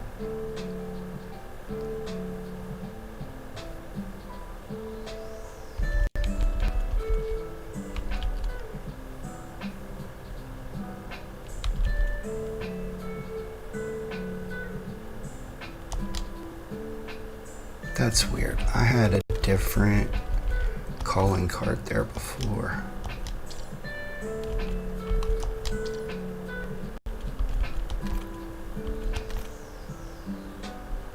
I also had a different emblem. I wish this stuff wasn't so buggy.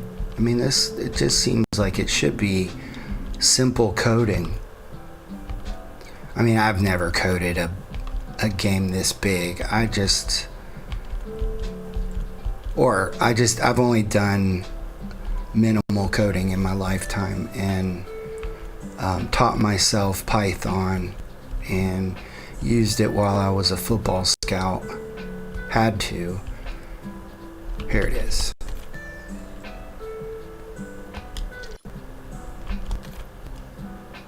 But I was also, that wasn't the calling card I was using. It was this one.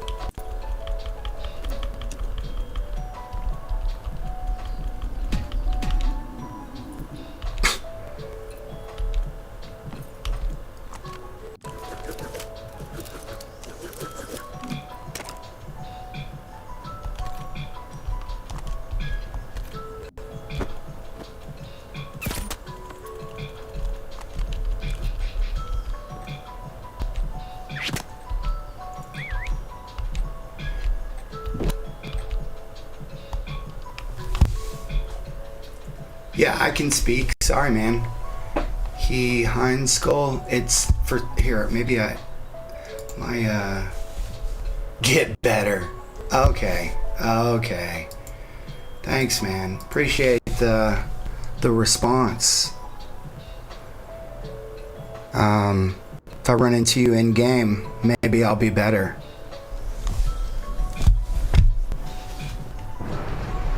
You're not getting to me, Burrow. You can heckle me all you want, but I wouldn't take it too far, as I'll just report you, get your account suspended.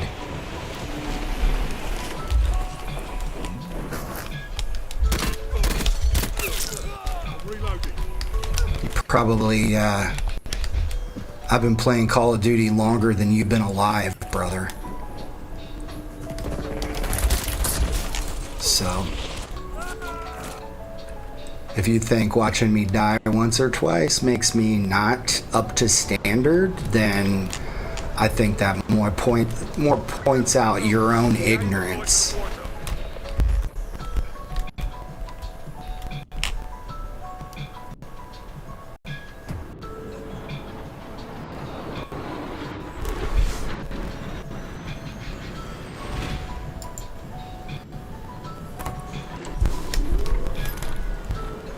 And by the way, I'll talk when I want, and no more than that. So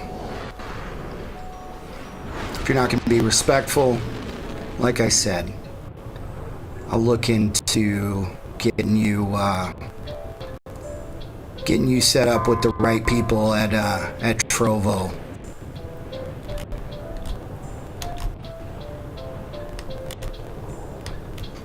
But I would love it if you got together in game and showed me how better I should be, because seriously doubt you'd be willing to do that. But let's move on.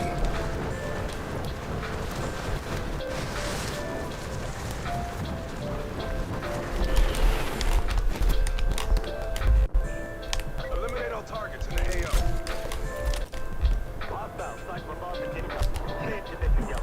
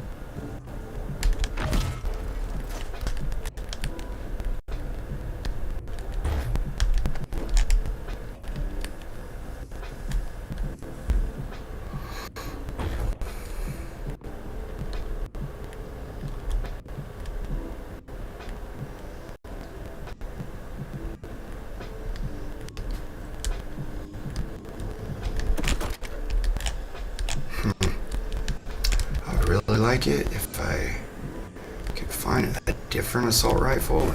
LMG, there we go. LMG would be preferable. I don't know why, but they feel so nice in Blackout. The MK78 is, you know, of course, it's universally nice, but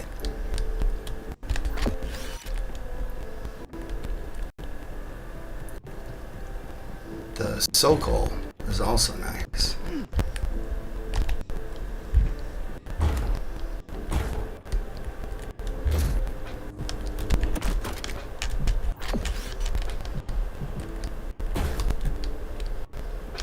Oddly, I like the Carbon just a little bit more than the Razor.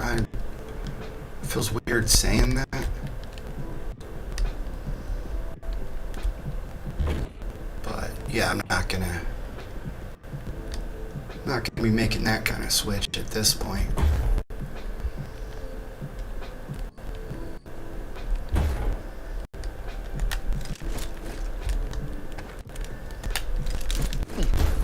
Shoot, didn't mean to do that.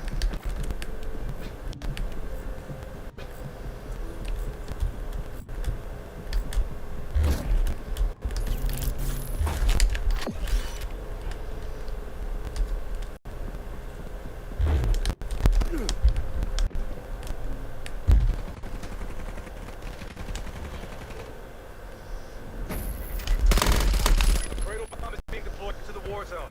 Eyes up, soldier. Reloading. Cradle bomb has been detonated in the war zone.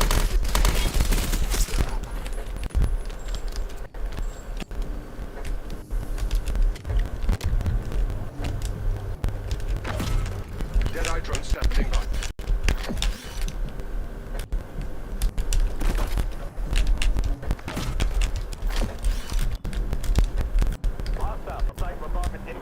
Oh, this is nice. I like this setup.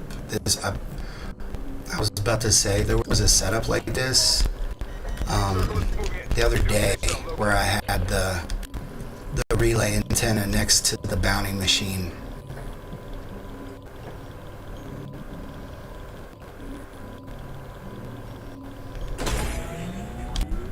Objective complete.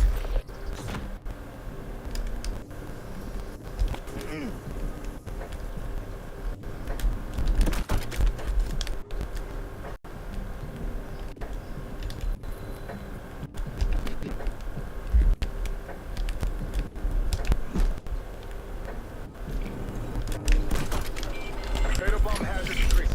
Sweep for supplies. Terminal located. Use it to hunt down and eliminate threats. Hostile cyber bomb income. Save condition yellow.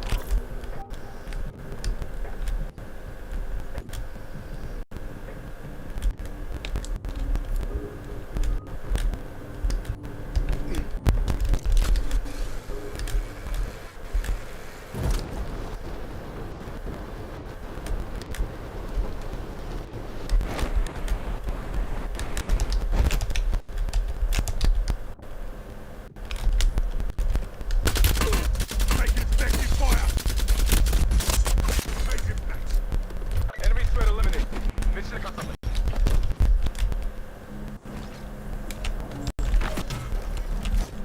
The only bad thing is I shouldn't have done that is I have to take that gun. Shoot. Why did I do that? Oh well. So I gotta get 3 kills with this gun.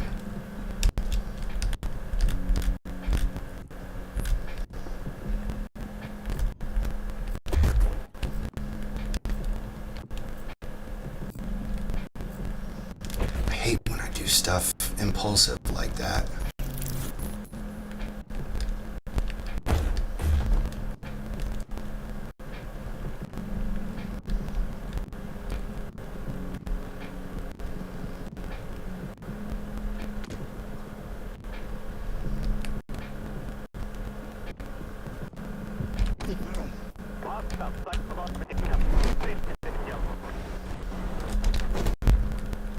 Yeah, he probably picked through this building.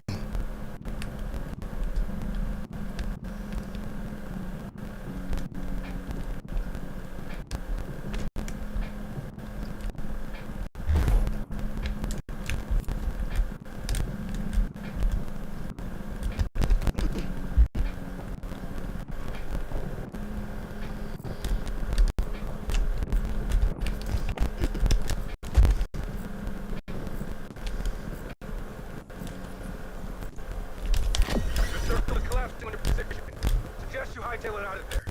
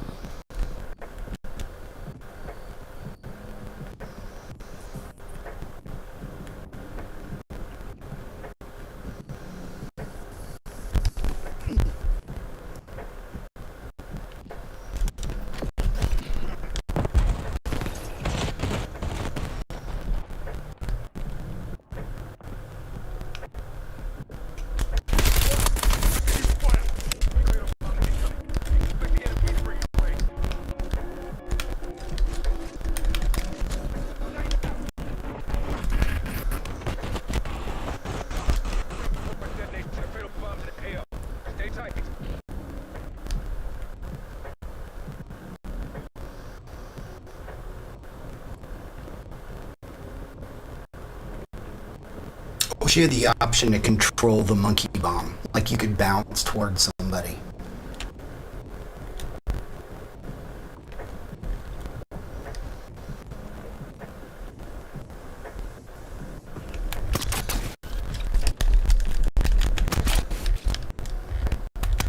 Get up there. Let's strike it.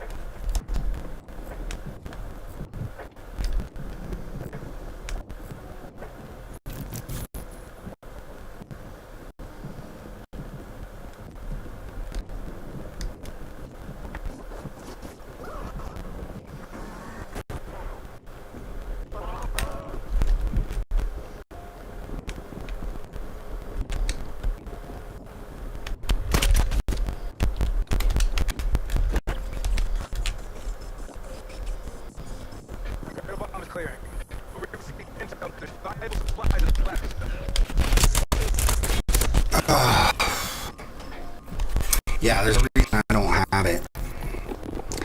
It's not easy to get. Especially when you're going up against players that are at a higher rank than you. But, you know, beggars can't be choosers. You gotta kill everybody in your battle royale type setup, so you'll never see me run, I'll tell you that. I don't care who it is.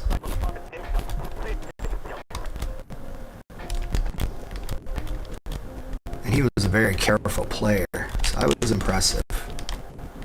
I was waiting for him to make a mistake, and he wouldn't do it.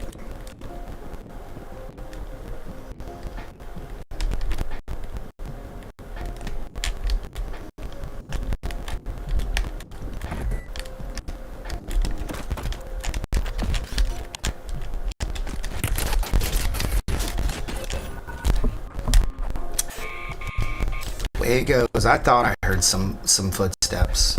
He was another careful player. He wasn't giving anything away. Yeah, if you do it quick, you can get out of there before you not have to watch. Oh, that's right. Alright, I'm going to do what I said earlier. I'm going to play some Resurgence. Yeah, Haven's Hollow. I want to see about trying to get these Easter eggs done. I forgot all about this.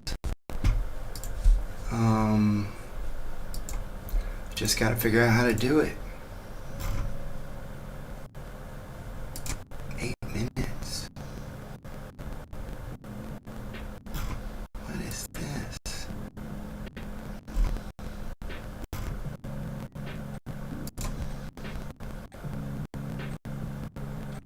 Oh, Modern Warfare 4 on YouTube. What?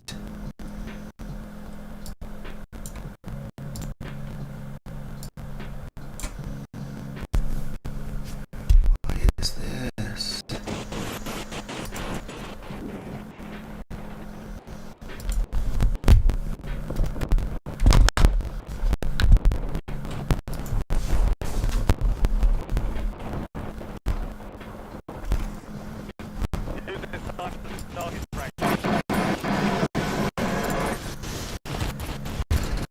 guess I don't have to mute this.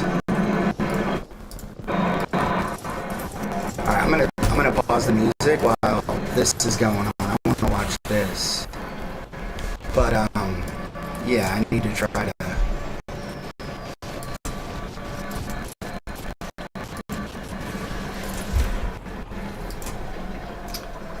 Alright, treasure. Oh yeah, that one's a tough one. So let's do. Yeah, this is tough too. I'm gonna do the research center.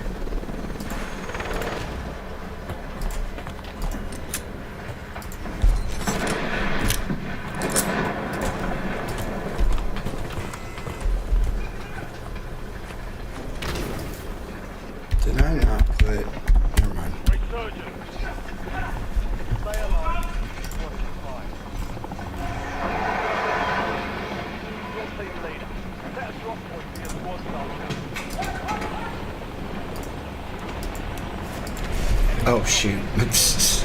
Well, that's okay. Put me where I needed to be. Kinda.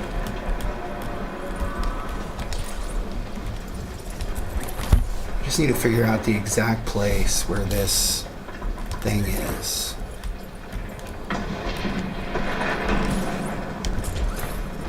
Oh, how did I miss that? Stupid.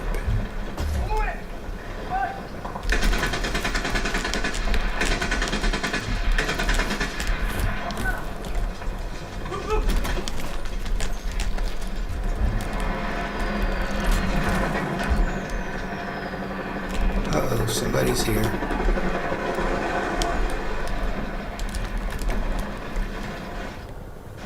Oh wait, this is one of the places. Maybe they're just buffed, so I'll give them a shot.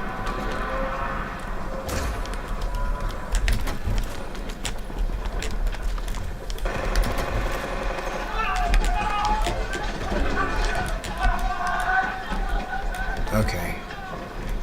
Just gotta figure out where this. Oh, okay. Hold up. I'm not looking. Your squad mate is redeployed. Well done.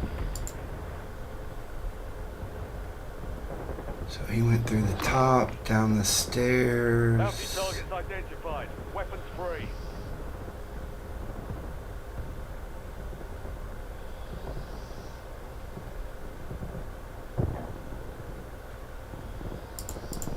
Okay, so it was right. Is that? No, that's not it.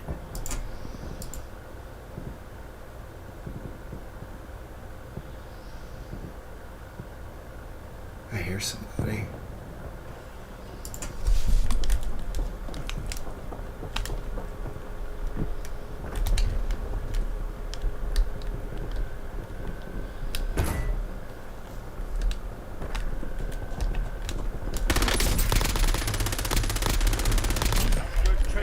Marking the rest of that squad on your tag map. Get hunting. He went up here. Destroyed. Hell of a job. Get your squad to the safe zone. Leave no one behind. Through here.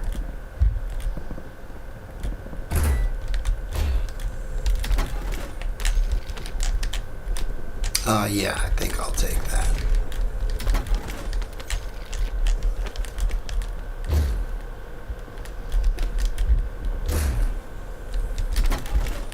Yeah, this does look completely different here.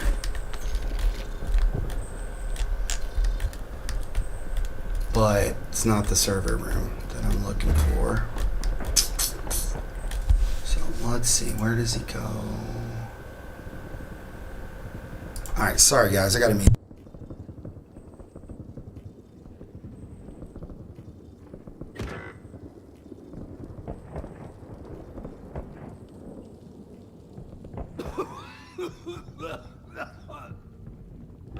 Never mind. Load that drop. Headed your way. I don't even think I'll be able to do the jackalope.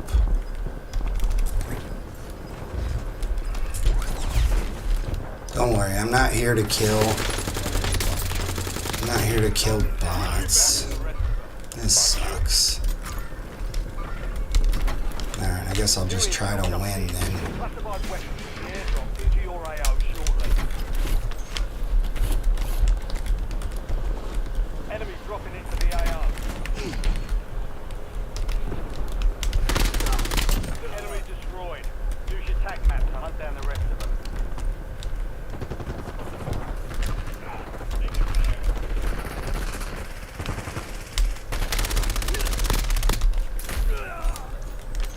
I'm reloading. Be advised, classified weapons have been deployed. It will give you an advantage. Be advised, opposing forces now possess a classified weapon.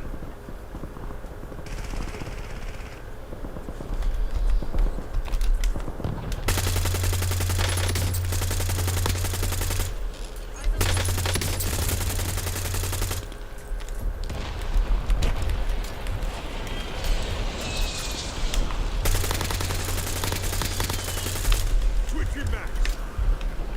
Kill confirmed. Located the rest of them. Mark remaining operators from that squad. Hunt them down.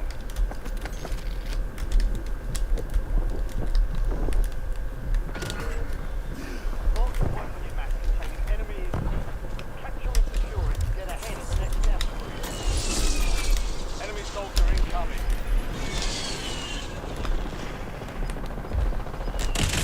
You have reinforcements inbound. Be advised, you have squad mates outside the safe zone. Changing mags.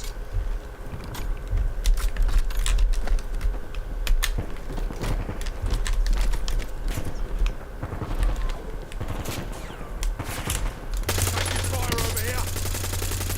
Squad mates side securing the intel. Join them to increase the speed of the capture.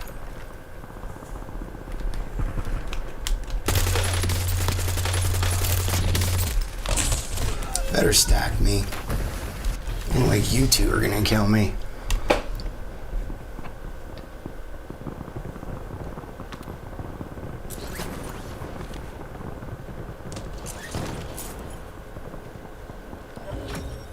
Well done, soldier. Check your map for the next gas spread location. So it'll have to wait till next match. Earn it. There's probably no drop. No. I'll have to go get my...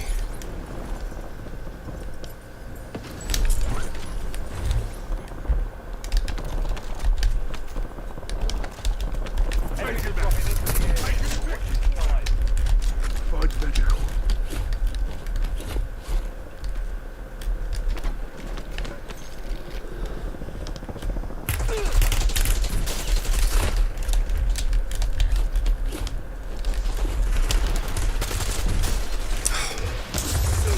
Once again, freaking A, man. Can you guys fight one-on-one or what? Is this what it's like?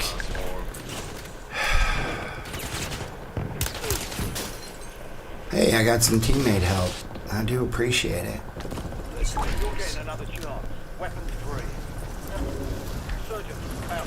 I'm getting that guy's gun. Enemy dropping into the AO.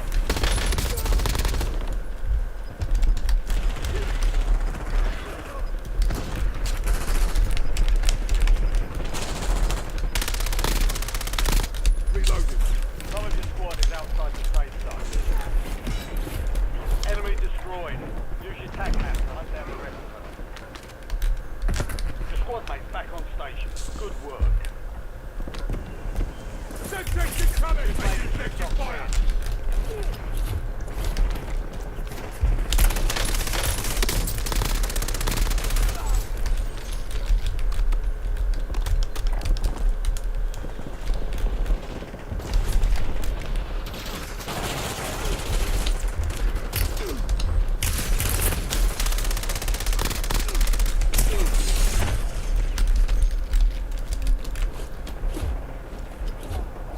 I'm reloading.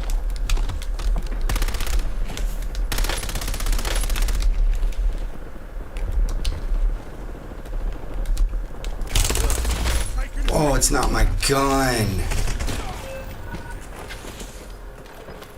Alright, that's enough. Let's go. Let's get back to the priority. Makes you appreciate Blackout more, I think, when you don't play. Oh, forget that. When you don't play for a while, because I actually prefer not having readily available loadouts as much.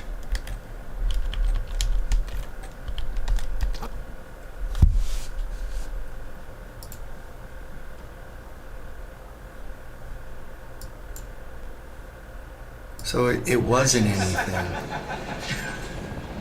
Oh, it's the reveal trailer. Nice. The new supreme leader of North Korea. No shit. I mean, that dude looks. It better be epic. Cause I'm already, usually I put 100% of my time into Call of Duty, but I'm already at a point where I'm only putting 50% and possibly less. Enemy soldier incoming. I did not mean to click the cell shaded guy. So easy to see.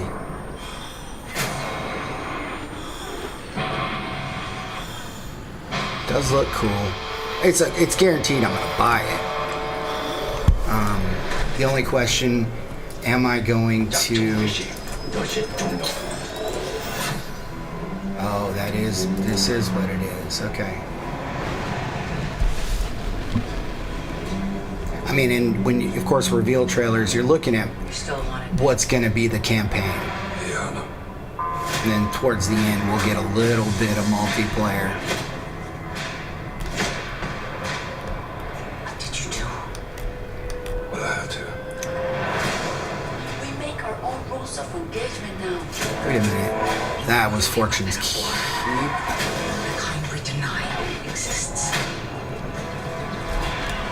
You do what you need to. Because you know I will.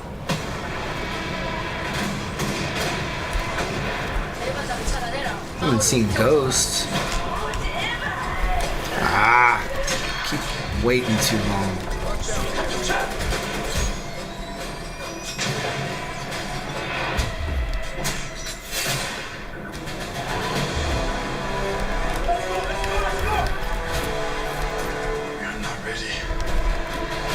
Well, you start out with 3 plates. You know, it's the first time I've noticed that. I usually just don't even look.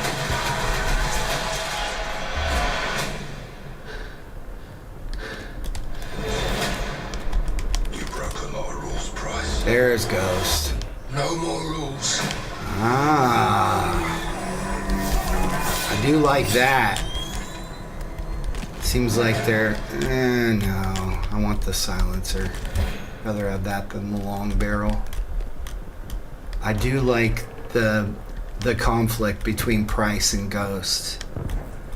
That's pretty cool.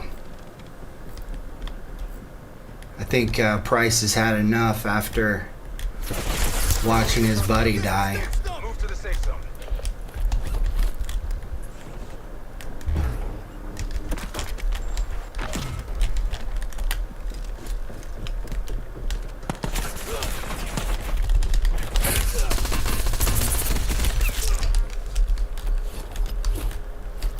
Wasn't even the same guy shooting at me, it was somebody else.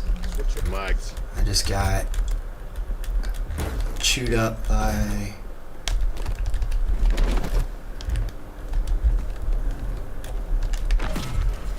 Kill surveillance drone detected in the area. Take it down.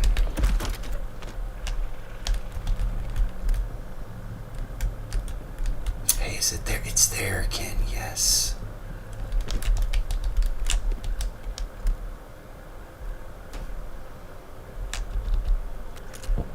Extended mag, okay.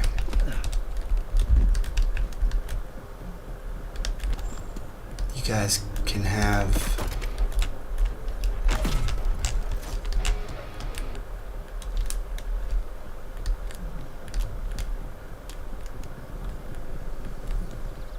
Okay, there's no... Shoot, I thought I got... Use a nearby grappling camera to hooks. try and Oh hunt down well. threats. Ha. Scan complete. HVT located nearby.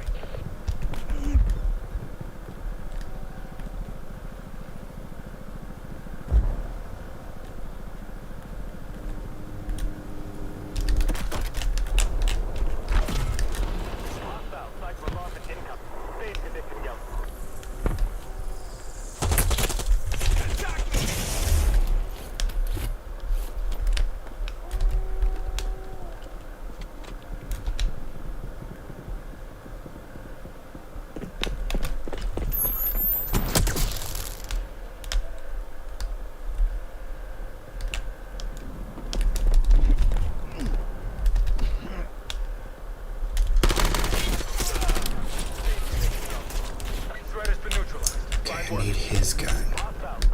Shoot, that's what you had? Fine.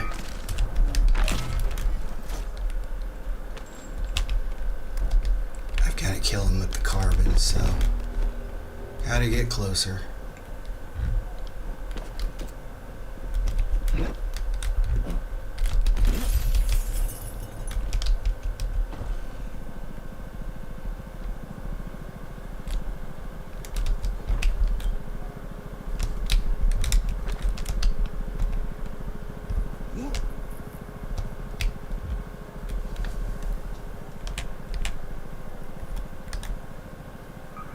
Somebody, oh shoot.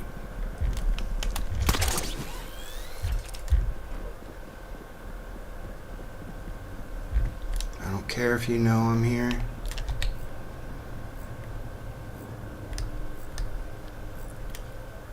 If he was in that bathroom, he could have killed me.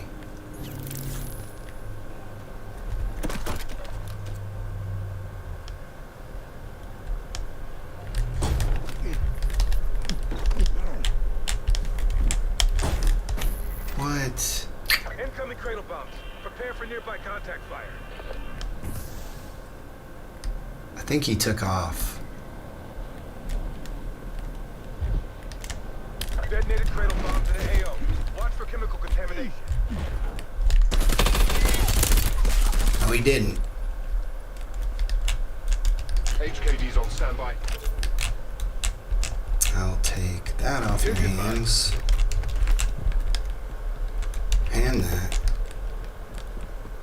How do you have those junk guns? Oh, no, he had this gun. That's right. I was about to say. He didn't even shoot me, did? Oh, yeah, he did. Okay.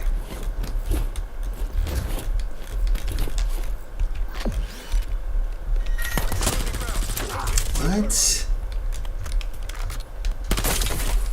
They stay after you die, or are those somebody else's?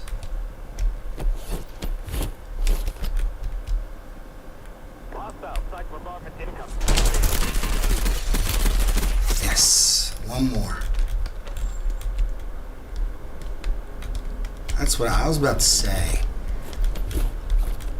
One more and then just top 5. Bags. I think that came down to armor more than anything else.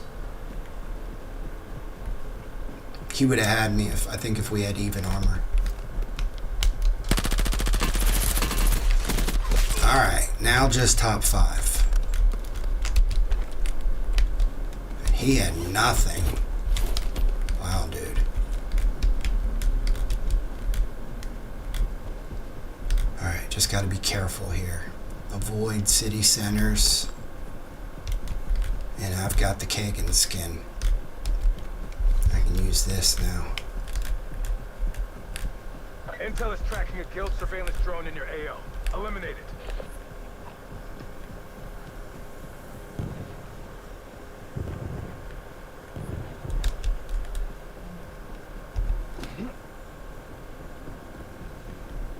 Honestly, no, I don't want to go beneath the bridge. I've been there before.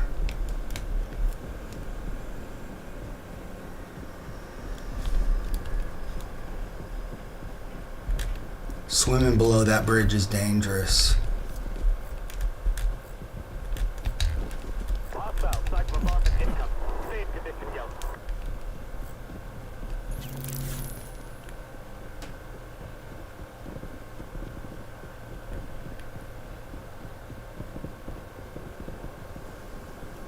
I don't really want to be here at all.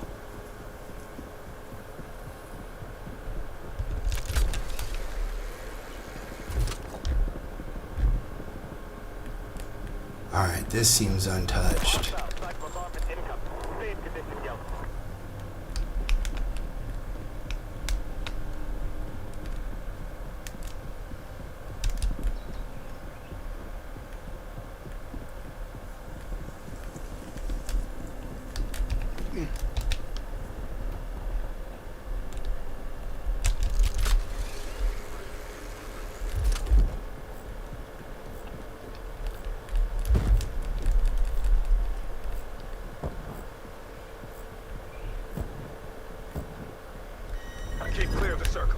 to the safe zone.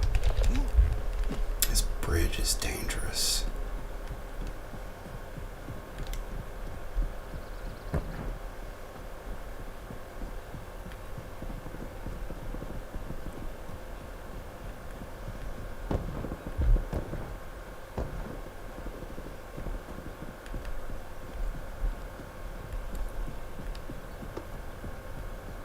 Yo, surveillance drones detected in the area. Take them down.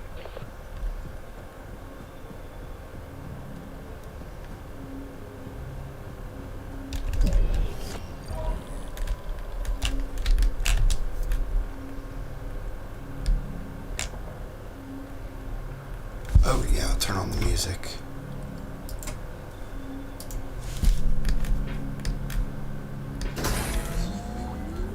You've achieved the Okay, objective. we're good.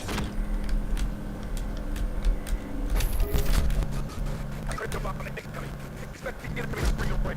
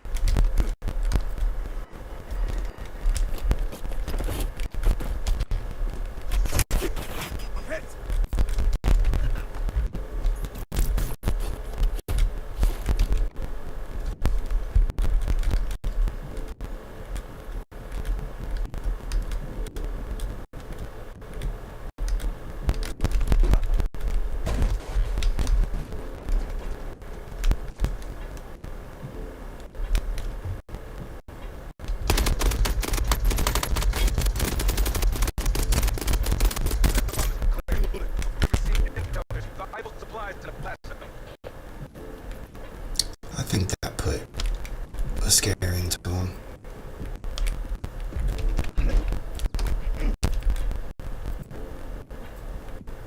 Hopefully.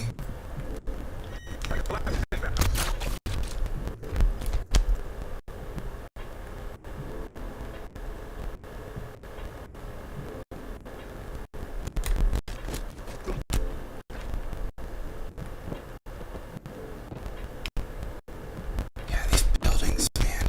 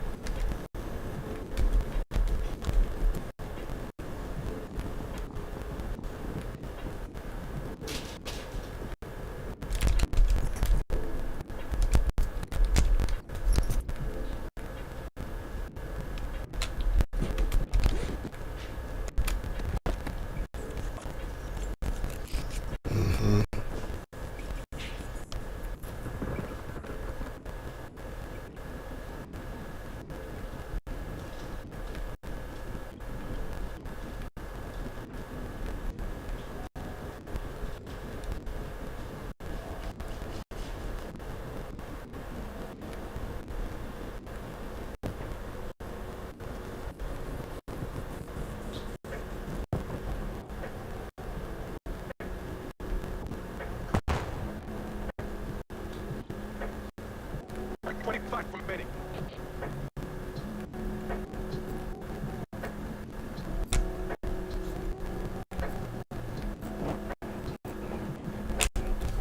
Okay, he's gone.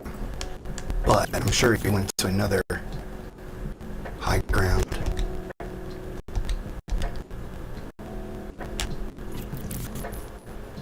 Supply drops have been deployed to the war zone.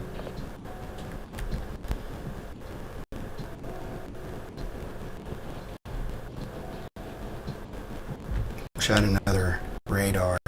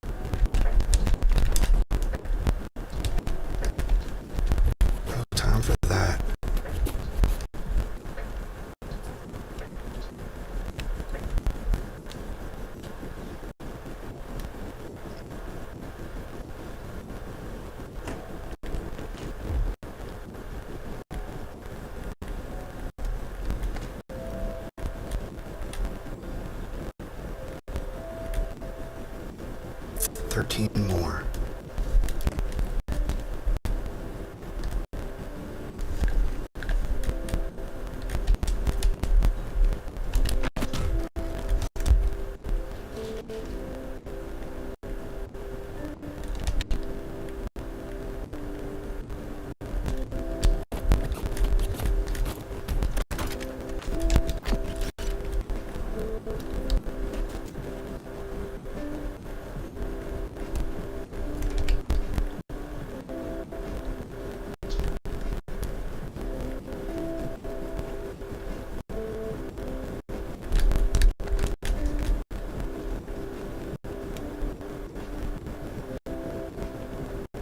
Eight more. Oh, I want that.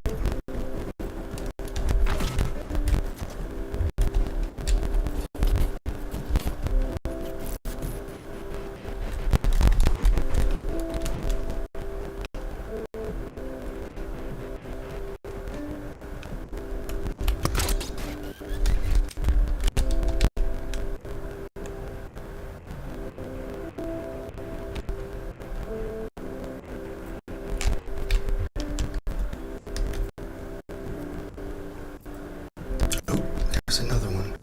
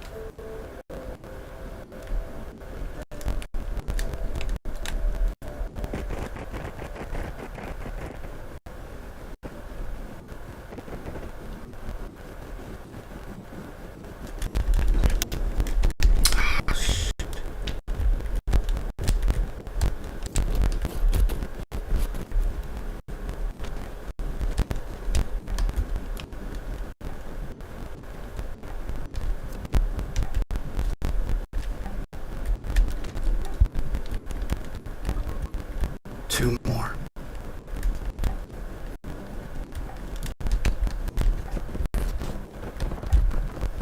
One more.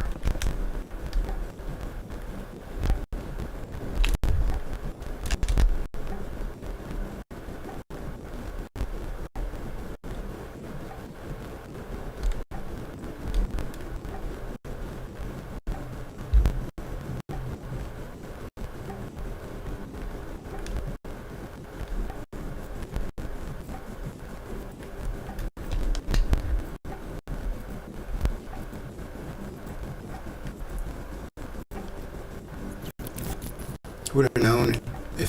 Never mind. I'm not saying that.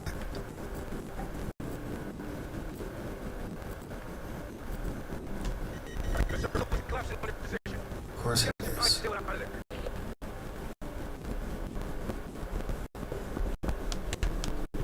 I'll kill him.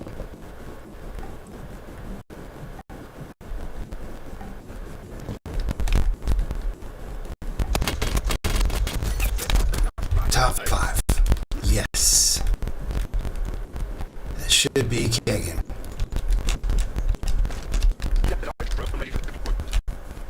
Didn't I already have one? Guess not.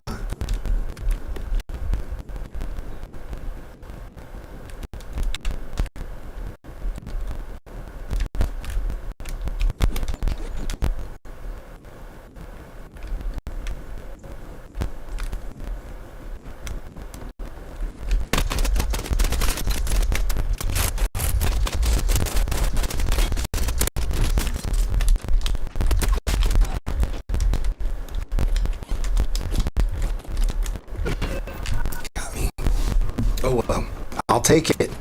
That should be Kagan.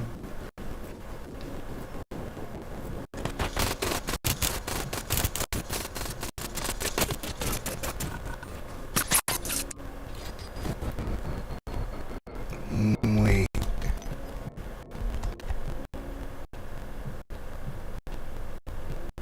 I did everything right.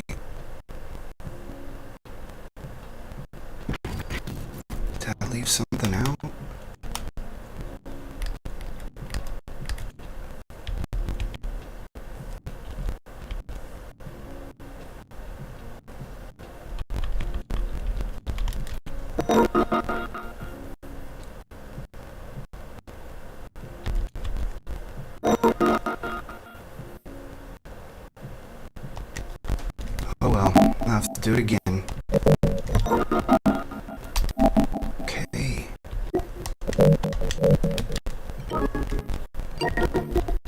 Alright, gotta reboot.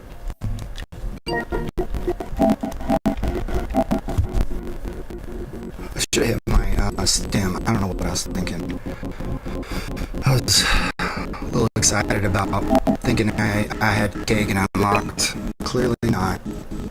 Whoa, 2.24 gigs. What is this?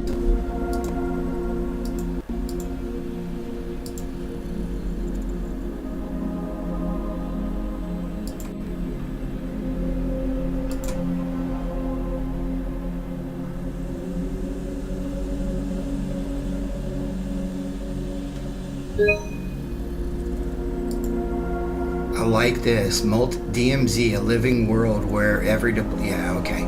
Multiplayer featuring grounded, precise combat with fluid movement.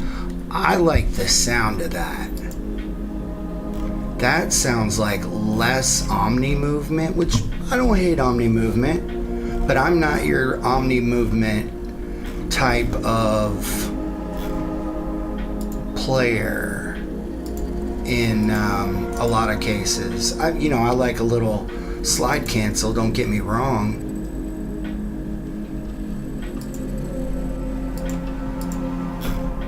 I like that though.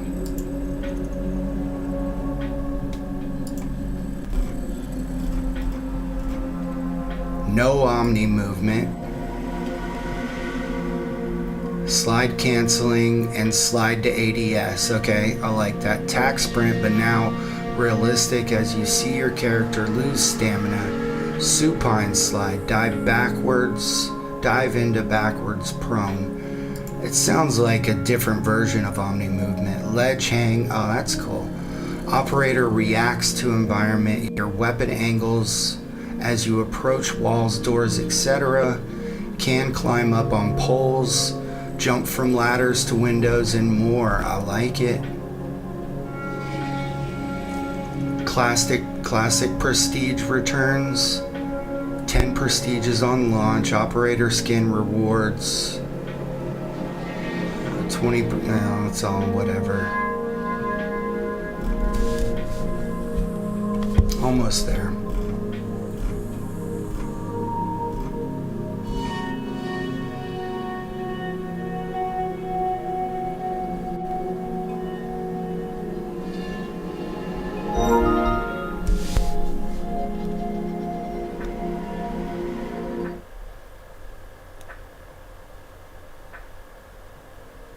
Okay, it plays nothing like Modern Warfare 2. I like that.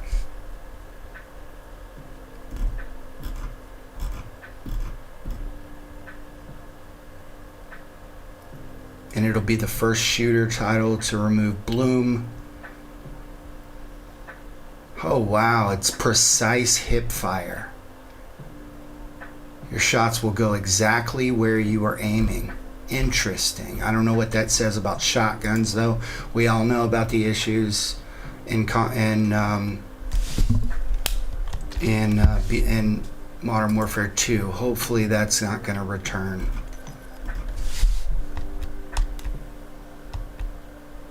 Ninja perk, red dots on the mini map. Doors. So we'll see about that. Mantle is fast and cancelable. So the launch map list revealed. 12 new core 6v6 maps. Yeah, I'm not going to go through all that. Yeah, the Vault Edition skins doesn't give me a lot of confidence. But then again, that's kind of how they've always done it.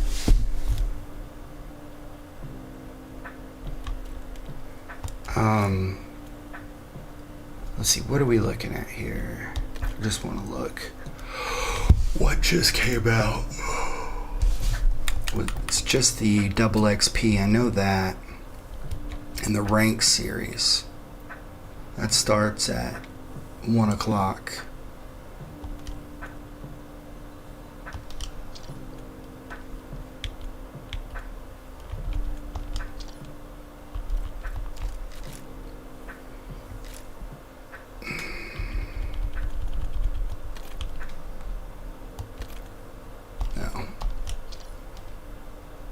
Oops, why'd I do that? We'll see if they updated this store. Gobble gums, probably not.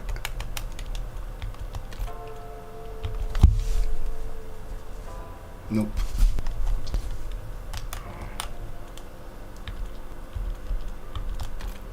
Yeah, let me switch this operator. I clicked that at the last second.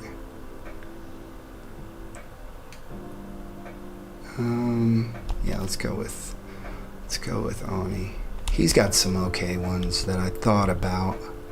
That one is okay. It just, they say the hardest color for humans to see is red, which is crazy. I couldn't get it. That's probably the one I would have gotten right there. But we'll say they're bundles. Let's see what they do. That one's pretty cool too.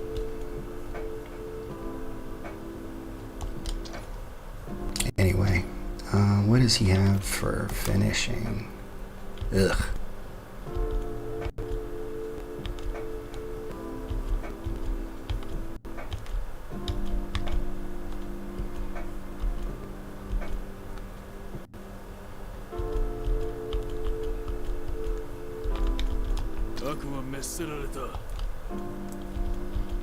Oh yeah, let's do a prop hunt.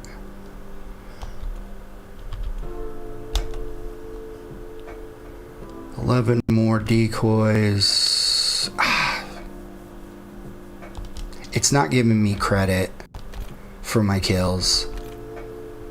Oh shoot, what am I doing? Say one thing and do another.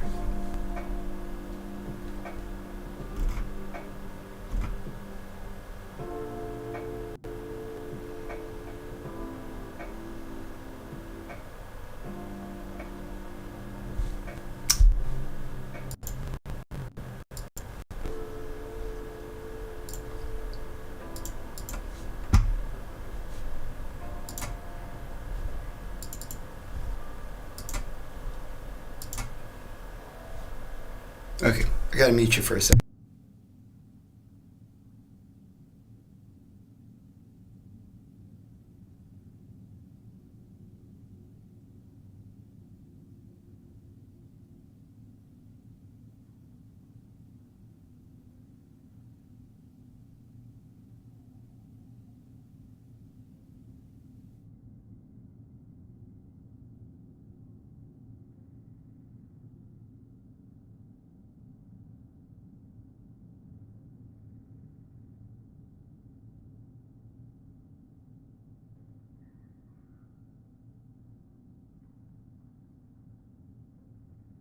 Okay, I know what to do now for the research center. Hopefully.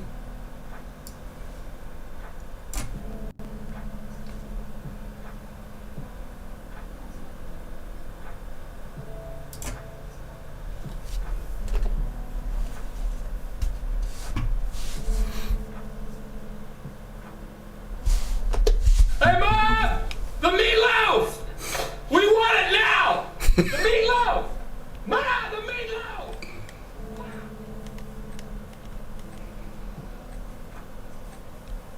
Oh, yeah, okay, proper. I thought I queued up for Casual Rebirth Island. I'm like, what am I doing?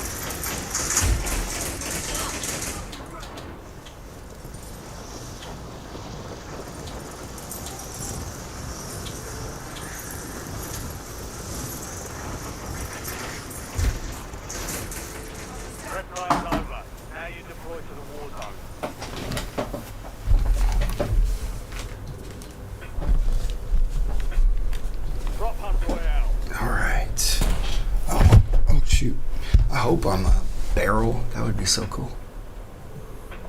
No, but Your objective, find the drop. Alright, I just gotta run to the restroom. I'll be right back.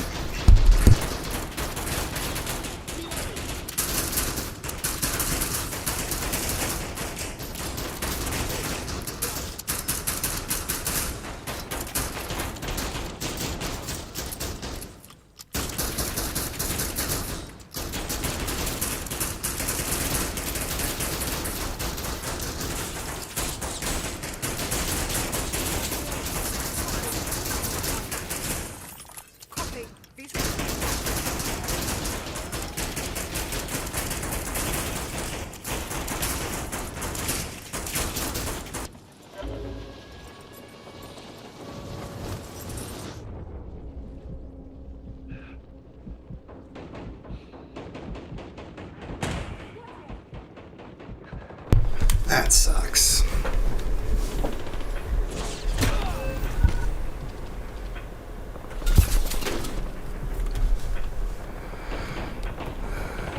I'm back in the AO.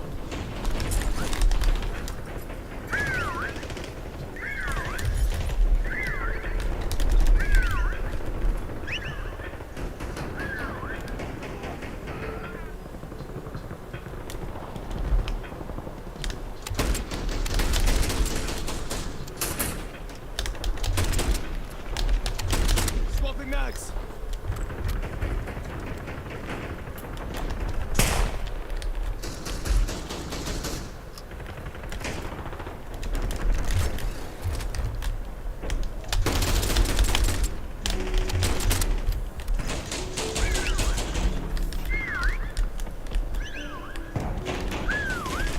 ooh, that dude's close.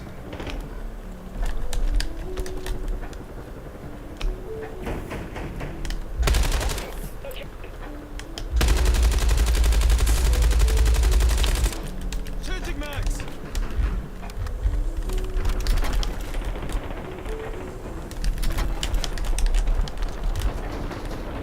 Job's almost done. Locate the final. Man, I didn't get any.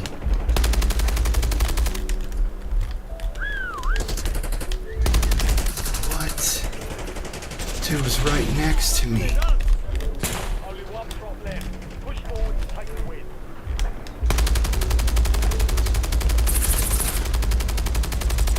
Switching mags.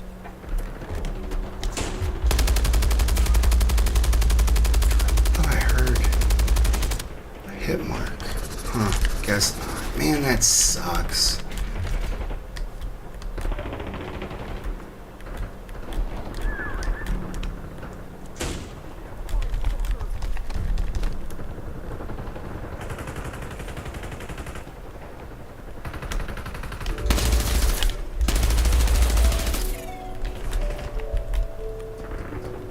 I'm reloading.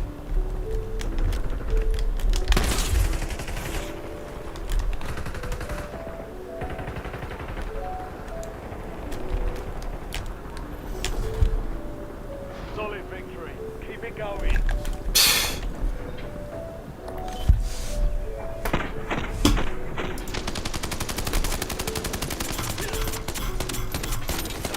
That sucked.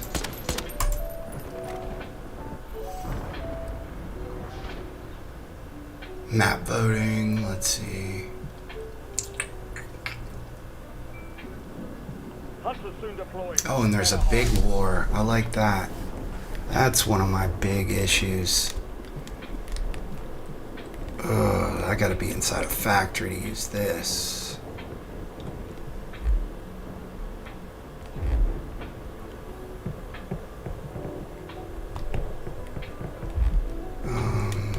So let's get in here. Let's.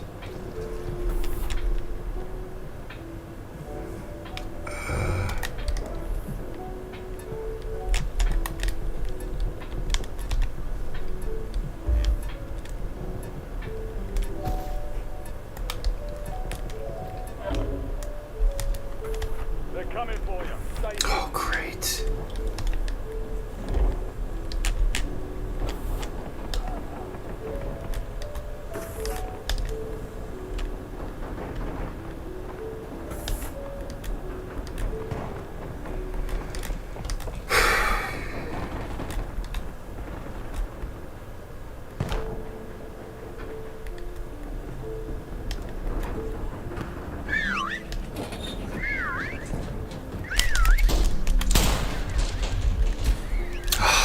I'm always one of the first ones dead.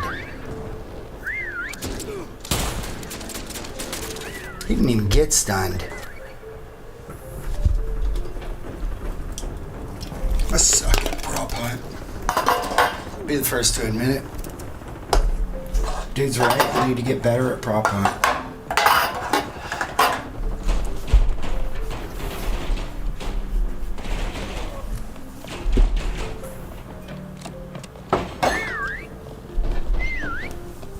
I almost want us to lose this round though, because I want to kill a couple guys. Oh, I guess I will get to, so that's okay.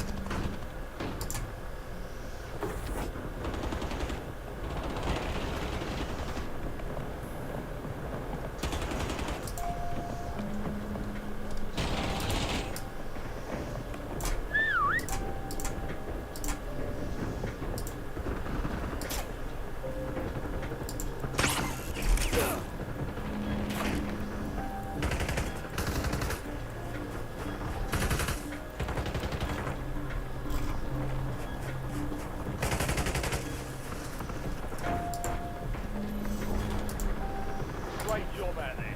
Prep for the next round.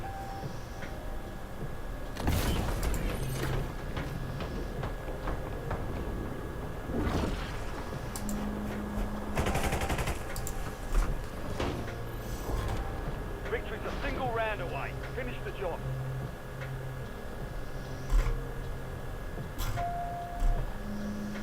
Prepare for the hunt. Your target to hit the rock. Find them. Destroy them.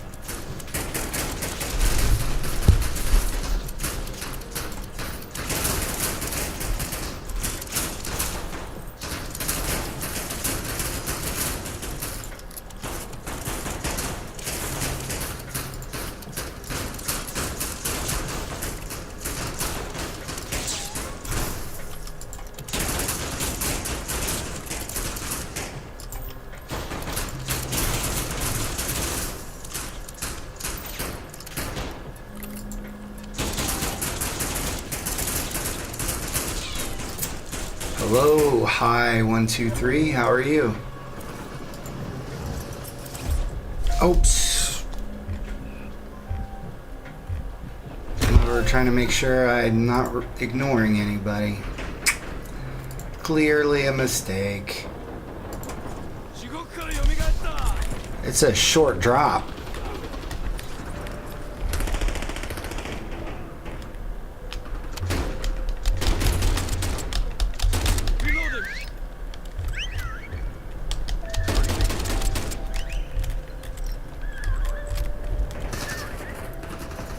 Of course they give you that gun. Oh, here we go.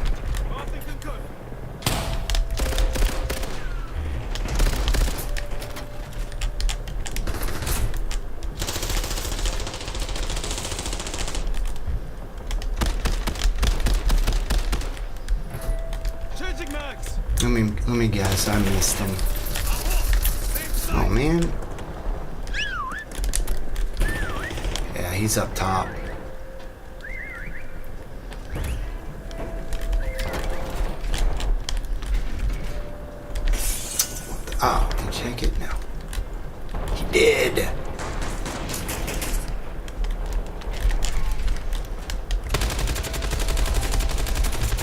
Yeah. There. Find the remaining prop. Finally got one, right? Yes.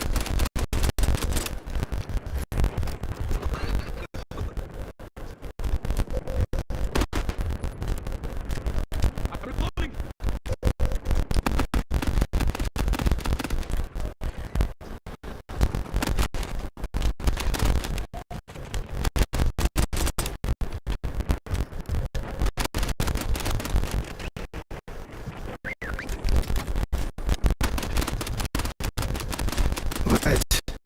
I was right there.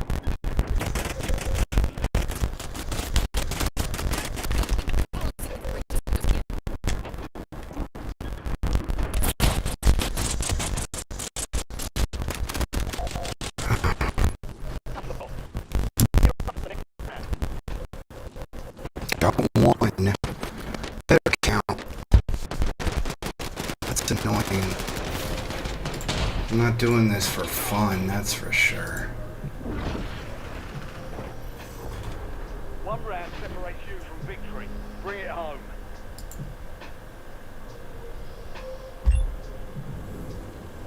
Find a place to hide, quick. Hunters inbound.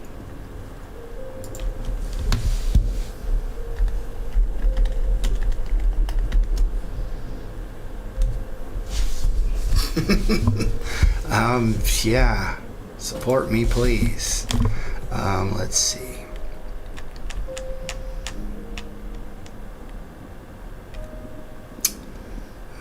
Right one? Yeah.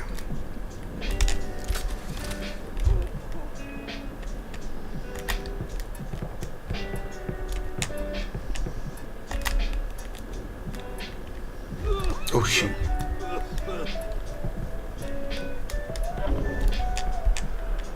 Hunters, don't get caught.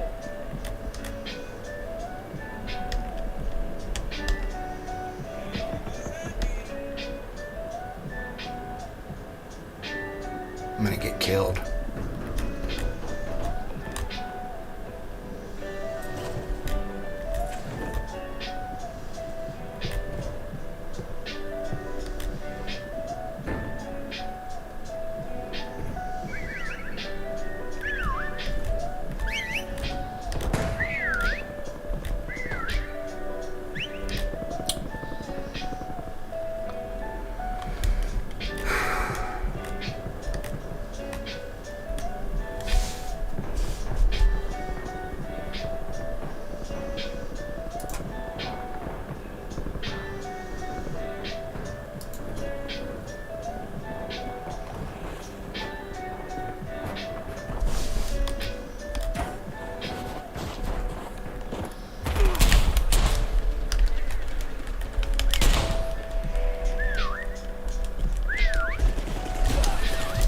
I knew it.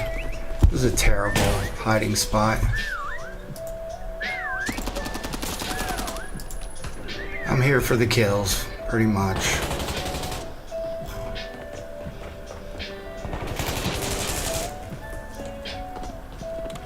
Oh, streaks per loadout?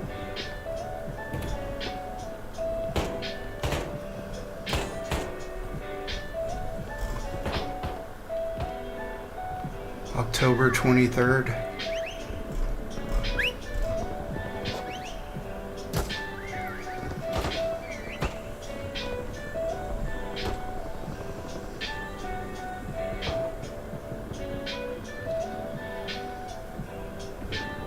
I mean, I can't believe... never mind, I'm not gonna say it.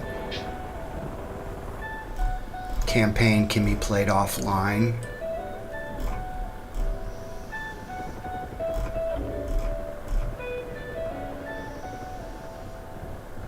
So the things to grind on launch: 24 primary weapons, 8 secondary, 1 melee, attachments, 500 plus attachments, 28 apex, 17 kill streaks, and the nuke is 1. Field upgrades: 11 lethals, 9 tacticals, 18 perks. And it returns to the classic pick 3 system.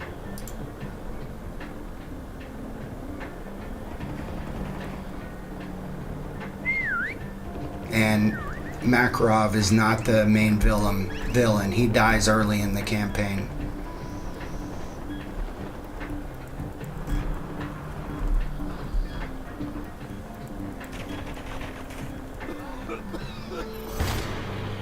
Wow. Standing work out there. Show them how it's done. Okay, I think I've had enough of that for the day.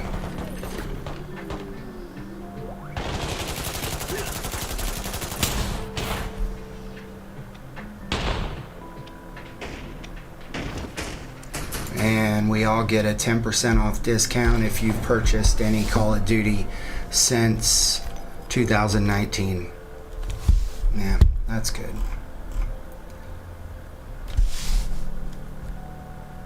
Whoa, what? I don't want to join a game.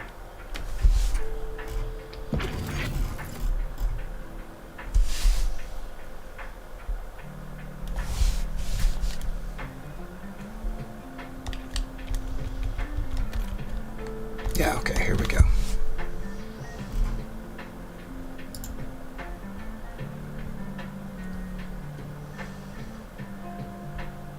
So you get 2 operator packs if you pre-order the Vault edition, which, I mean, of course. You get a DMZ deployment bonus, a black cell, and signature weapon collection.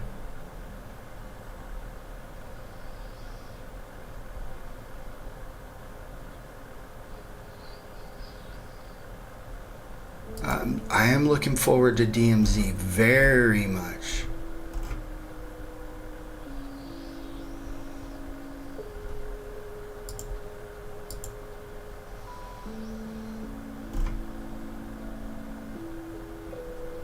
Huh, they're saying Disclosure Day is his best film in 20 years.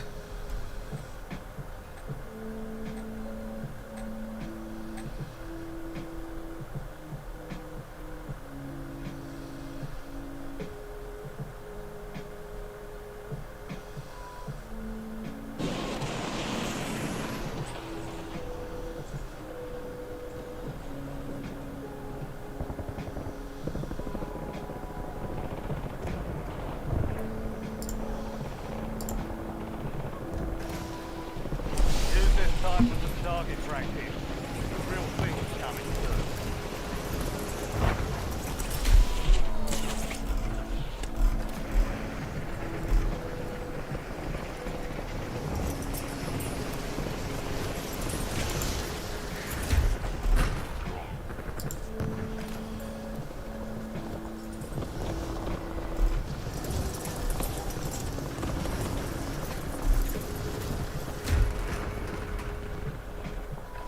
Yeah, I love the price versus ghost element that they're bringing in. I think that's pretty beast. And it does come out before GTA 6, so...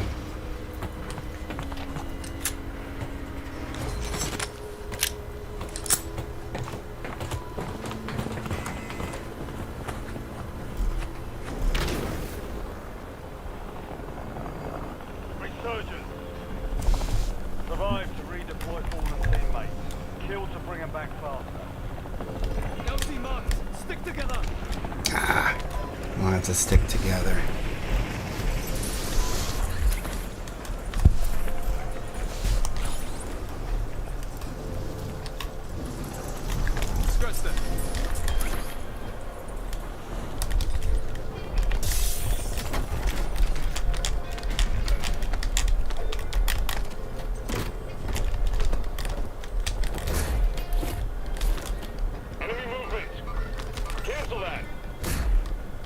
just gotta find the right room.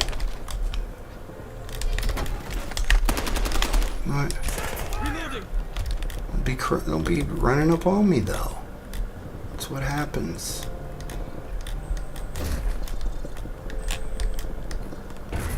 I think it's over here. Enemy dropping into the AO. No, I was in the right place.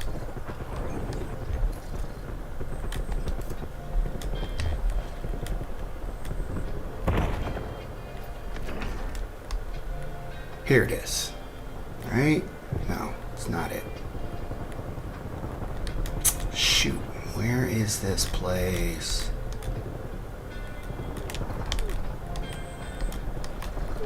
Alright, I'm gonna go downstairs.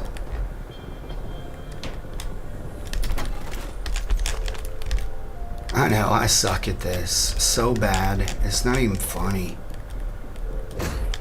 Finding these computer rooms is so annoying.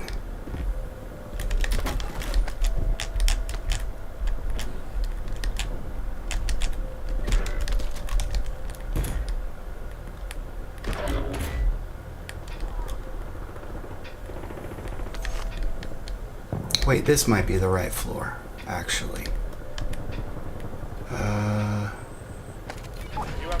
I just get lost in this place. Enemy soldier incoming.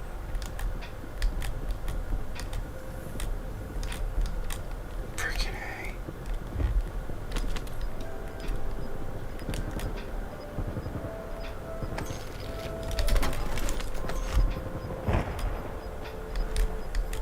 Get your squad to the safe zone. Leave no one behind.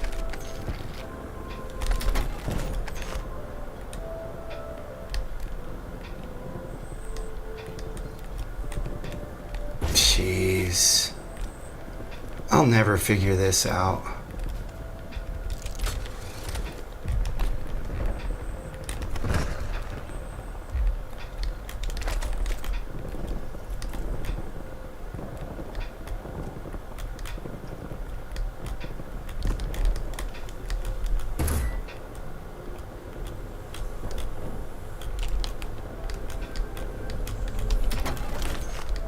Yeah, I think I have to go down a floor before the computers turn on.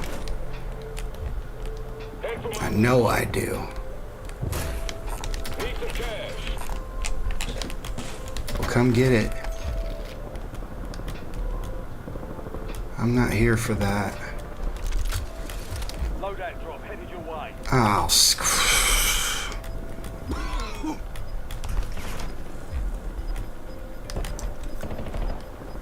I don't know if I'm gonna do this again. This is just stupid. It's not even worth it. You get like a stupid calling card.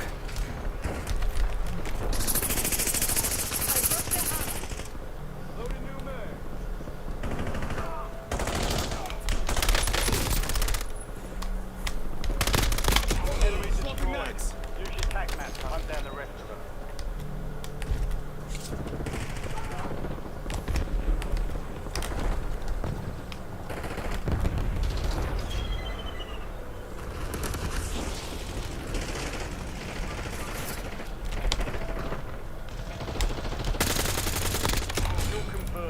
We've located the rest of them.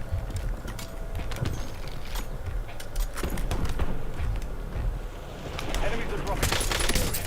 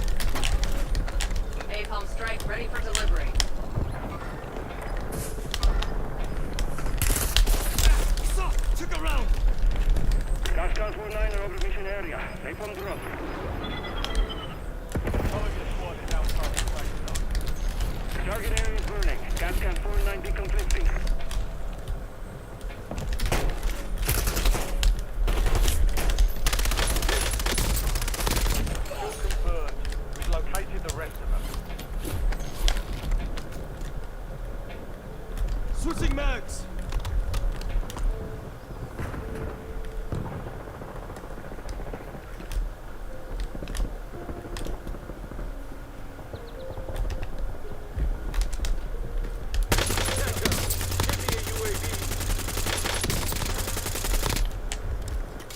Enemy destroyed. Use your tac map to hunt down the rest of them.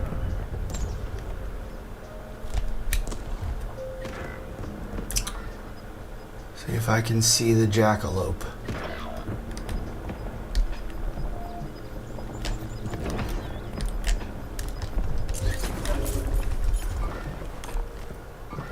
Your squad mate is redeployed. Well done. Target down. Marking the rest of them. Enemy dropping into the AO.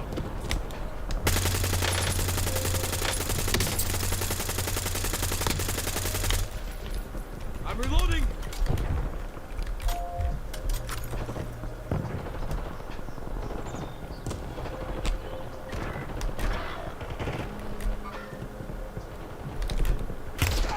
So, taking fire.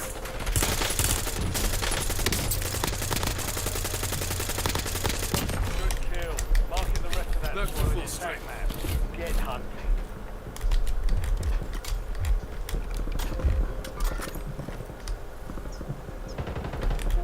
Your squad mate's back on station. Good work.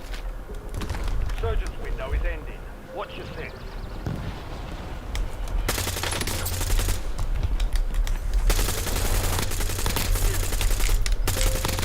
Half remaining operators from that squad. Hunt them down.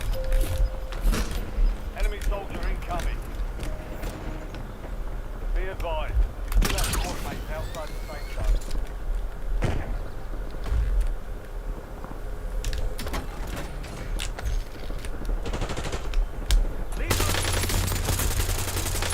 Reloading.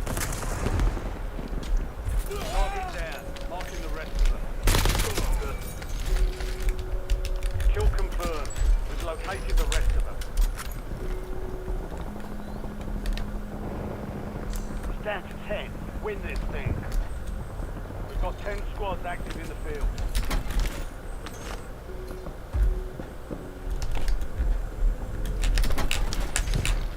LDBR salvo ready for launch.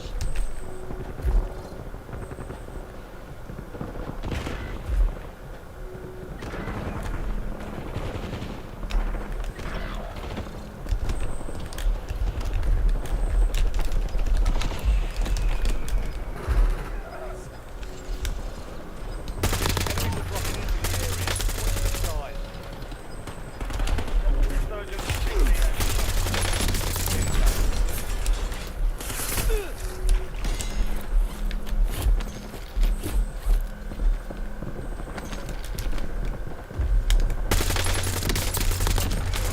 Swapping mags. Inbound.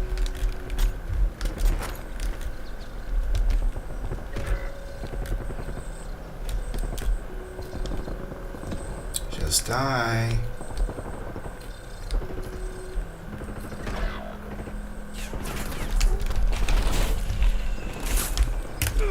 Taking enemy fire. Marking enemy.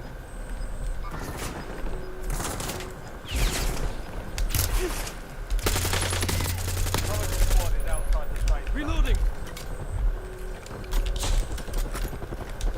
Your squad's in the top 5. 5 squads still operational in the AO.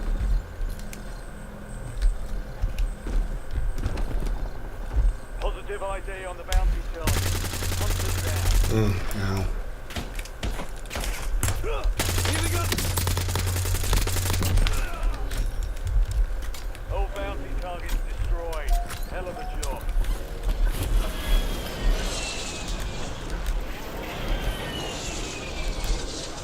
You're in the top 3. Don't let up now. 3 squads left in the war zone. Stay alert.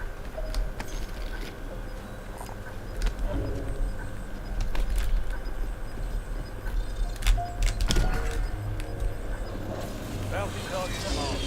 Kill them all. Fire me back. I'm ready. I see one. Swapping mags. Took a round.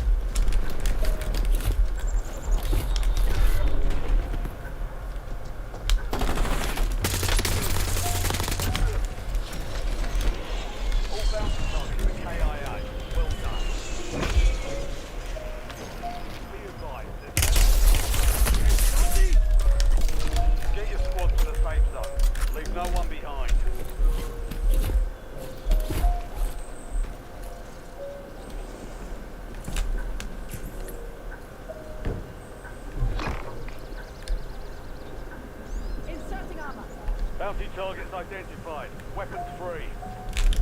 Flanking here. Enemy precision airstrike. Find cover.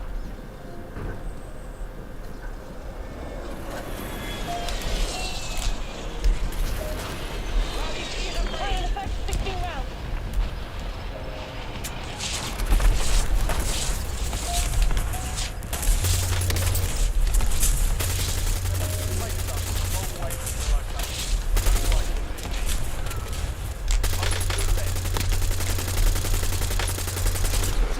Fire ineffective. Check target core. Primary objective complete. All targets eliminated.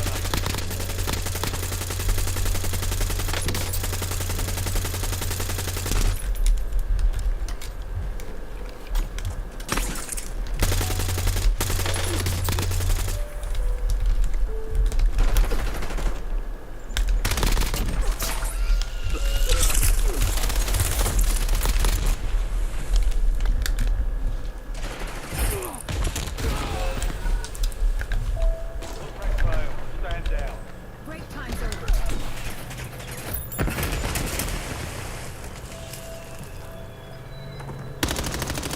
Oh my gosh, dude. Seriously?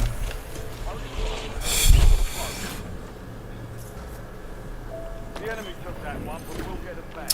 Did they? Or he gave it away. Oh my gosh. He used 2/3 of his bullets before he could even see the guy.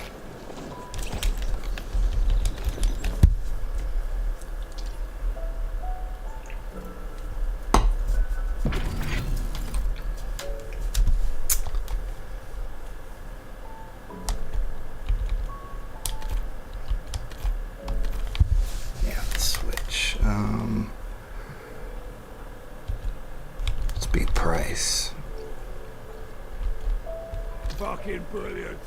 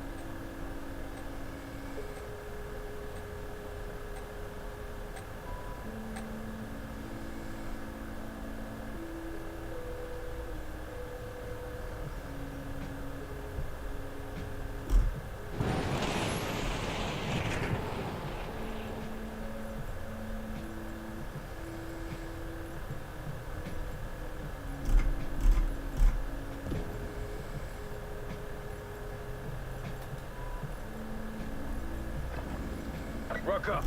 You're headed to the war zone.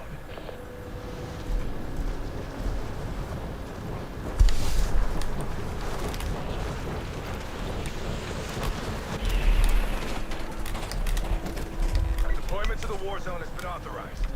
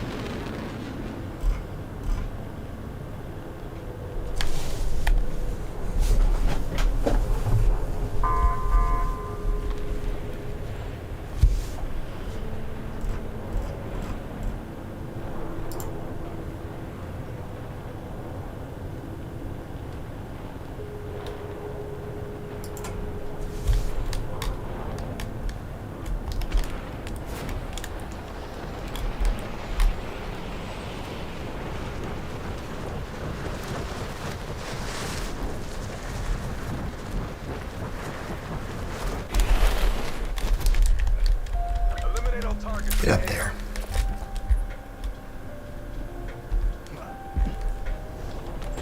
Like what I'm seeing, now just give me a gun.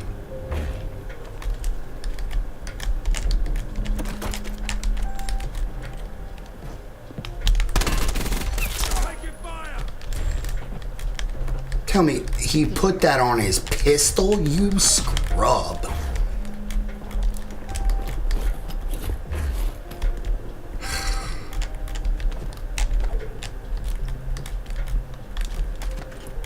Wasted.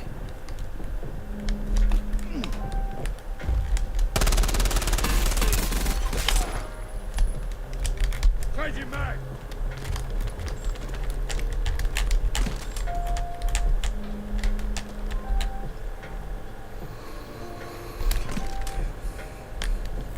No, I'm gonna keep what I had.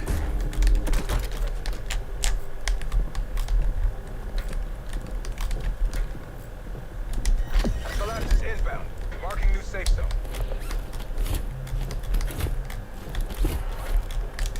I can't believe all that. That was wasted.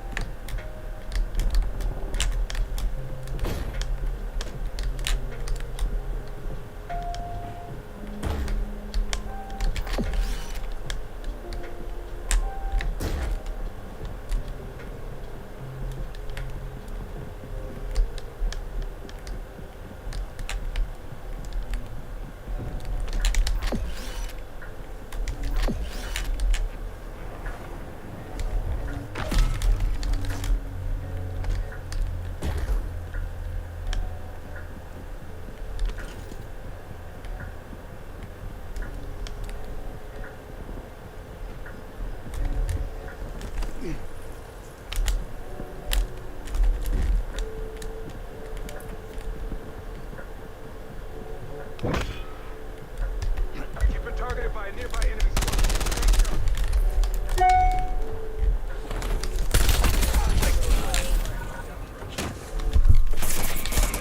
Dang it. This is Bravo 6. Just outplayed me. Better aim.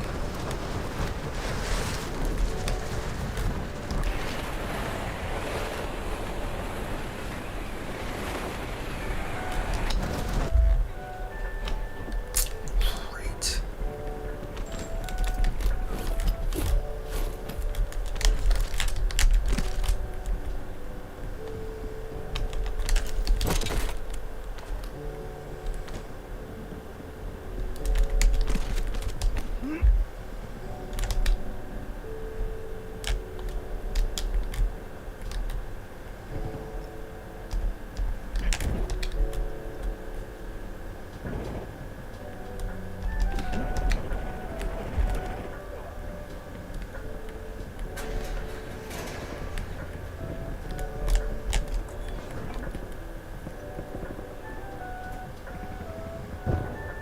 He's gotta know I'm here.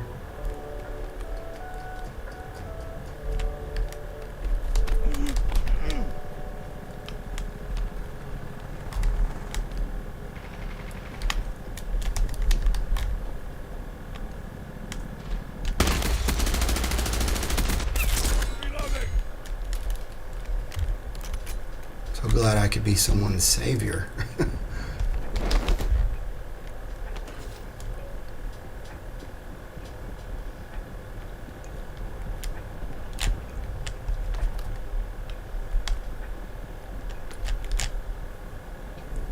Hostile cycle bombardment incoming. Stay in position, Delta.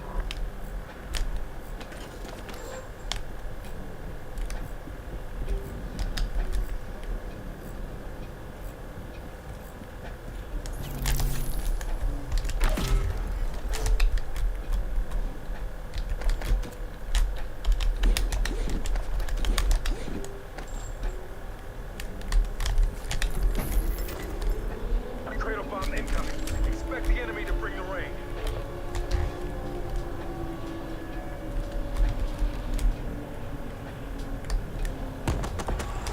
Detonated cradle bombs in the AO. Watch for chemical contamination.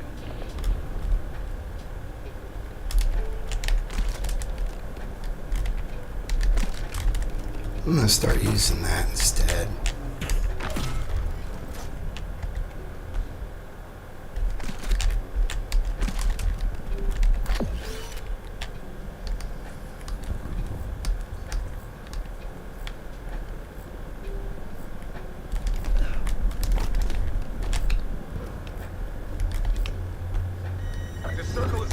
position.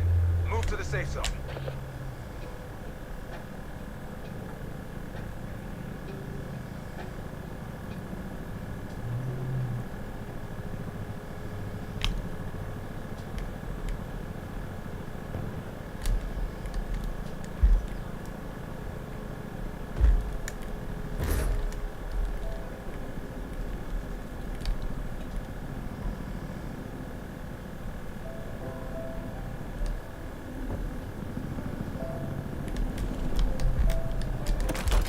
Kill surveillance drone detected in the area. Take it down. Cradle bomb is clearing, but we received intel there's valuable supplies in the blast zone.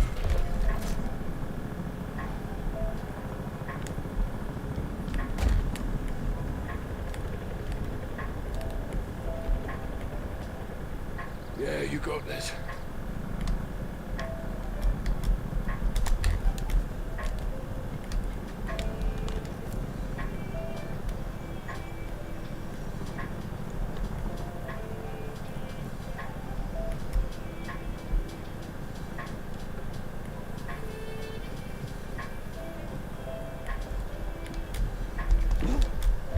Hostile site bombardment incoming. Stay in position, yo.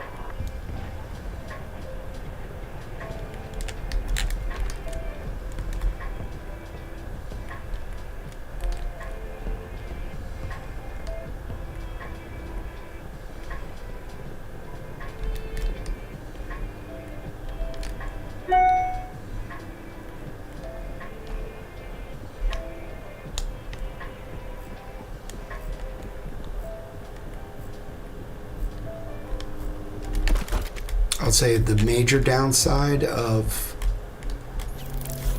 the LMGs is they do require upgrades to be I think more than S&.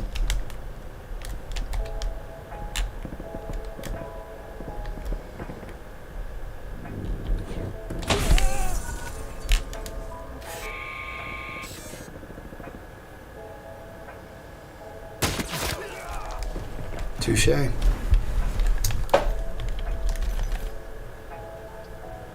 Not much I can do about that. I heard him,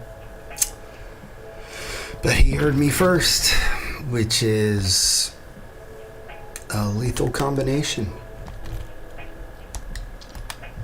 All right, price. What else you got?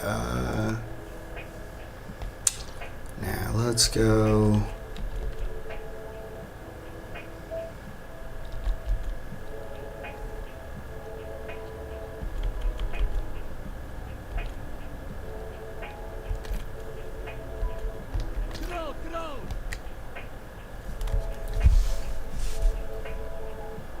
Oh yeah, what did I do wrong on that Kagan skin? Did everything right.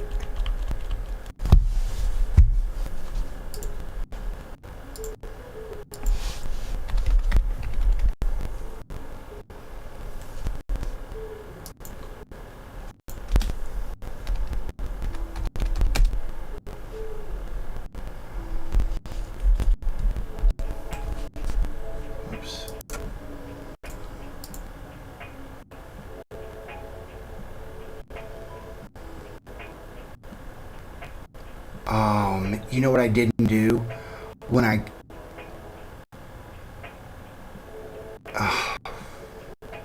is I didn't collect the uplink device. So it didn't bug. I just did it wrong.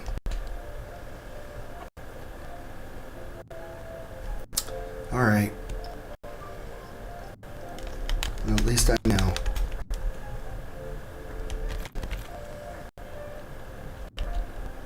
I think I'm gonna go with handler.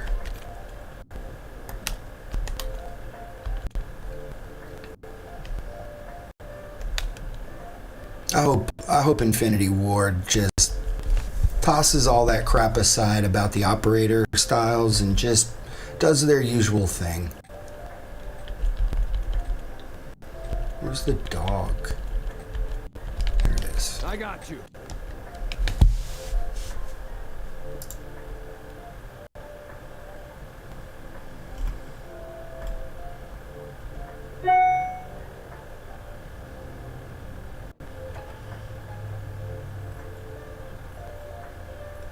And you must remain in the match until the final results screen. That, you know what, I may have gotten it.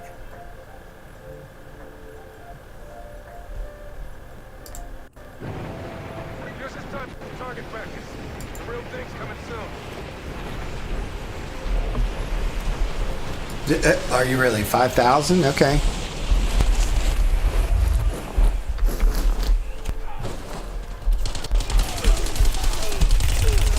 I'll take 5,000. That would really help me out.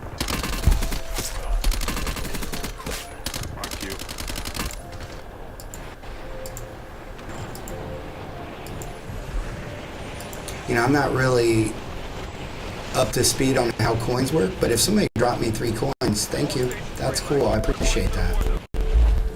Enemies are dropping into the area. Watch the skies. On TikTok, by the way. That's what I was talking about. I mean, I'll tell you, I'm going to get addicted to DMZ. That's something that could push me into 50%, a 50% split between Modern Warfare 4 and GTA 6.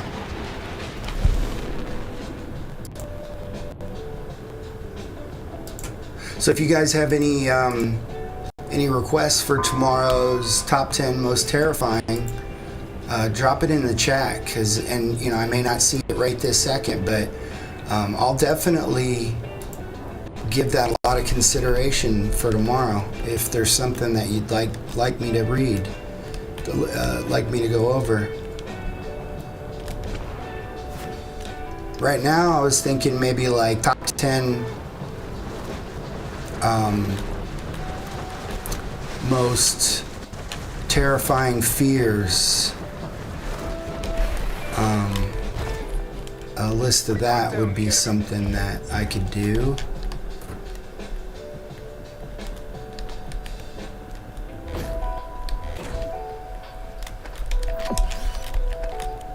But yeah, if you have any requests, just let me know.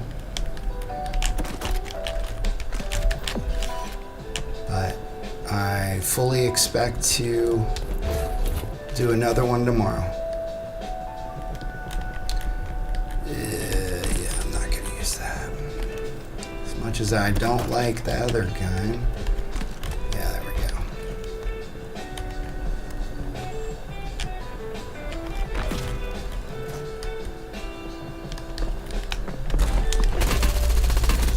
What are you gonna do? You can get a bullet on me. It doesn't matter. I'm not gonna be keeping that anyway. Was there a lethal? No. Yeah. Got a collapse moving in.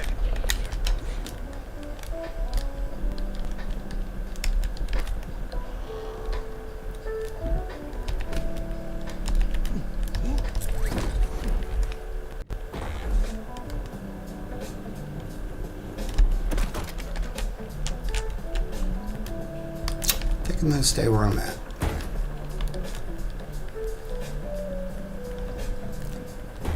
I like having the extra range.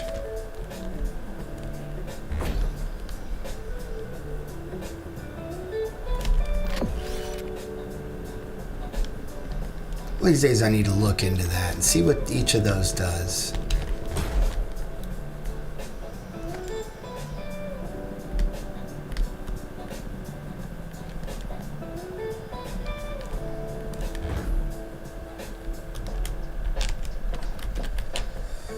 That's tough. I'm gonna go with that. No. I always use it, so I'm gonna go back. Try something different.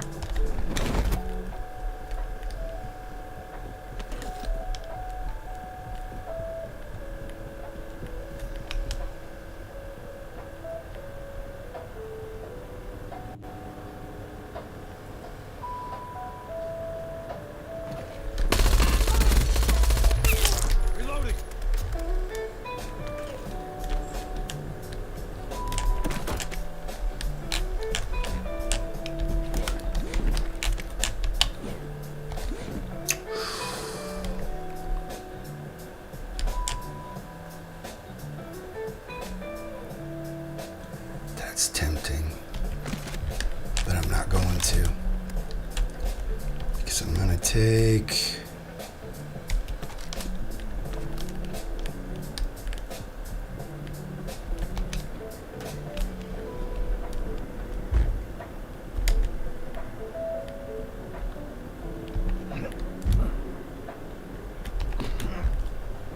Intel is tracking a guild surveillance drone in your AO. Eliminate it.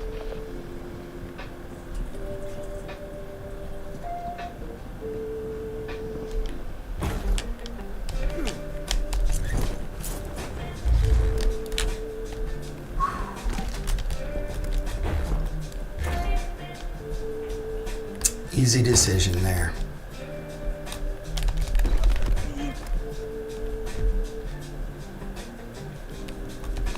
But like I said, you gotta upgrade it. Otherwise it's all over the place.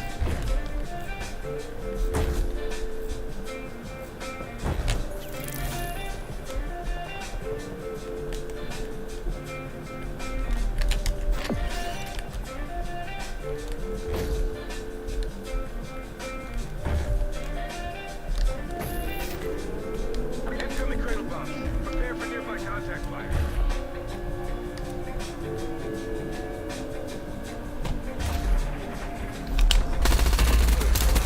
Wow. I was wondering who was opening these doors. Loading.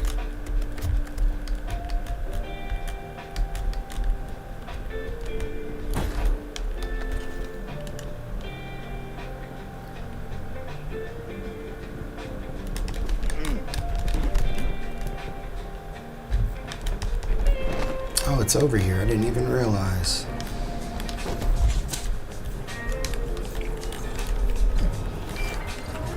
Terminal located. Use it to hunt down and eliminate threats. Who is shooting at me?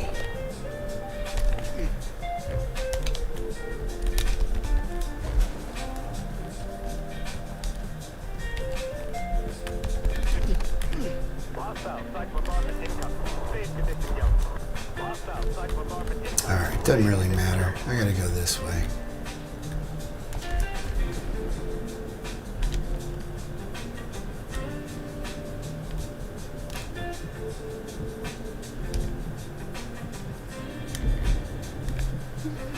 Cradle bomb hazard decreasing. Sweep for supplies.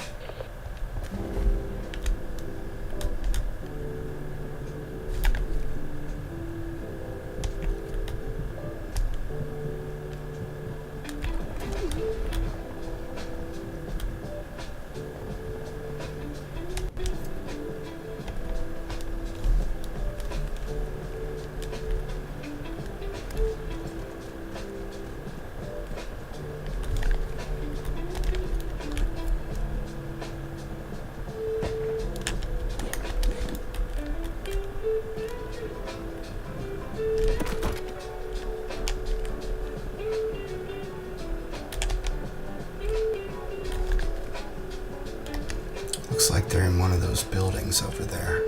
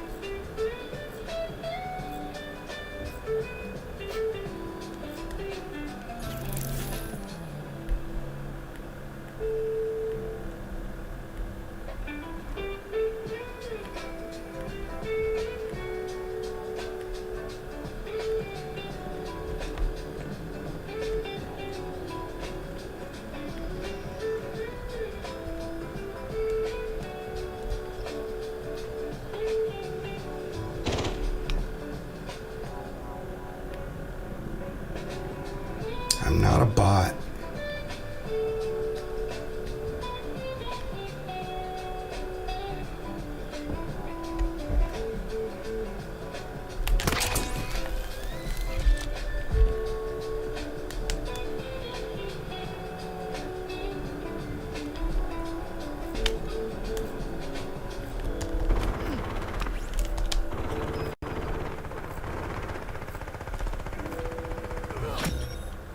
Dang it. Circle is closing in.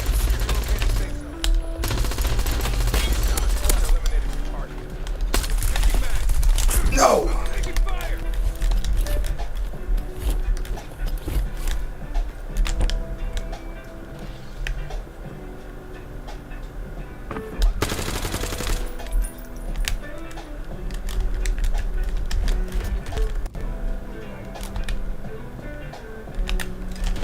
Throwing grenade.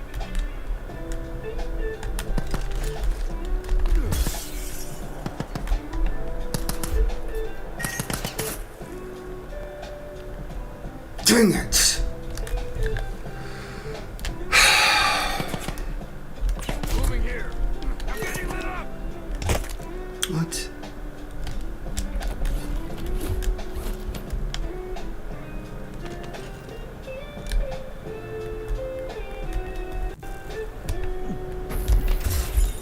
A cradle bomb is being deployed to the war zone. Eyes up, soldier.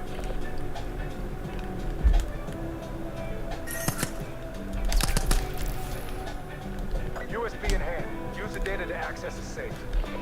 Intel reports detonation of cradle bombs in the AO. Stay tight.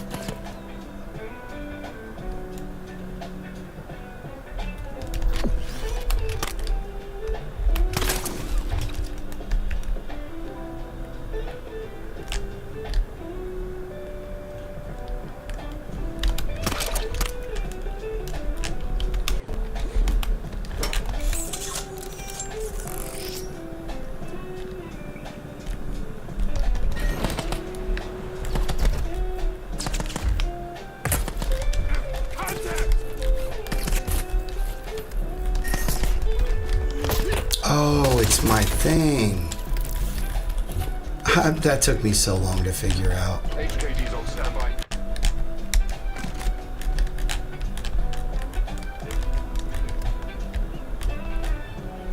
Cannot figure out what the heck was going on.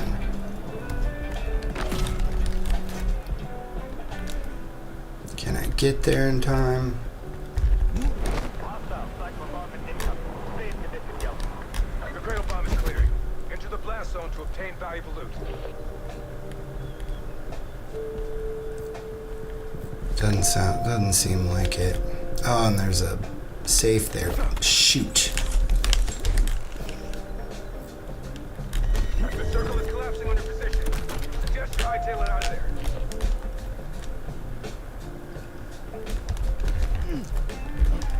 Field surveillance drones detected in the area. Take them down.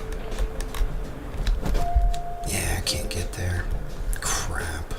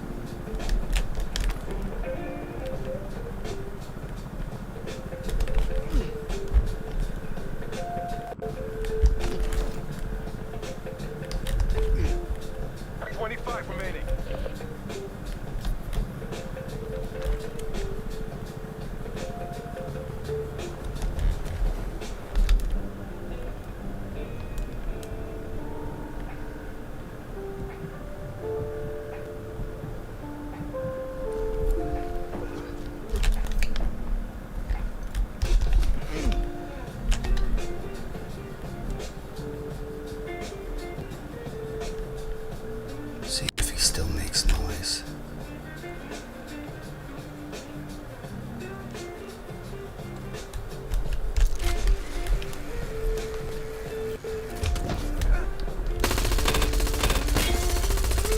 Switching mags.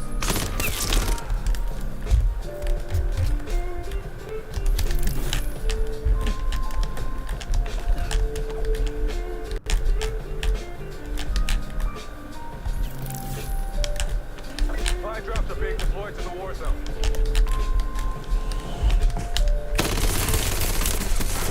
Oh, bless. What the heck?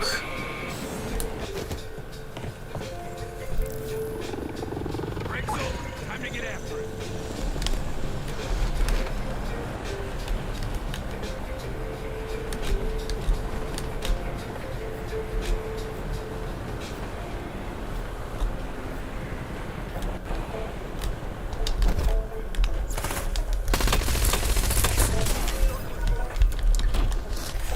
nothing else for me to play for anyway.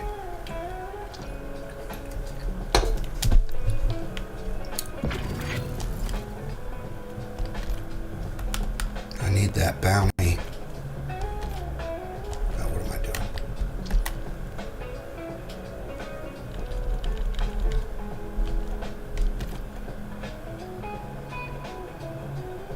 Too afraid to get some blood on my hands.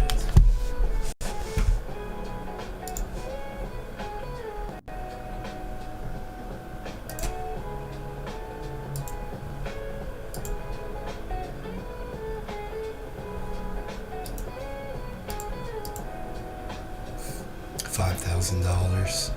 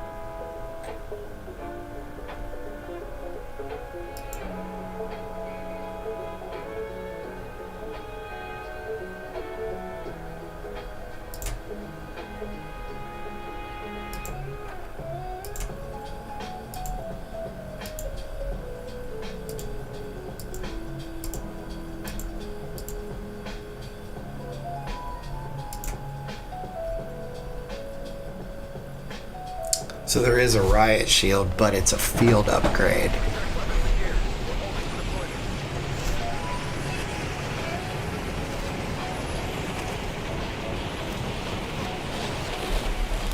Oh, I love that they're getting rid of factions.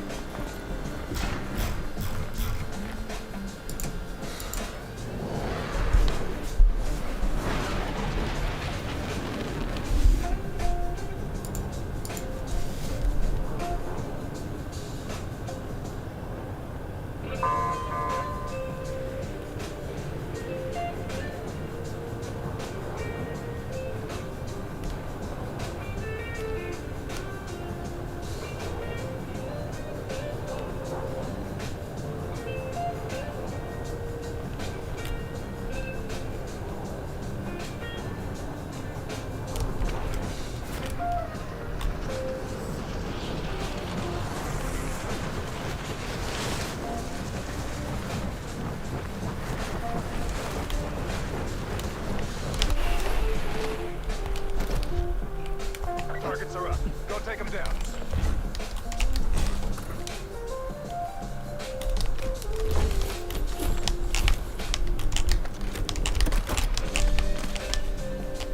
All CXD ready.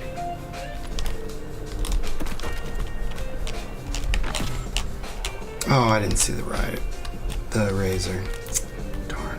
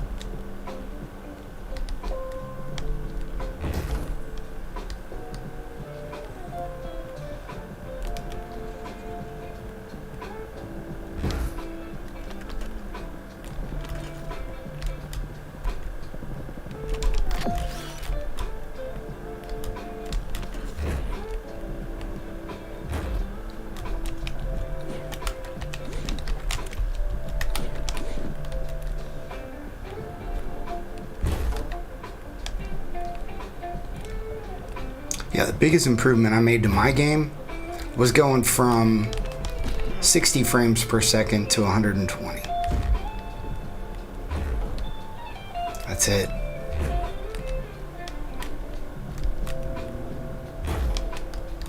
If you're still playing on 60, the guy that was like laying in the room when I ran past him and he didn't respond, that's the difference.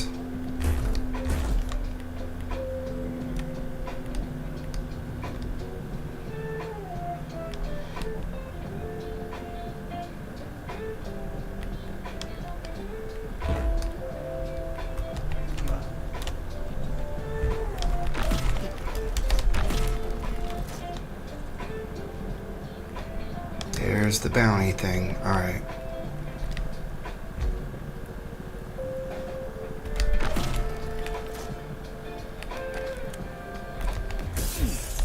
Come on, give me something other than assault rifles. I mean, SMGs.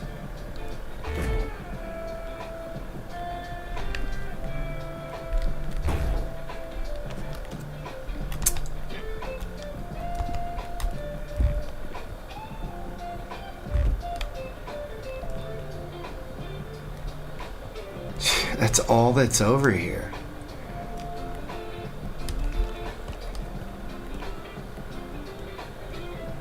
SMGs and pistols.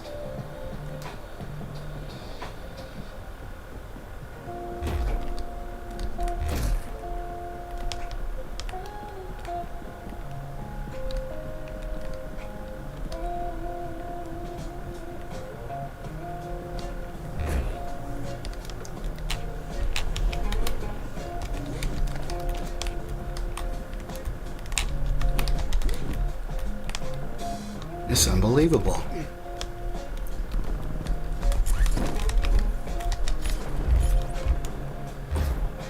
There we go.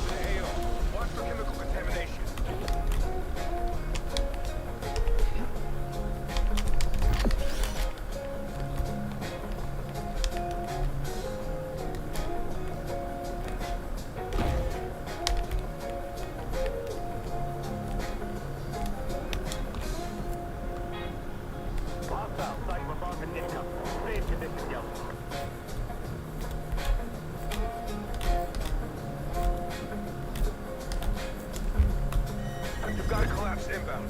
Safe zone relocated.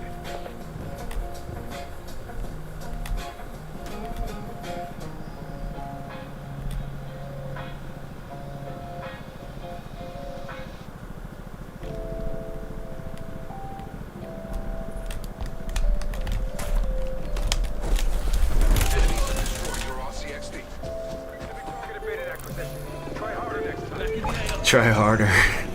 It's true. That was pathetic. What was I thinking? Man. Sometimes, I mean, there are a handful of decisions throughout each day that I make that I just hate myself for. Hey, that's the difference between being a streamer and a recorder. So when you make stupid decisions, you look stupid.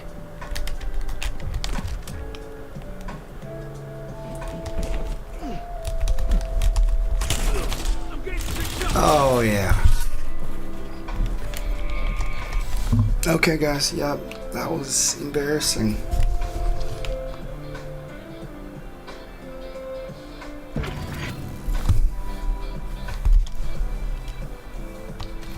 This morning was embarrassing, and that was embarrassing.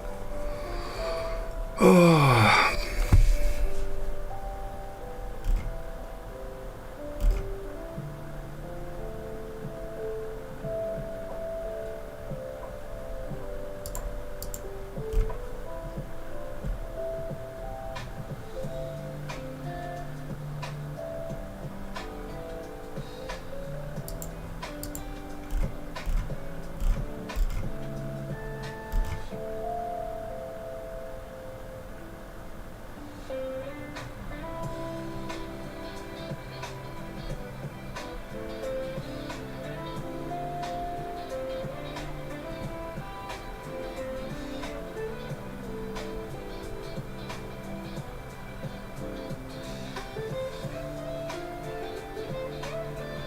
Okay, this might be my, like, I've got one more good one.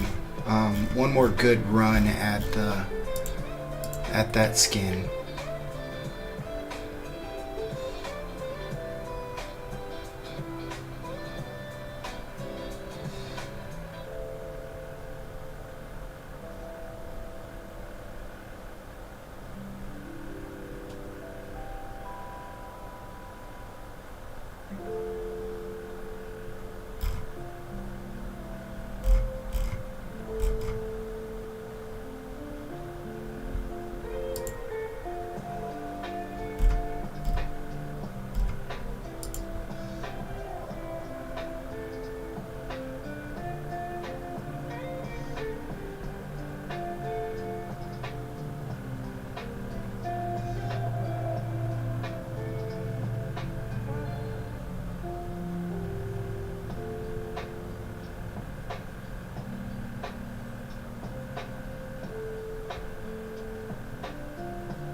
That's pretty cool.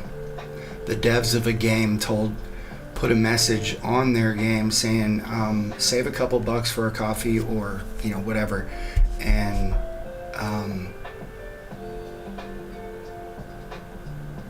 but because there's an upcoming sale. And if you haven't bought the game yet, don't buy it yet. It's going on sale.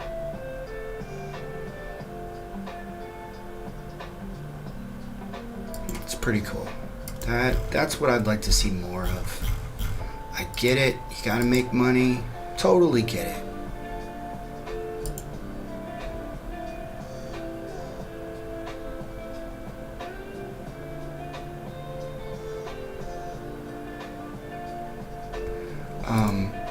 But there's ways to make money outside of ripping people off who want to buy your game.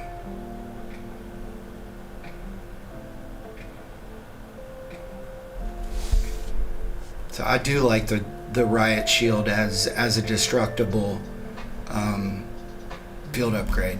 I do. I think that's pretty cool.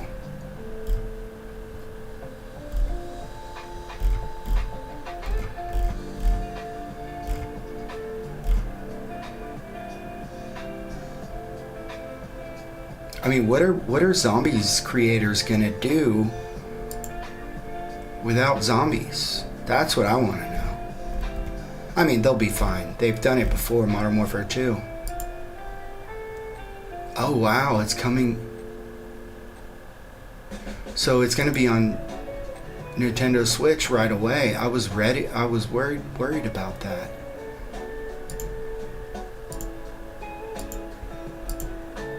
Wow. Oops, I didn't mean to do that.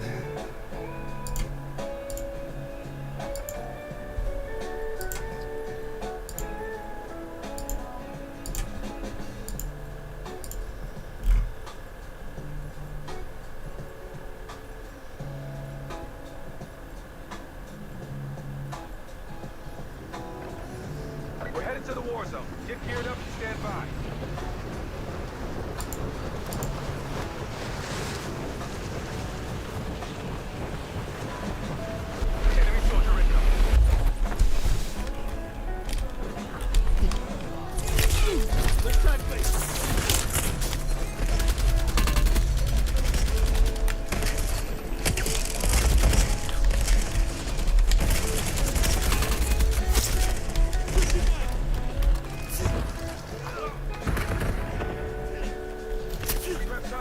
Too late. Now he's deployed to the war zone.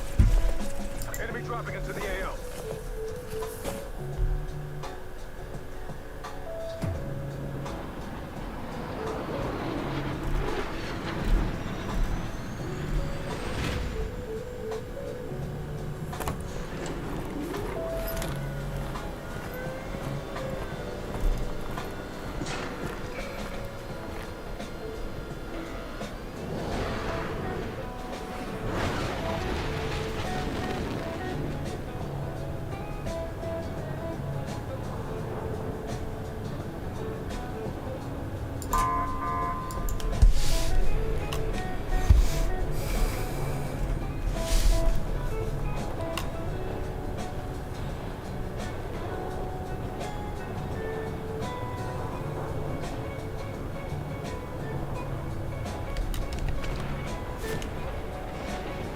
Wonder where I'll go. No, I'm kidding.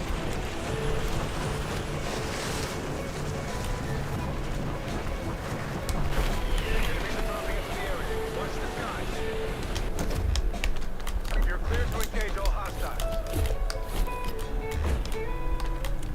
Nada. Come on.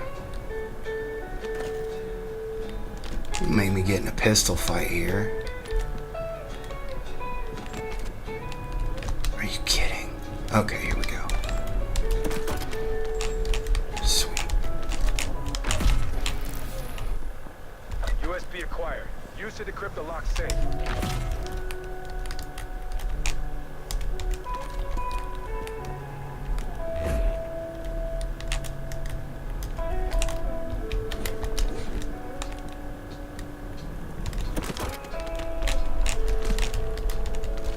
Oops. Where'd my gun? Do I have 3 again? That's crazy. I don't know why it does that. I guess it's a bug. Unless it's this thing, this perk I just picked up.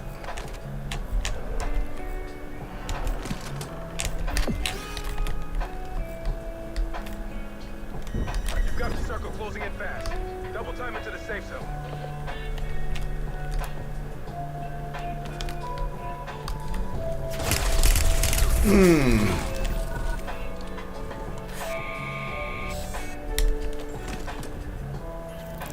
Didn't hear him, didn't see him. There wasn't anything I could do there.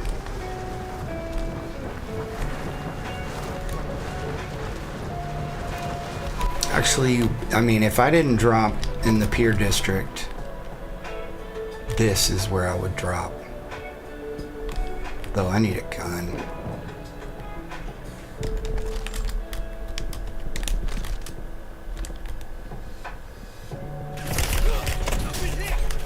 It's not going to be a good match.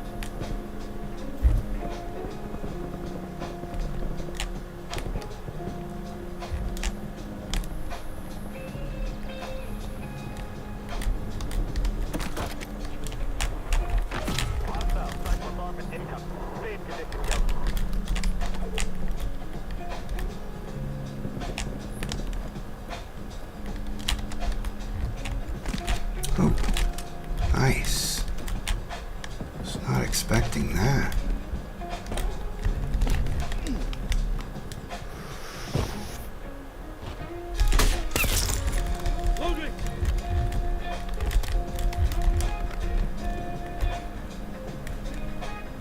Hostile, site bombardment incoming. Stay in condition, Delta.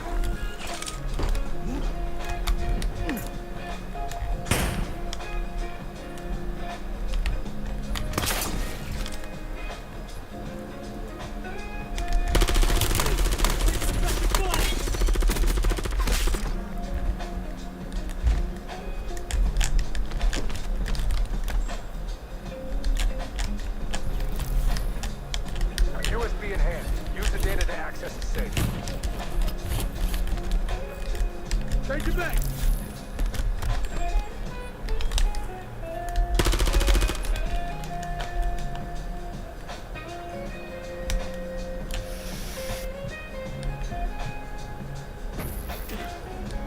Cradle bomb incoming. Expect the enemy to bring the rain.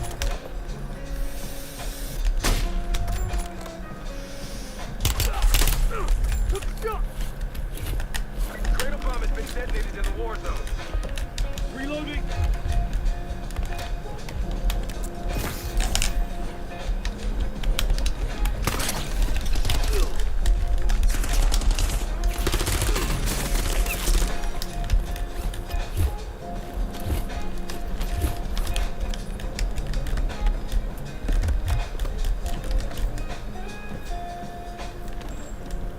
Hostile, site bombardment incoming. Stay in condition, Delta. This area is hot. Collapse is inbound.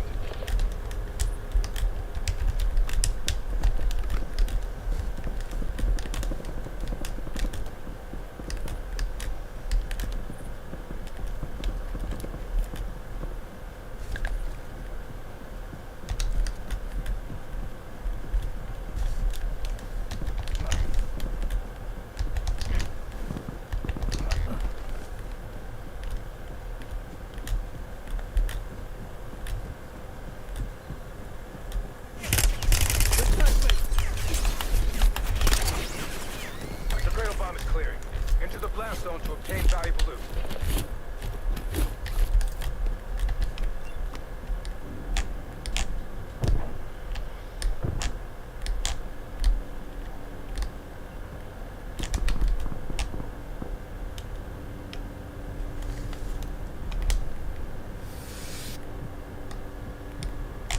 I think I'm looking in the wrong direction, honestly.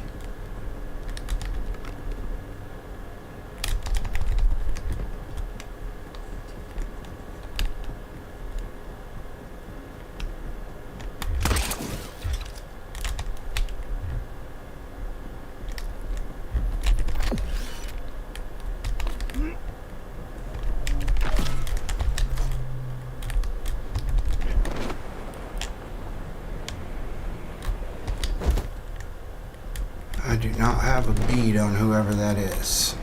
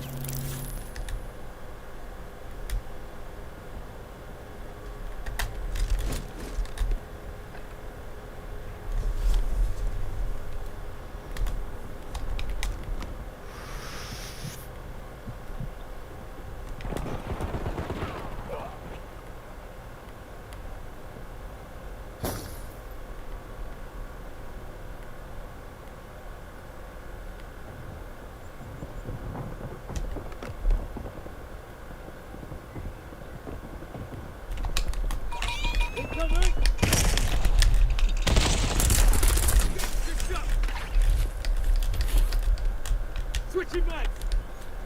It's my last armor plate. Daggone it.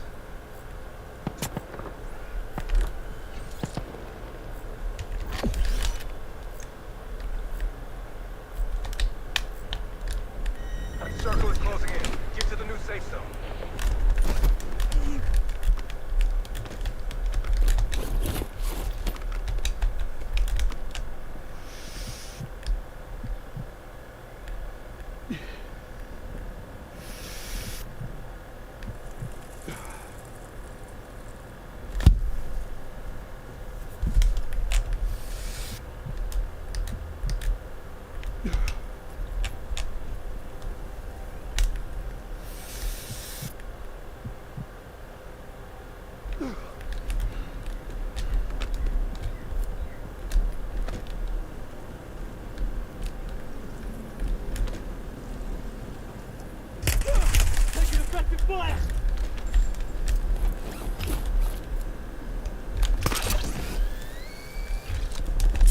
Oh.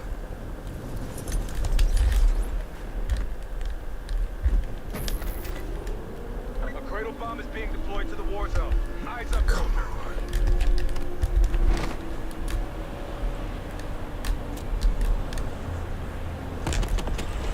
Intel reports detonation of cradle bombs in the AO. Stay tight.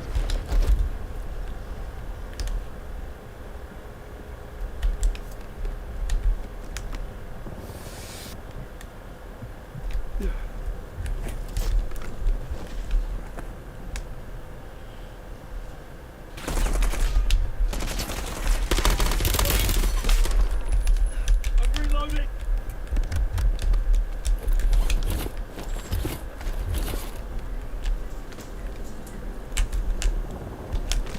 Gotta.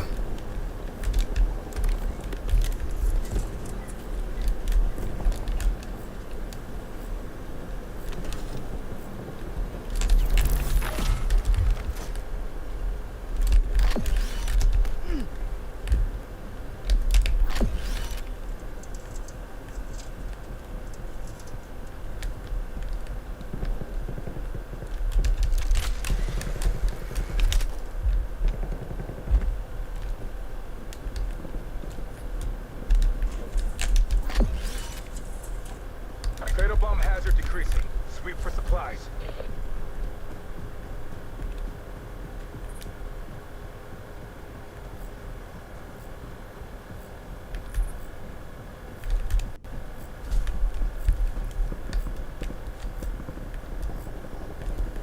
Keep clear of the circle. Get to the safe zone.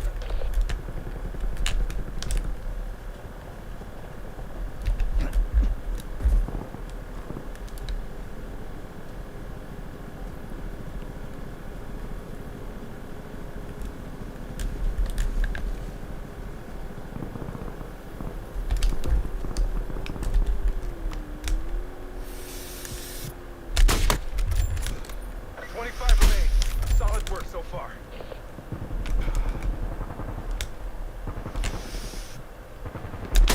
This one's done in.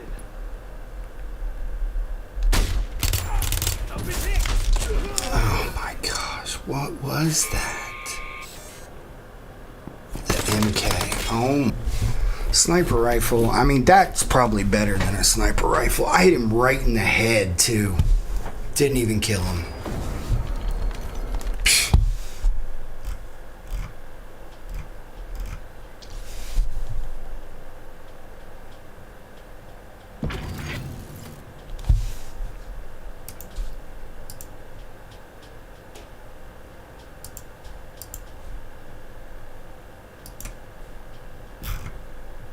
Okay, that's going to be it for me today, guys. Really appreciate you hanging around.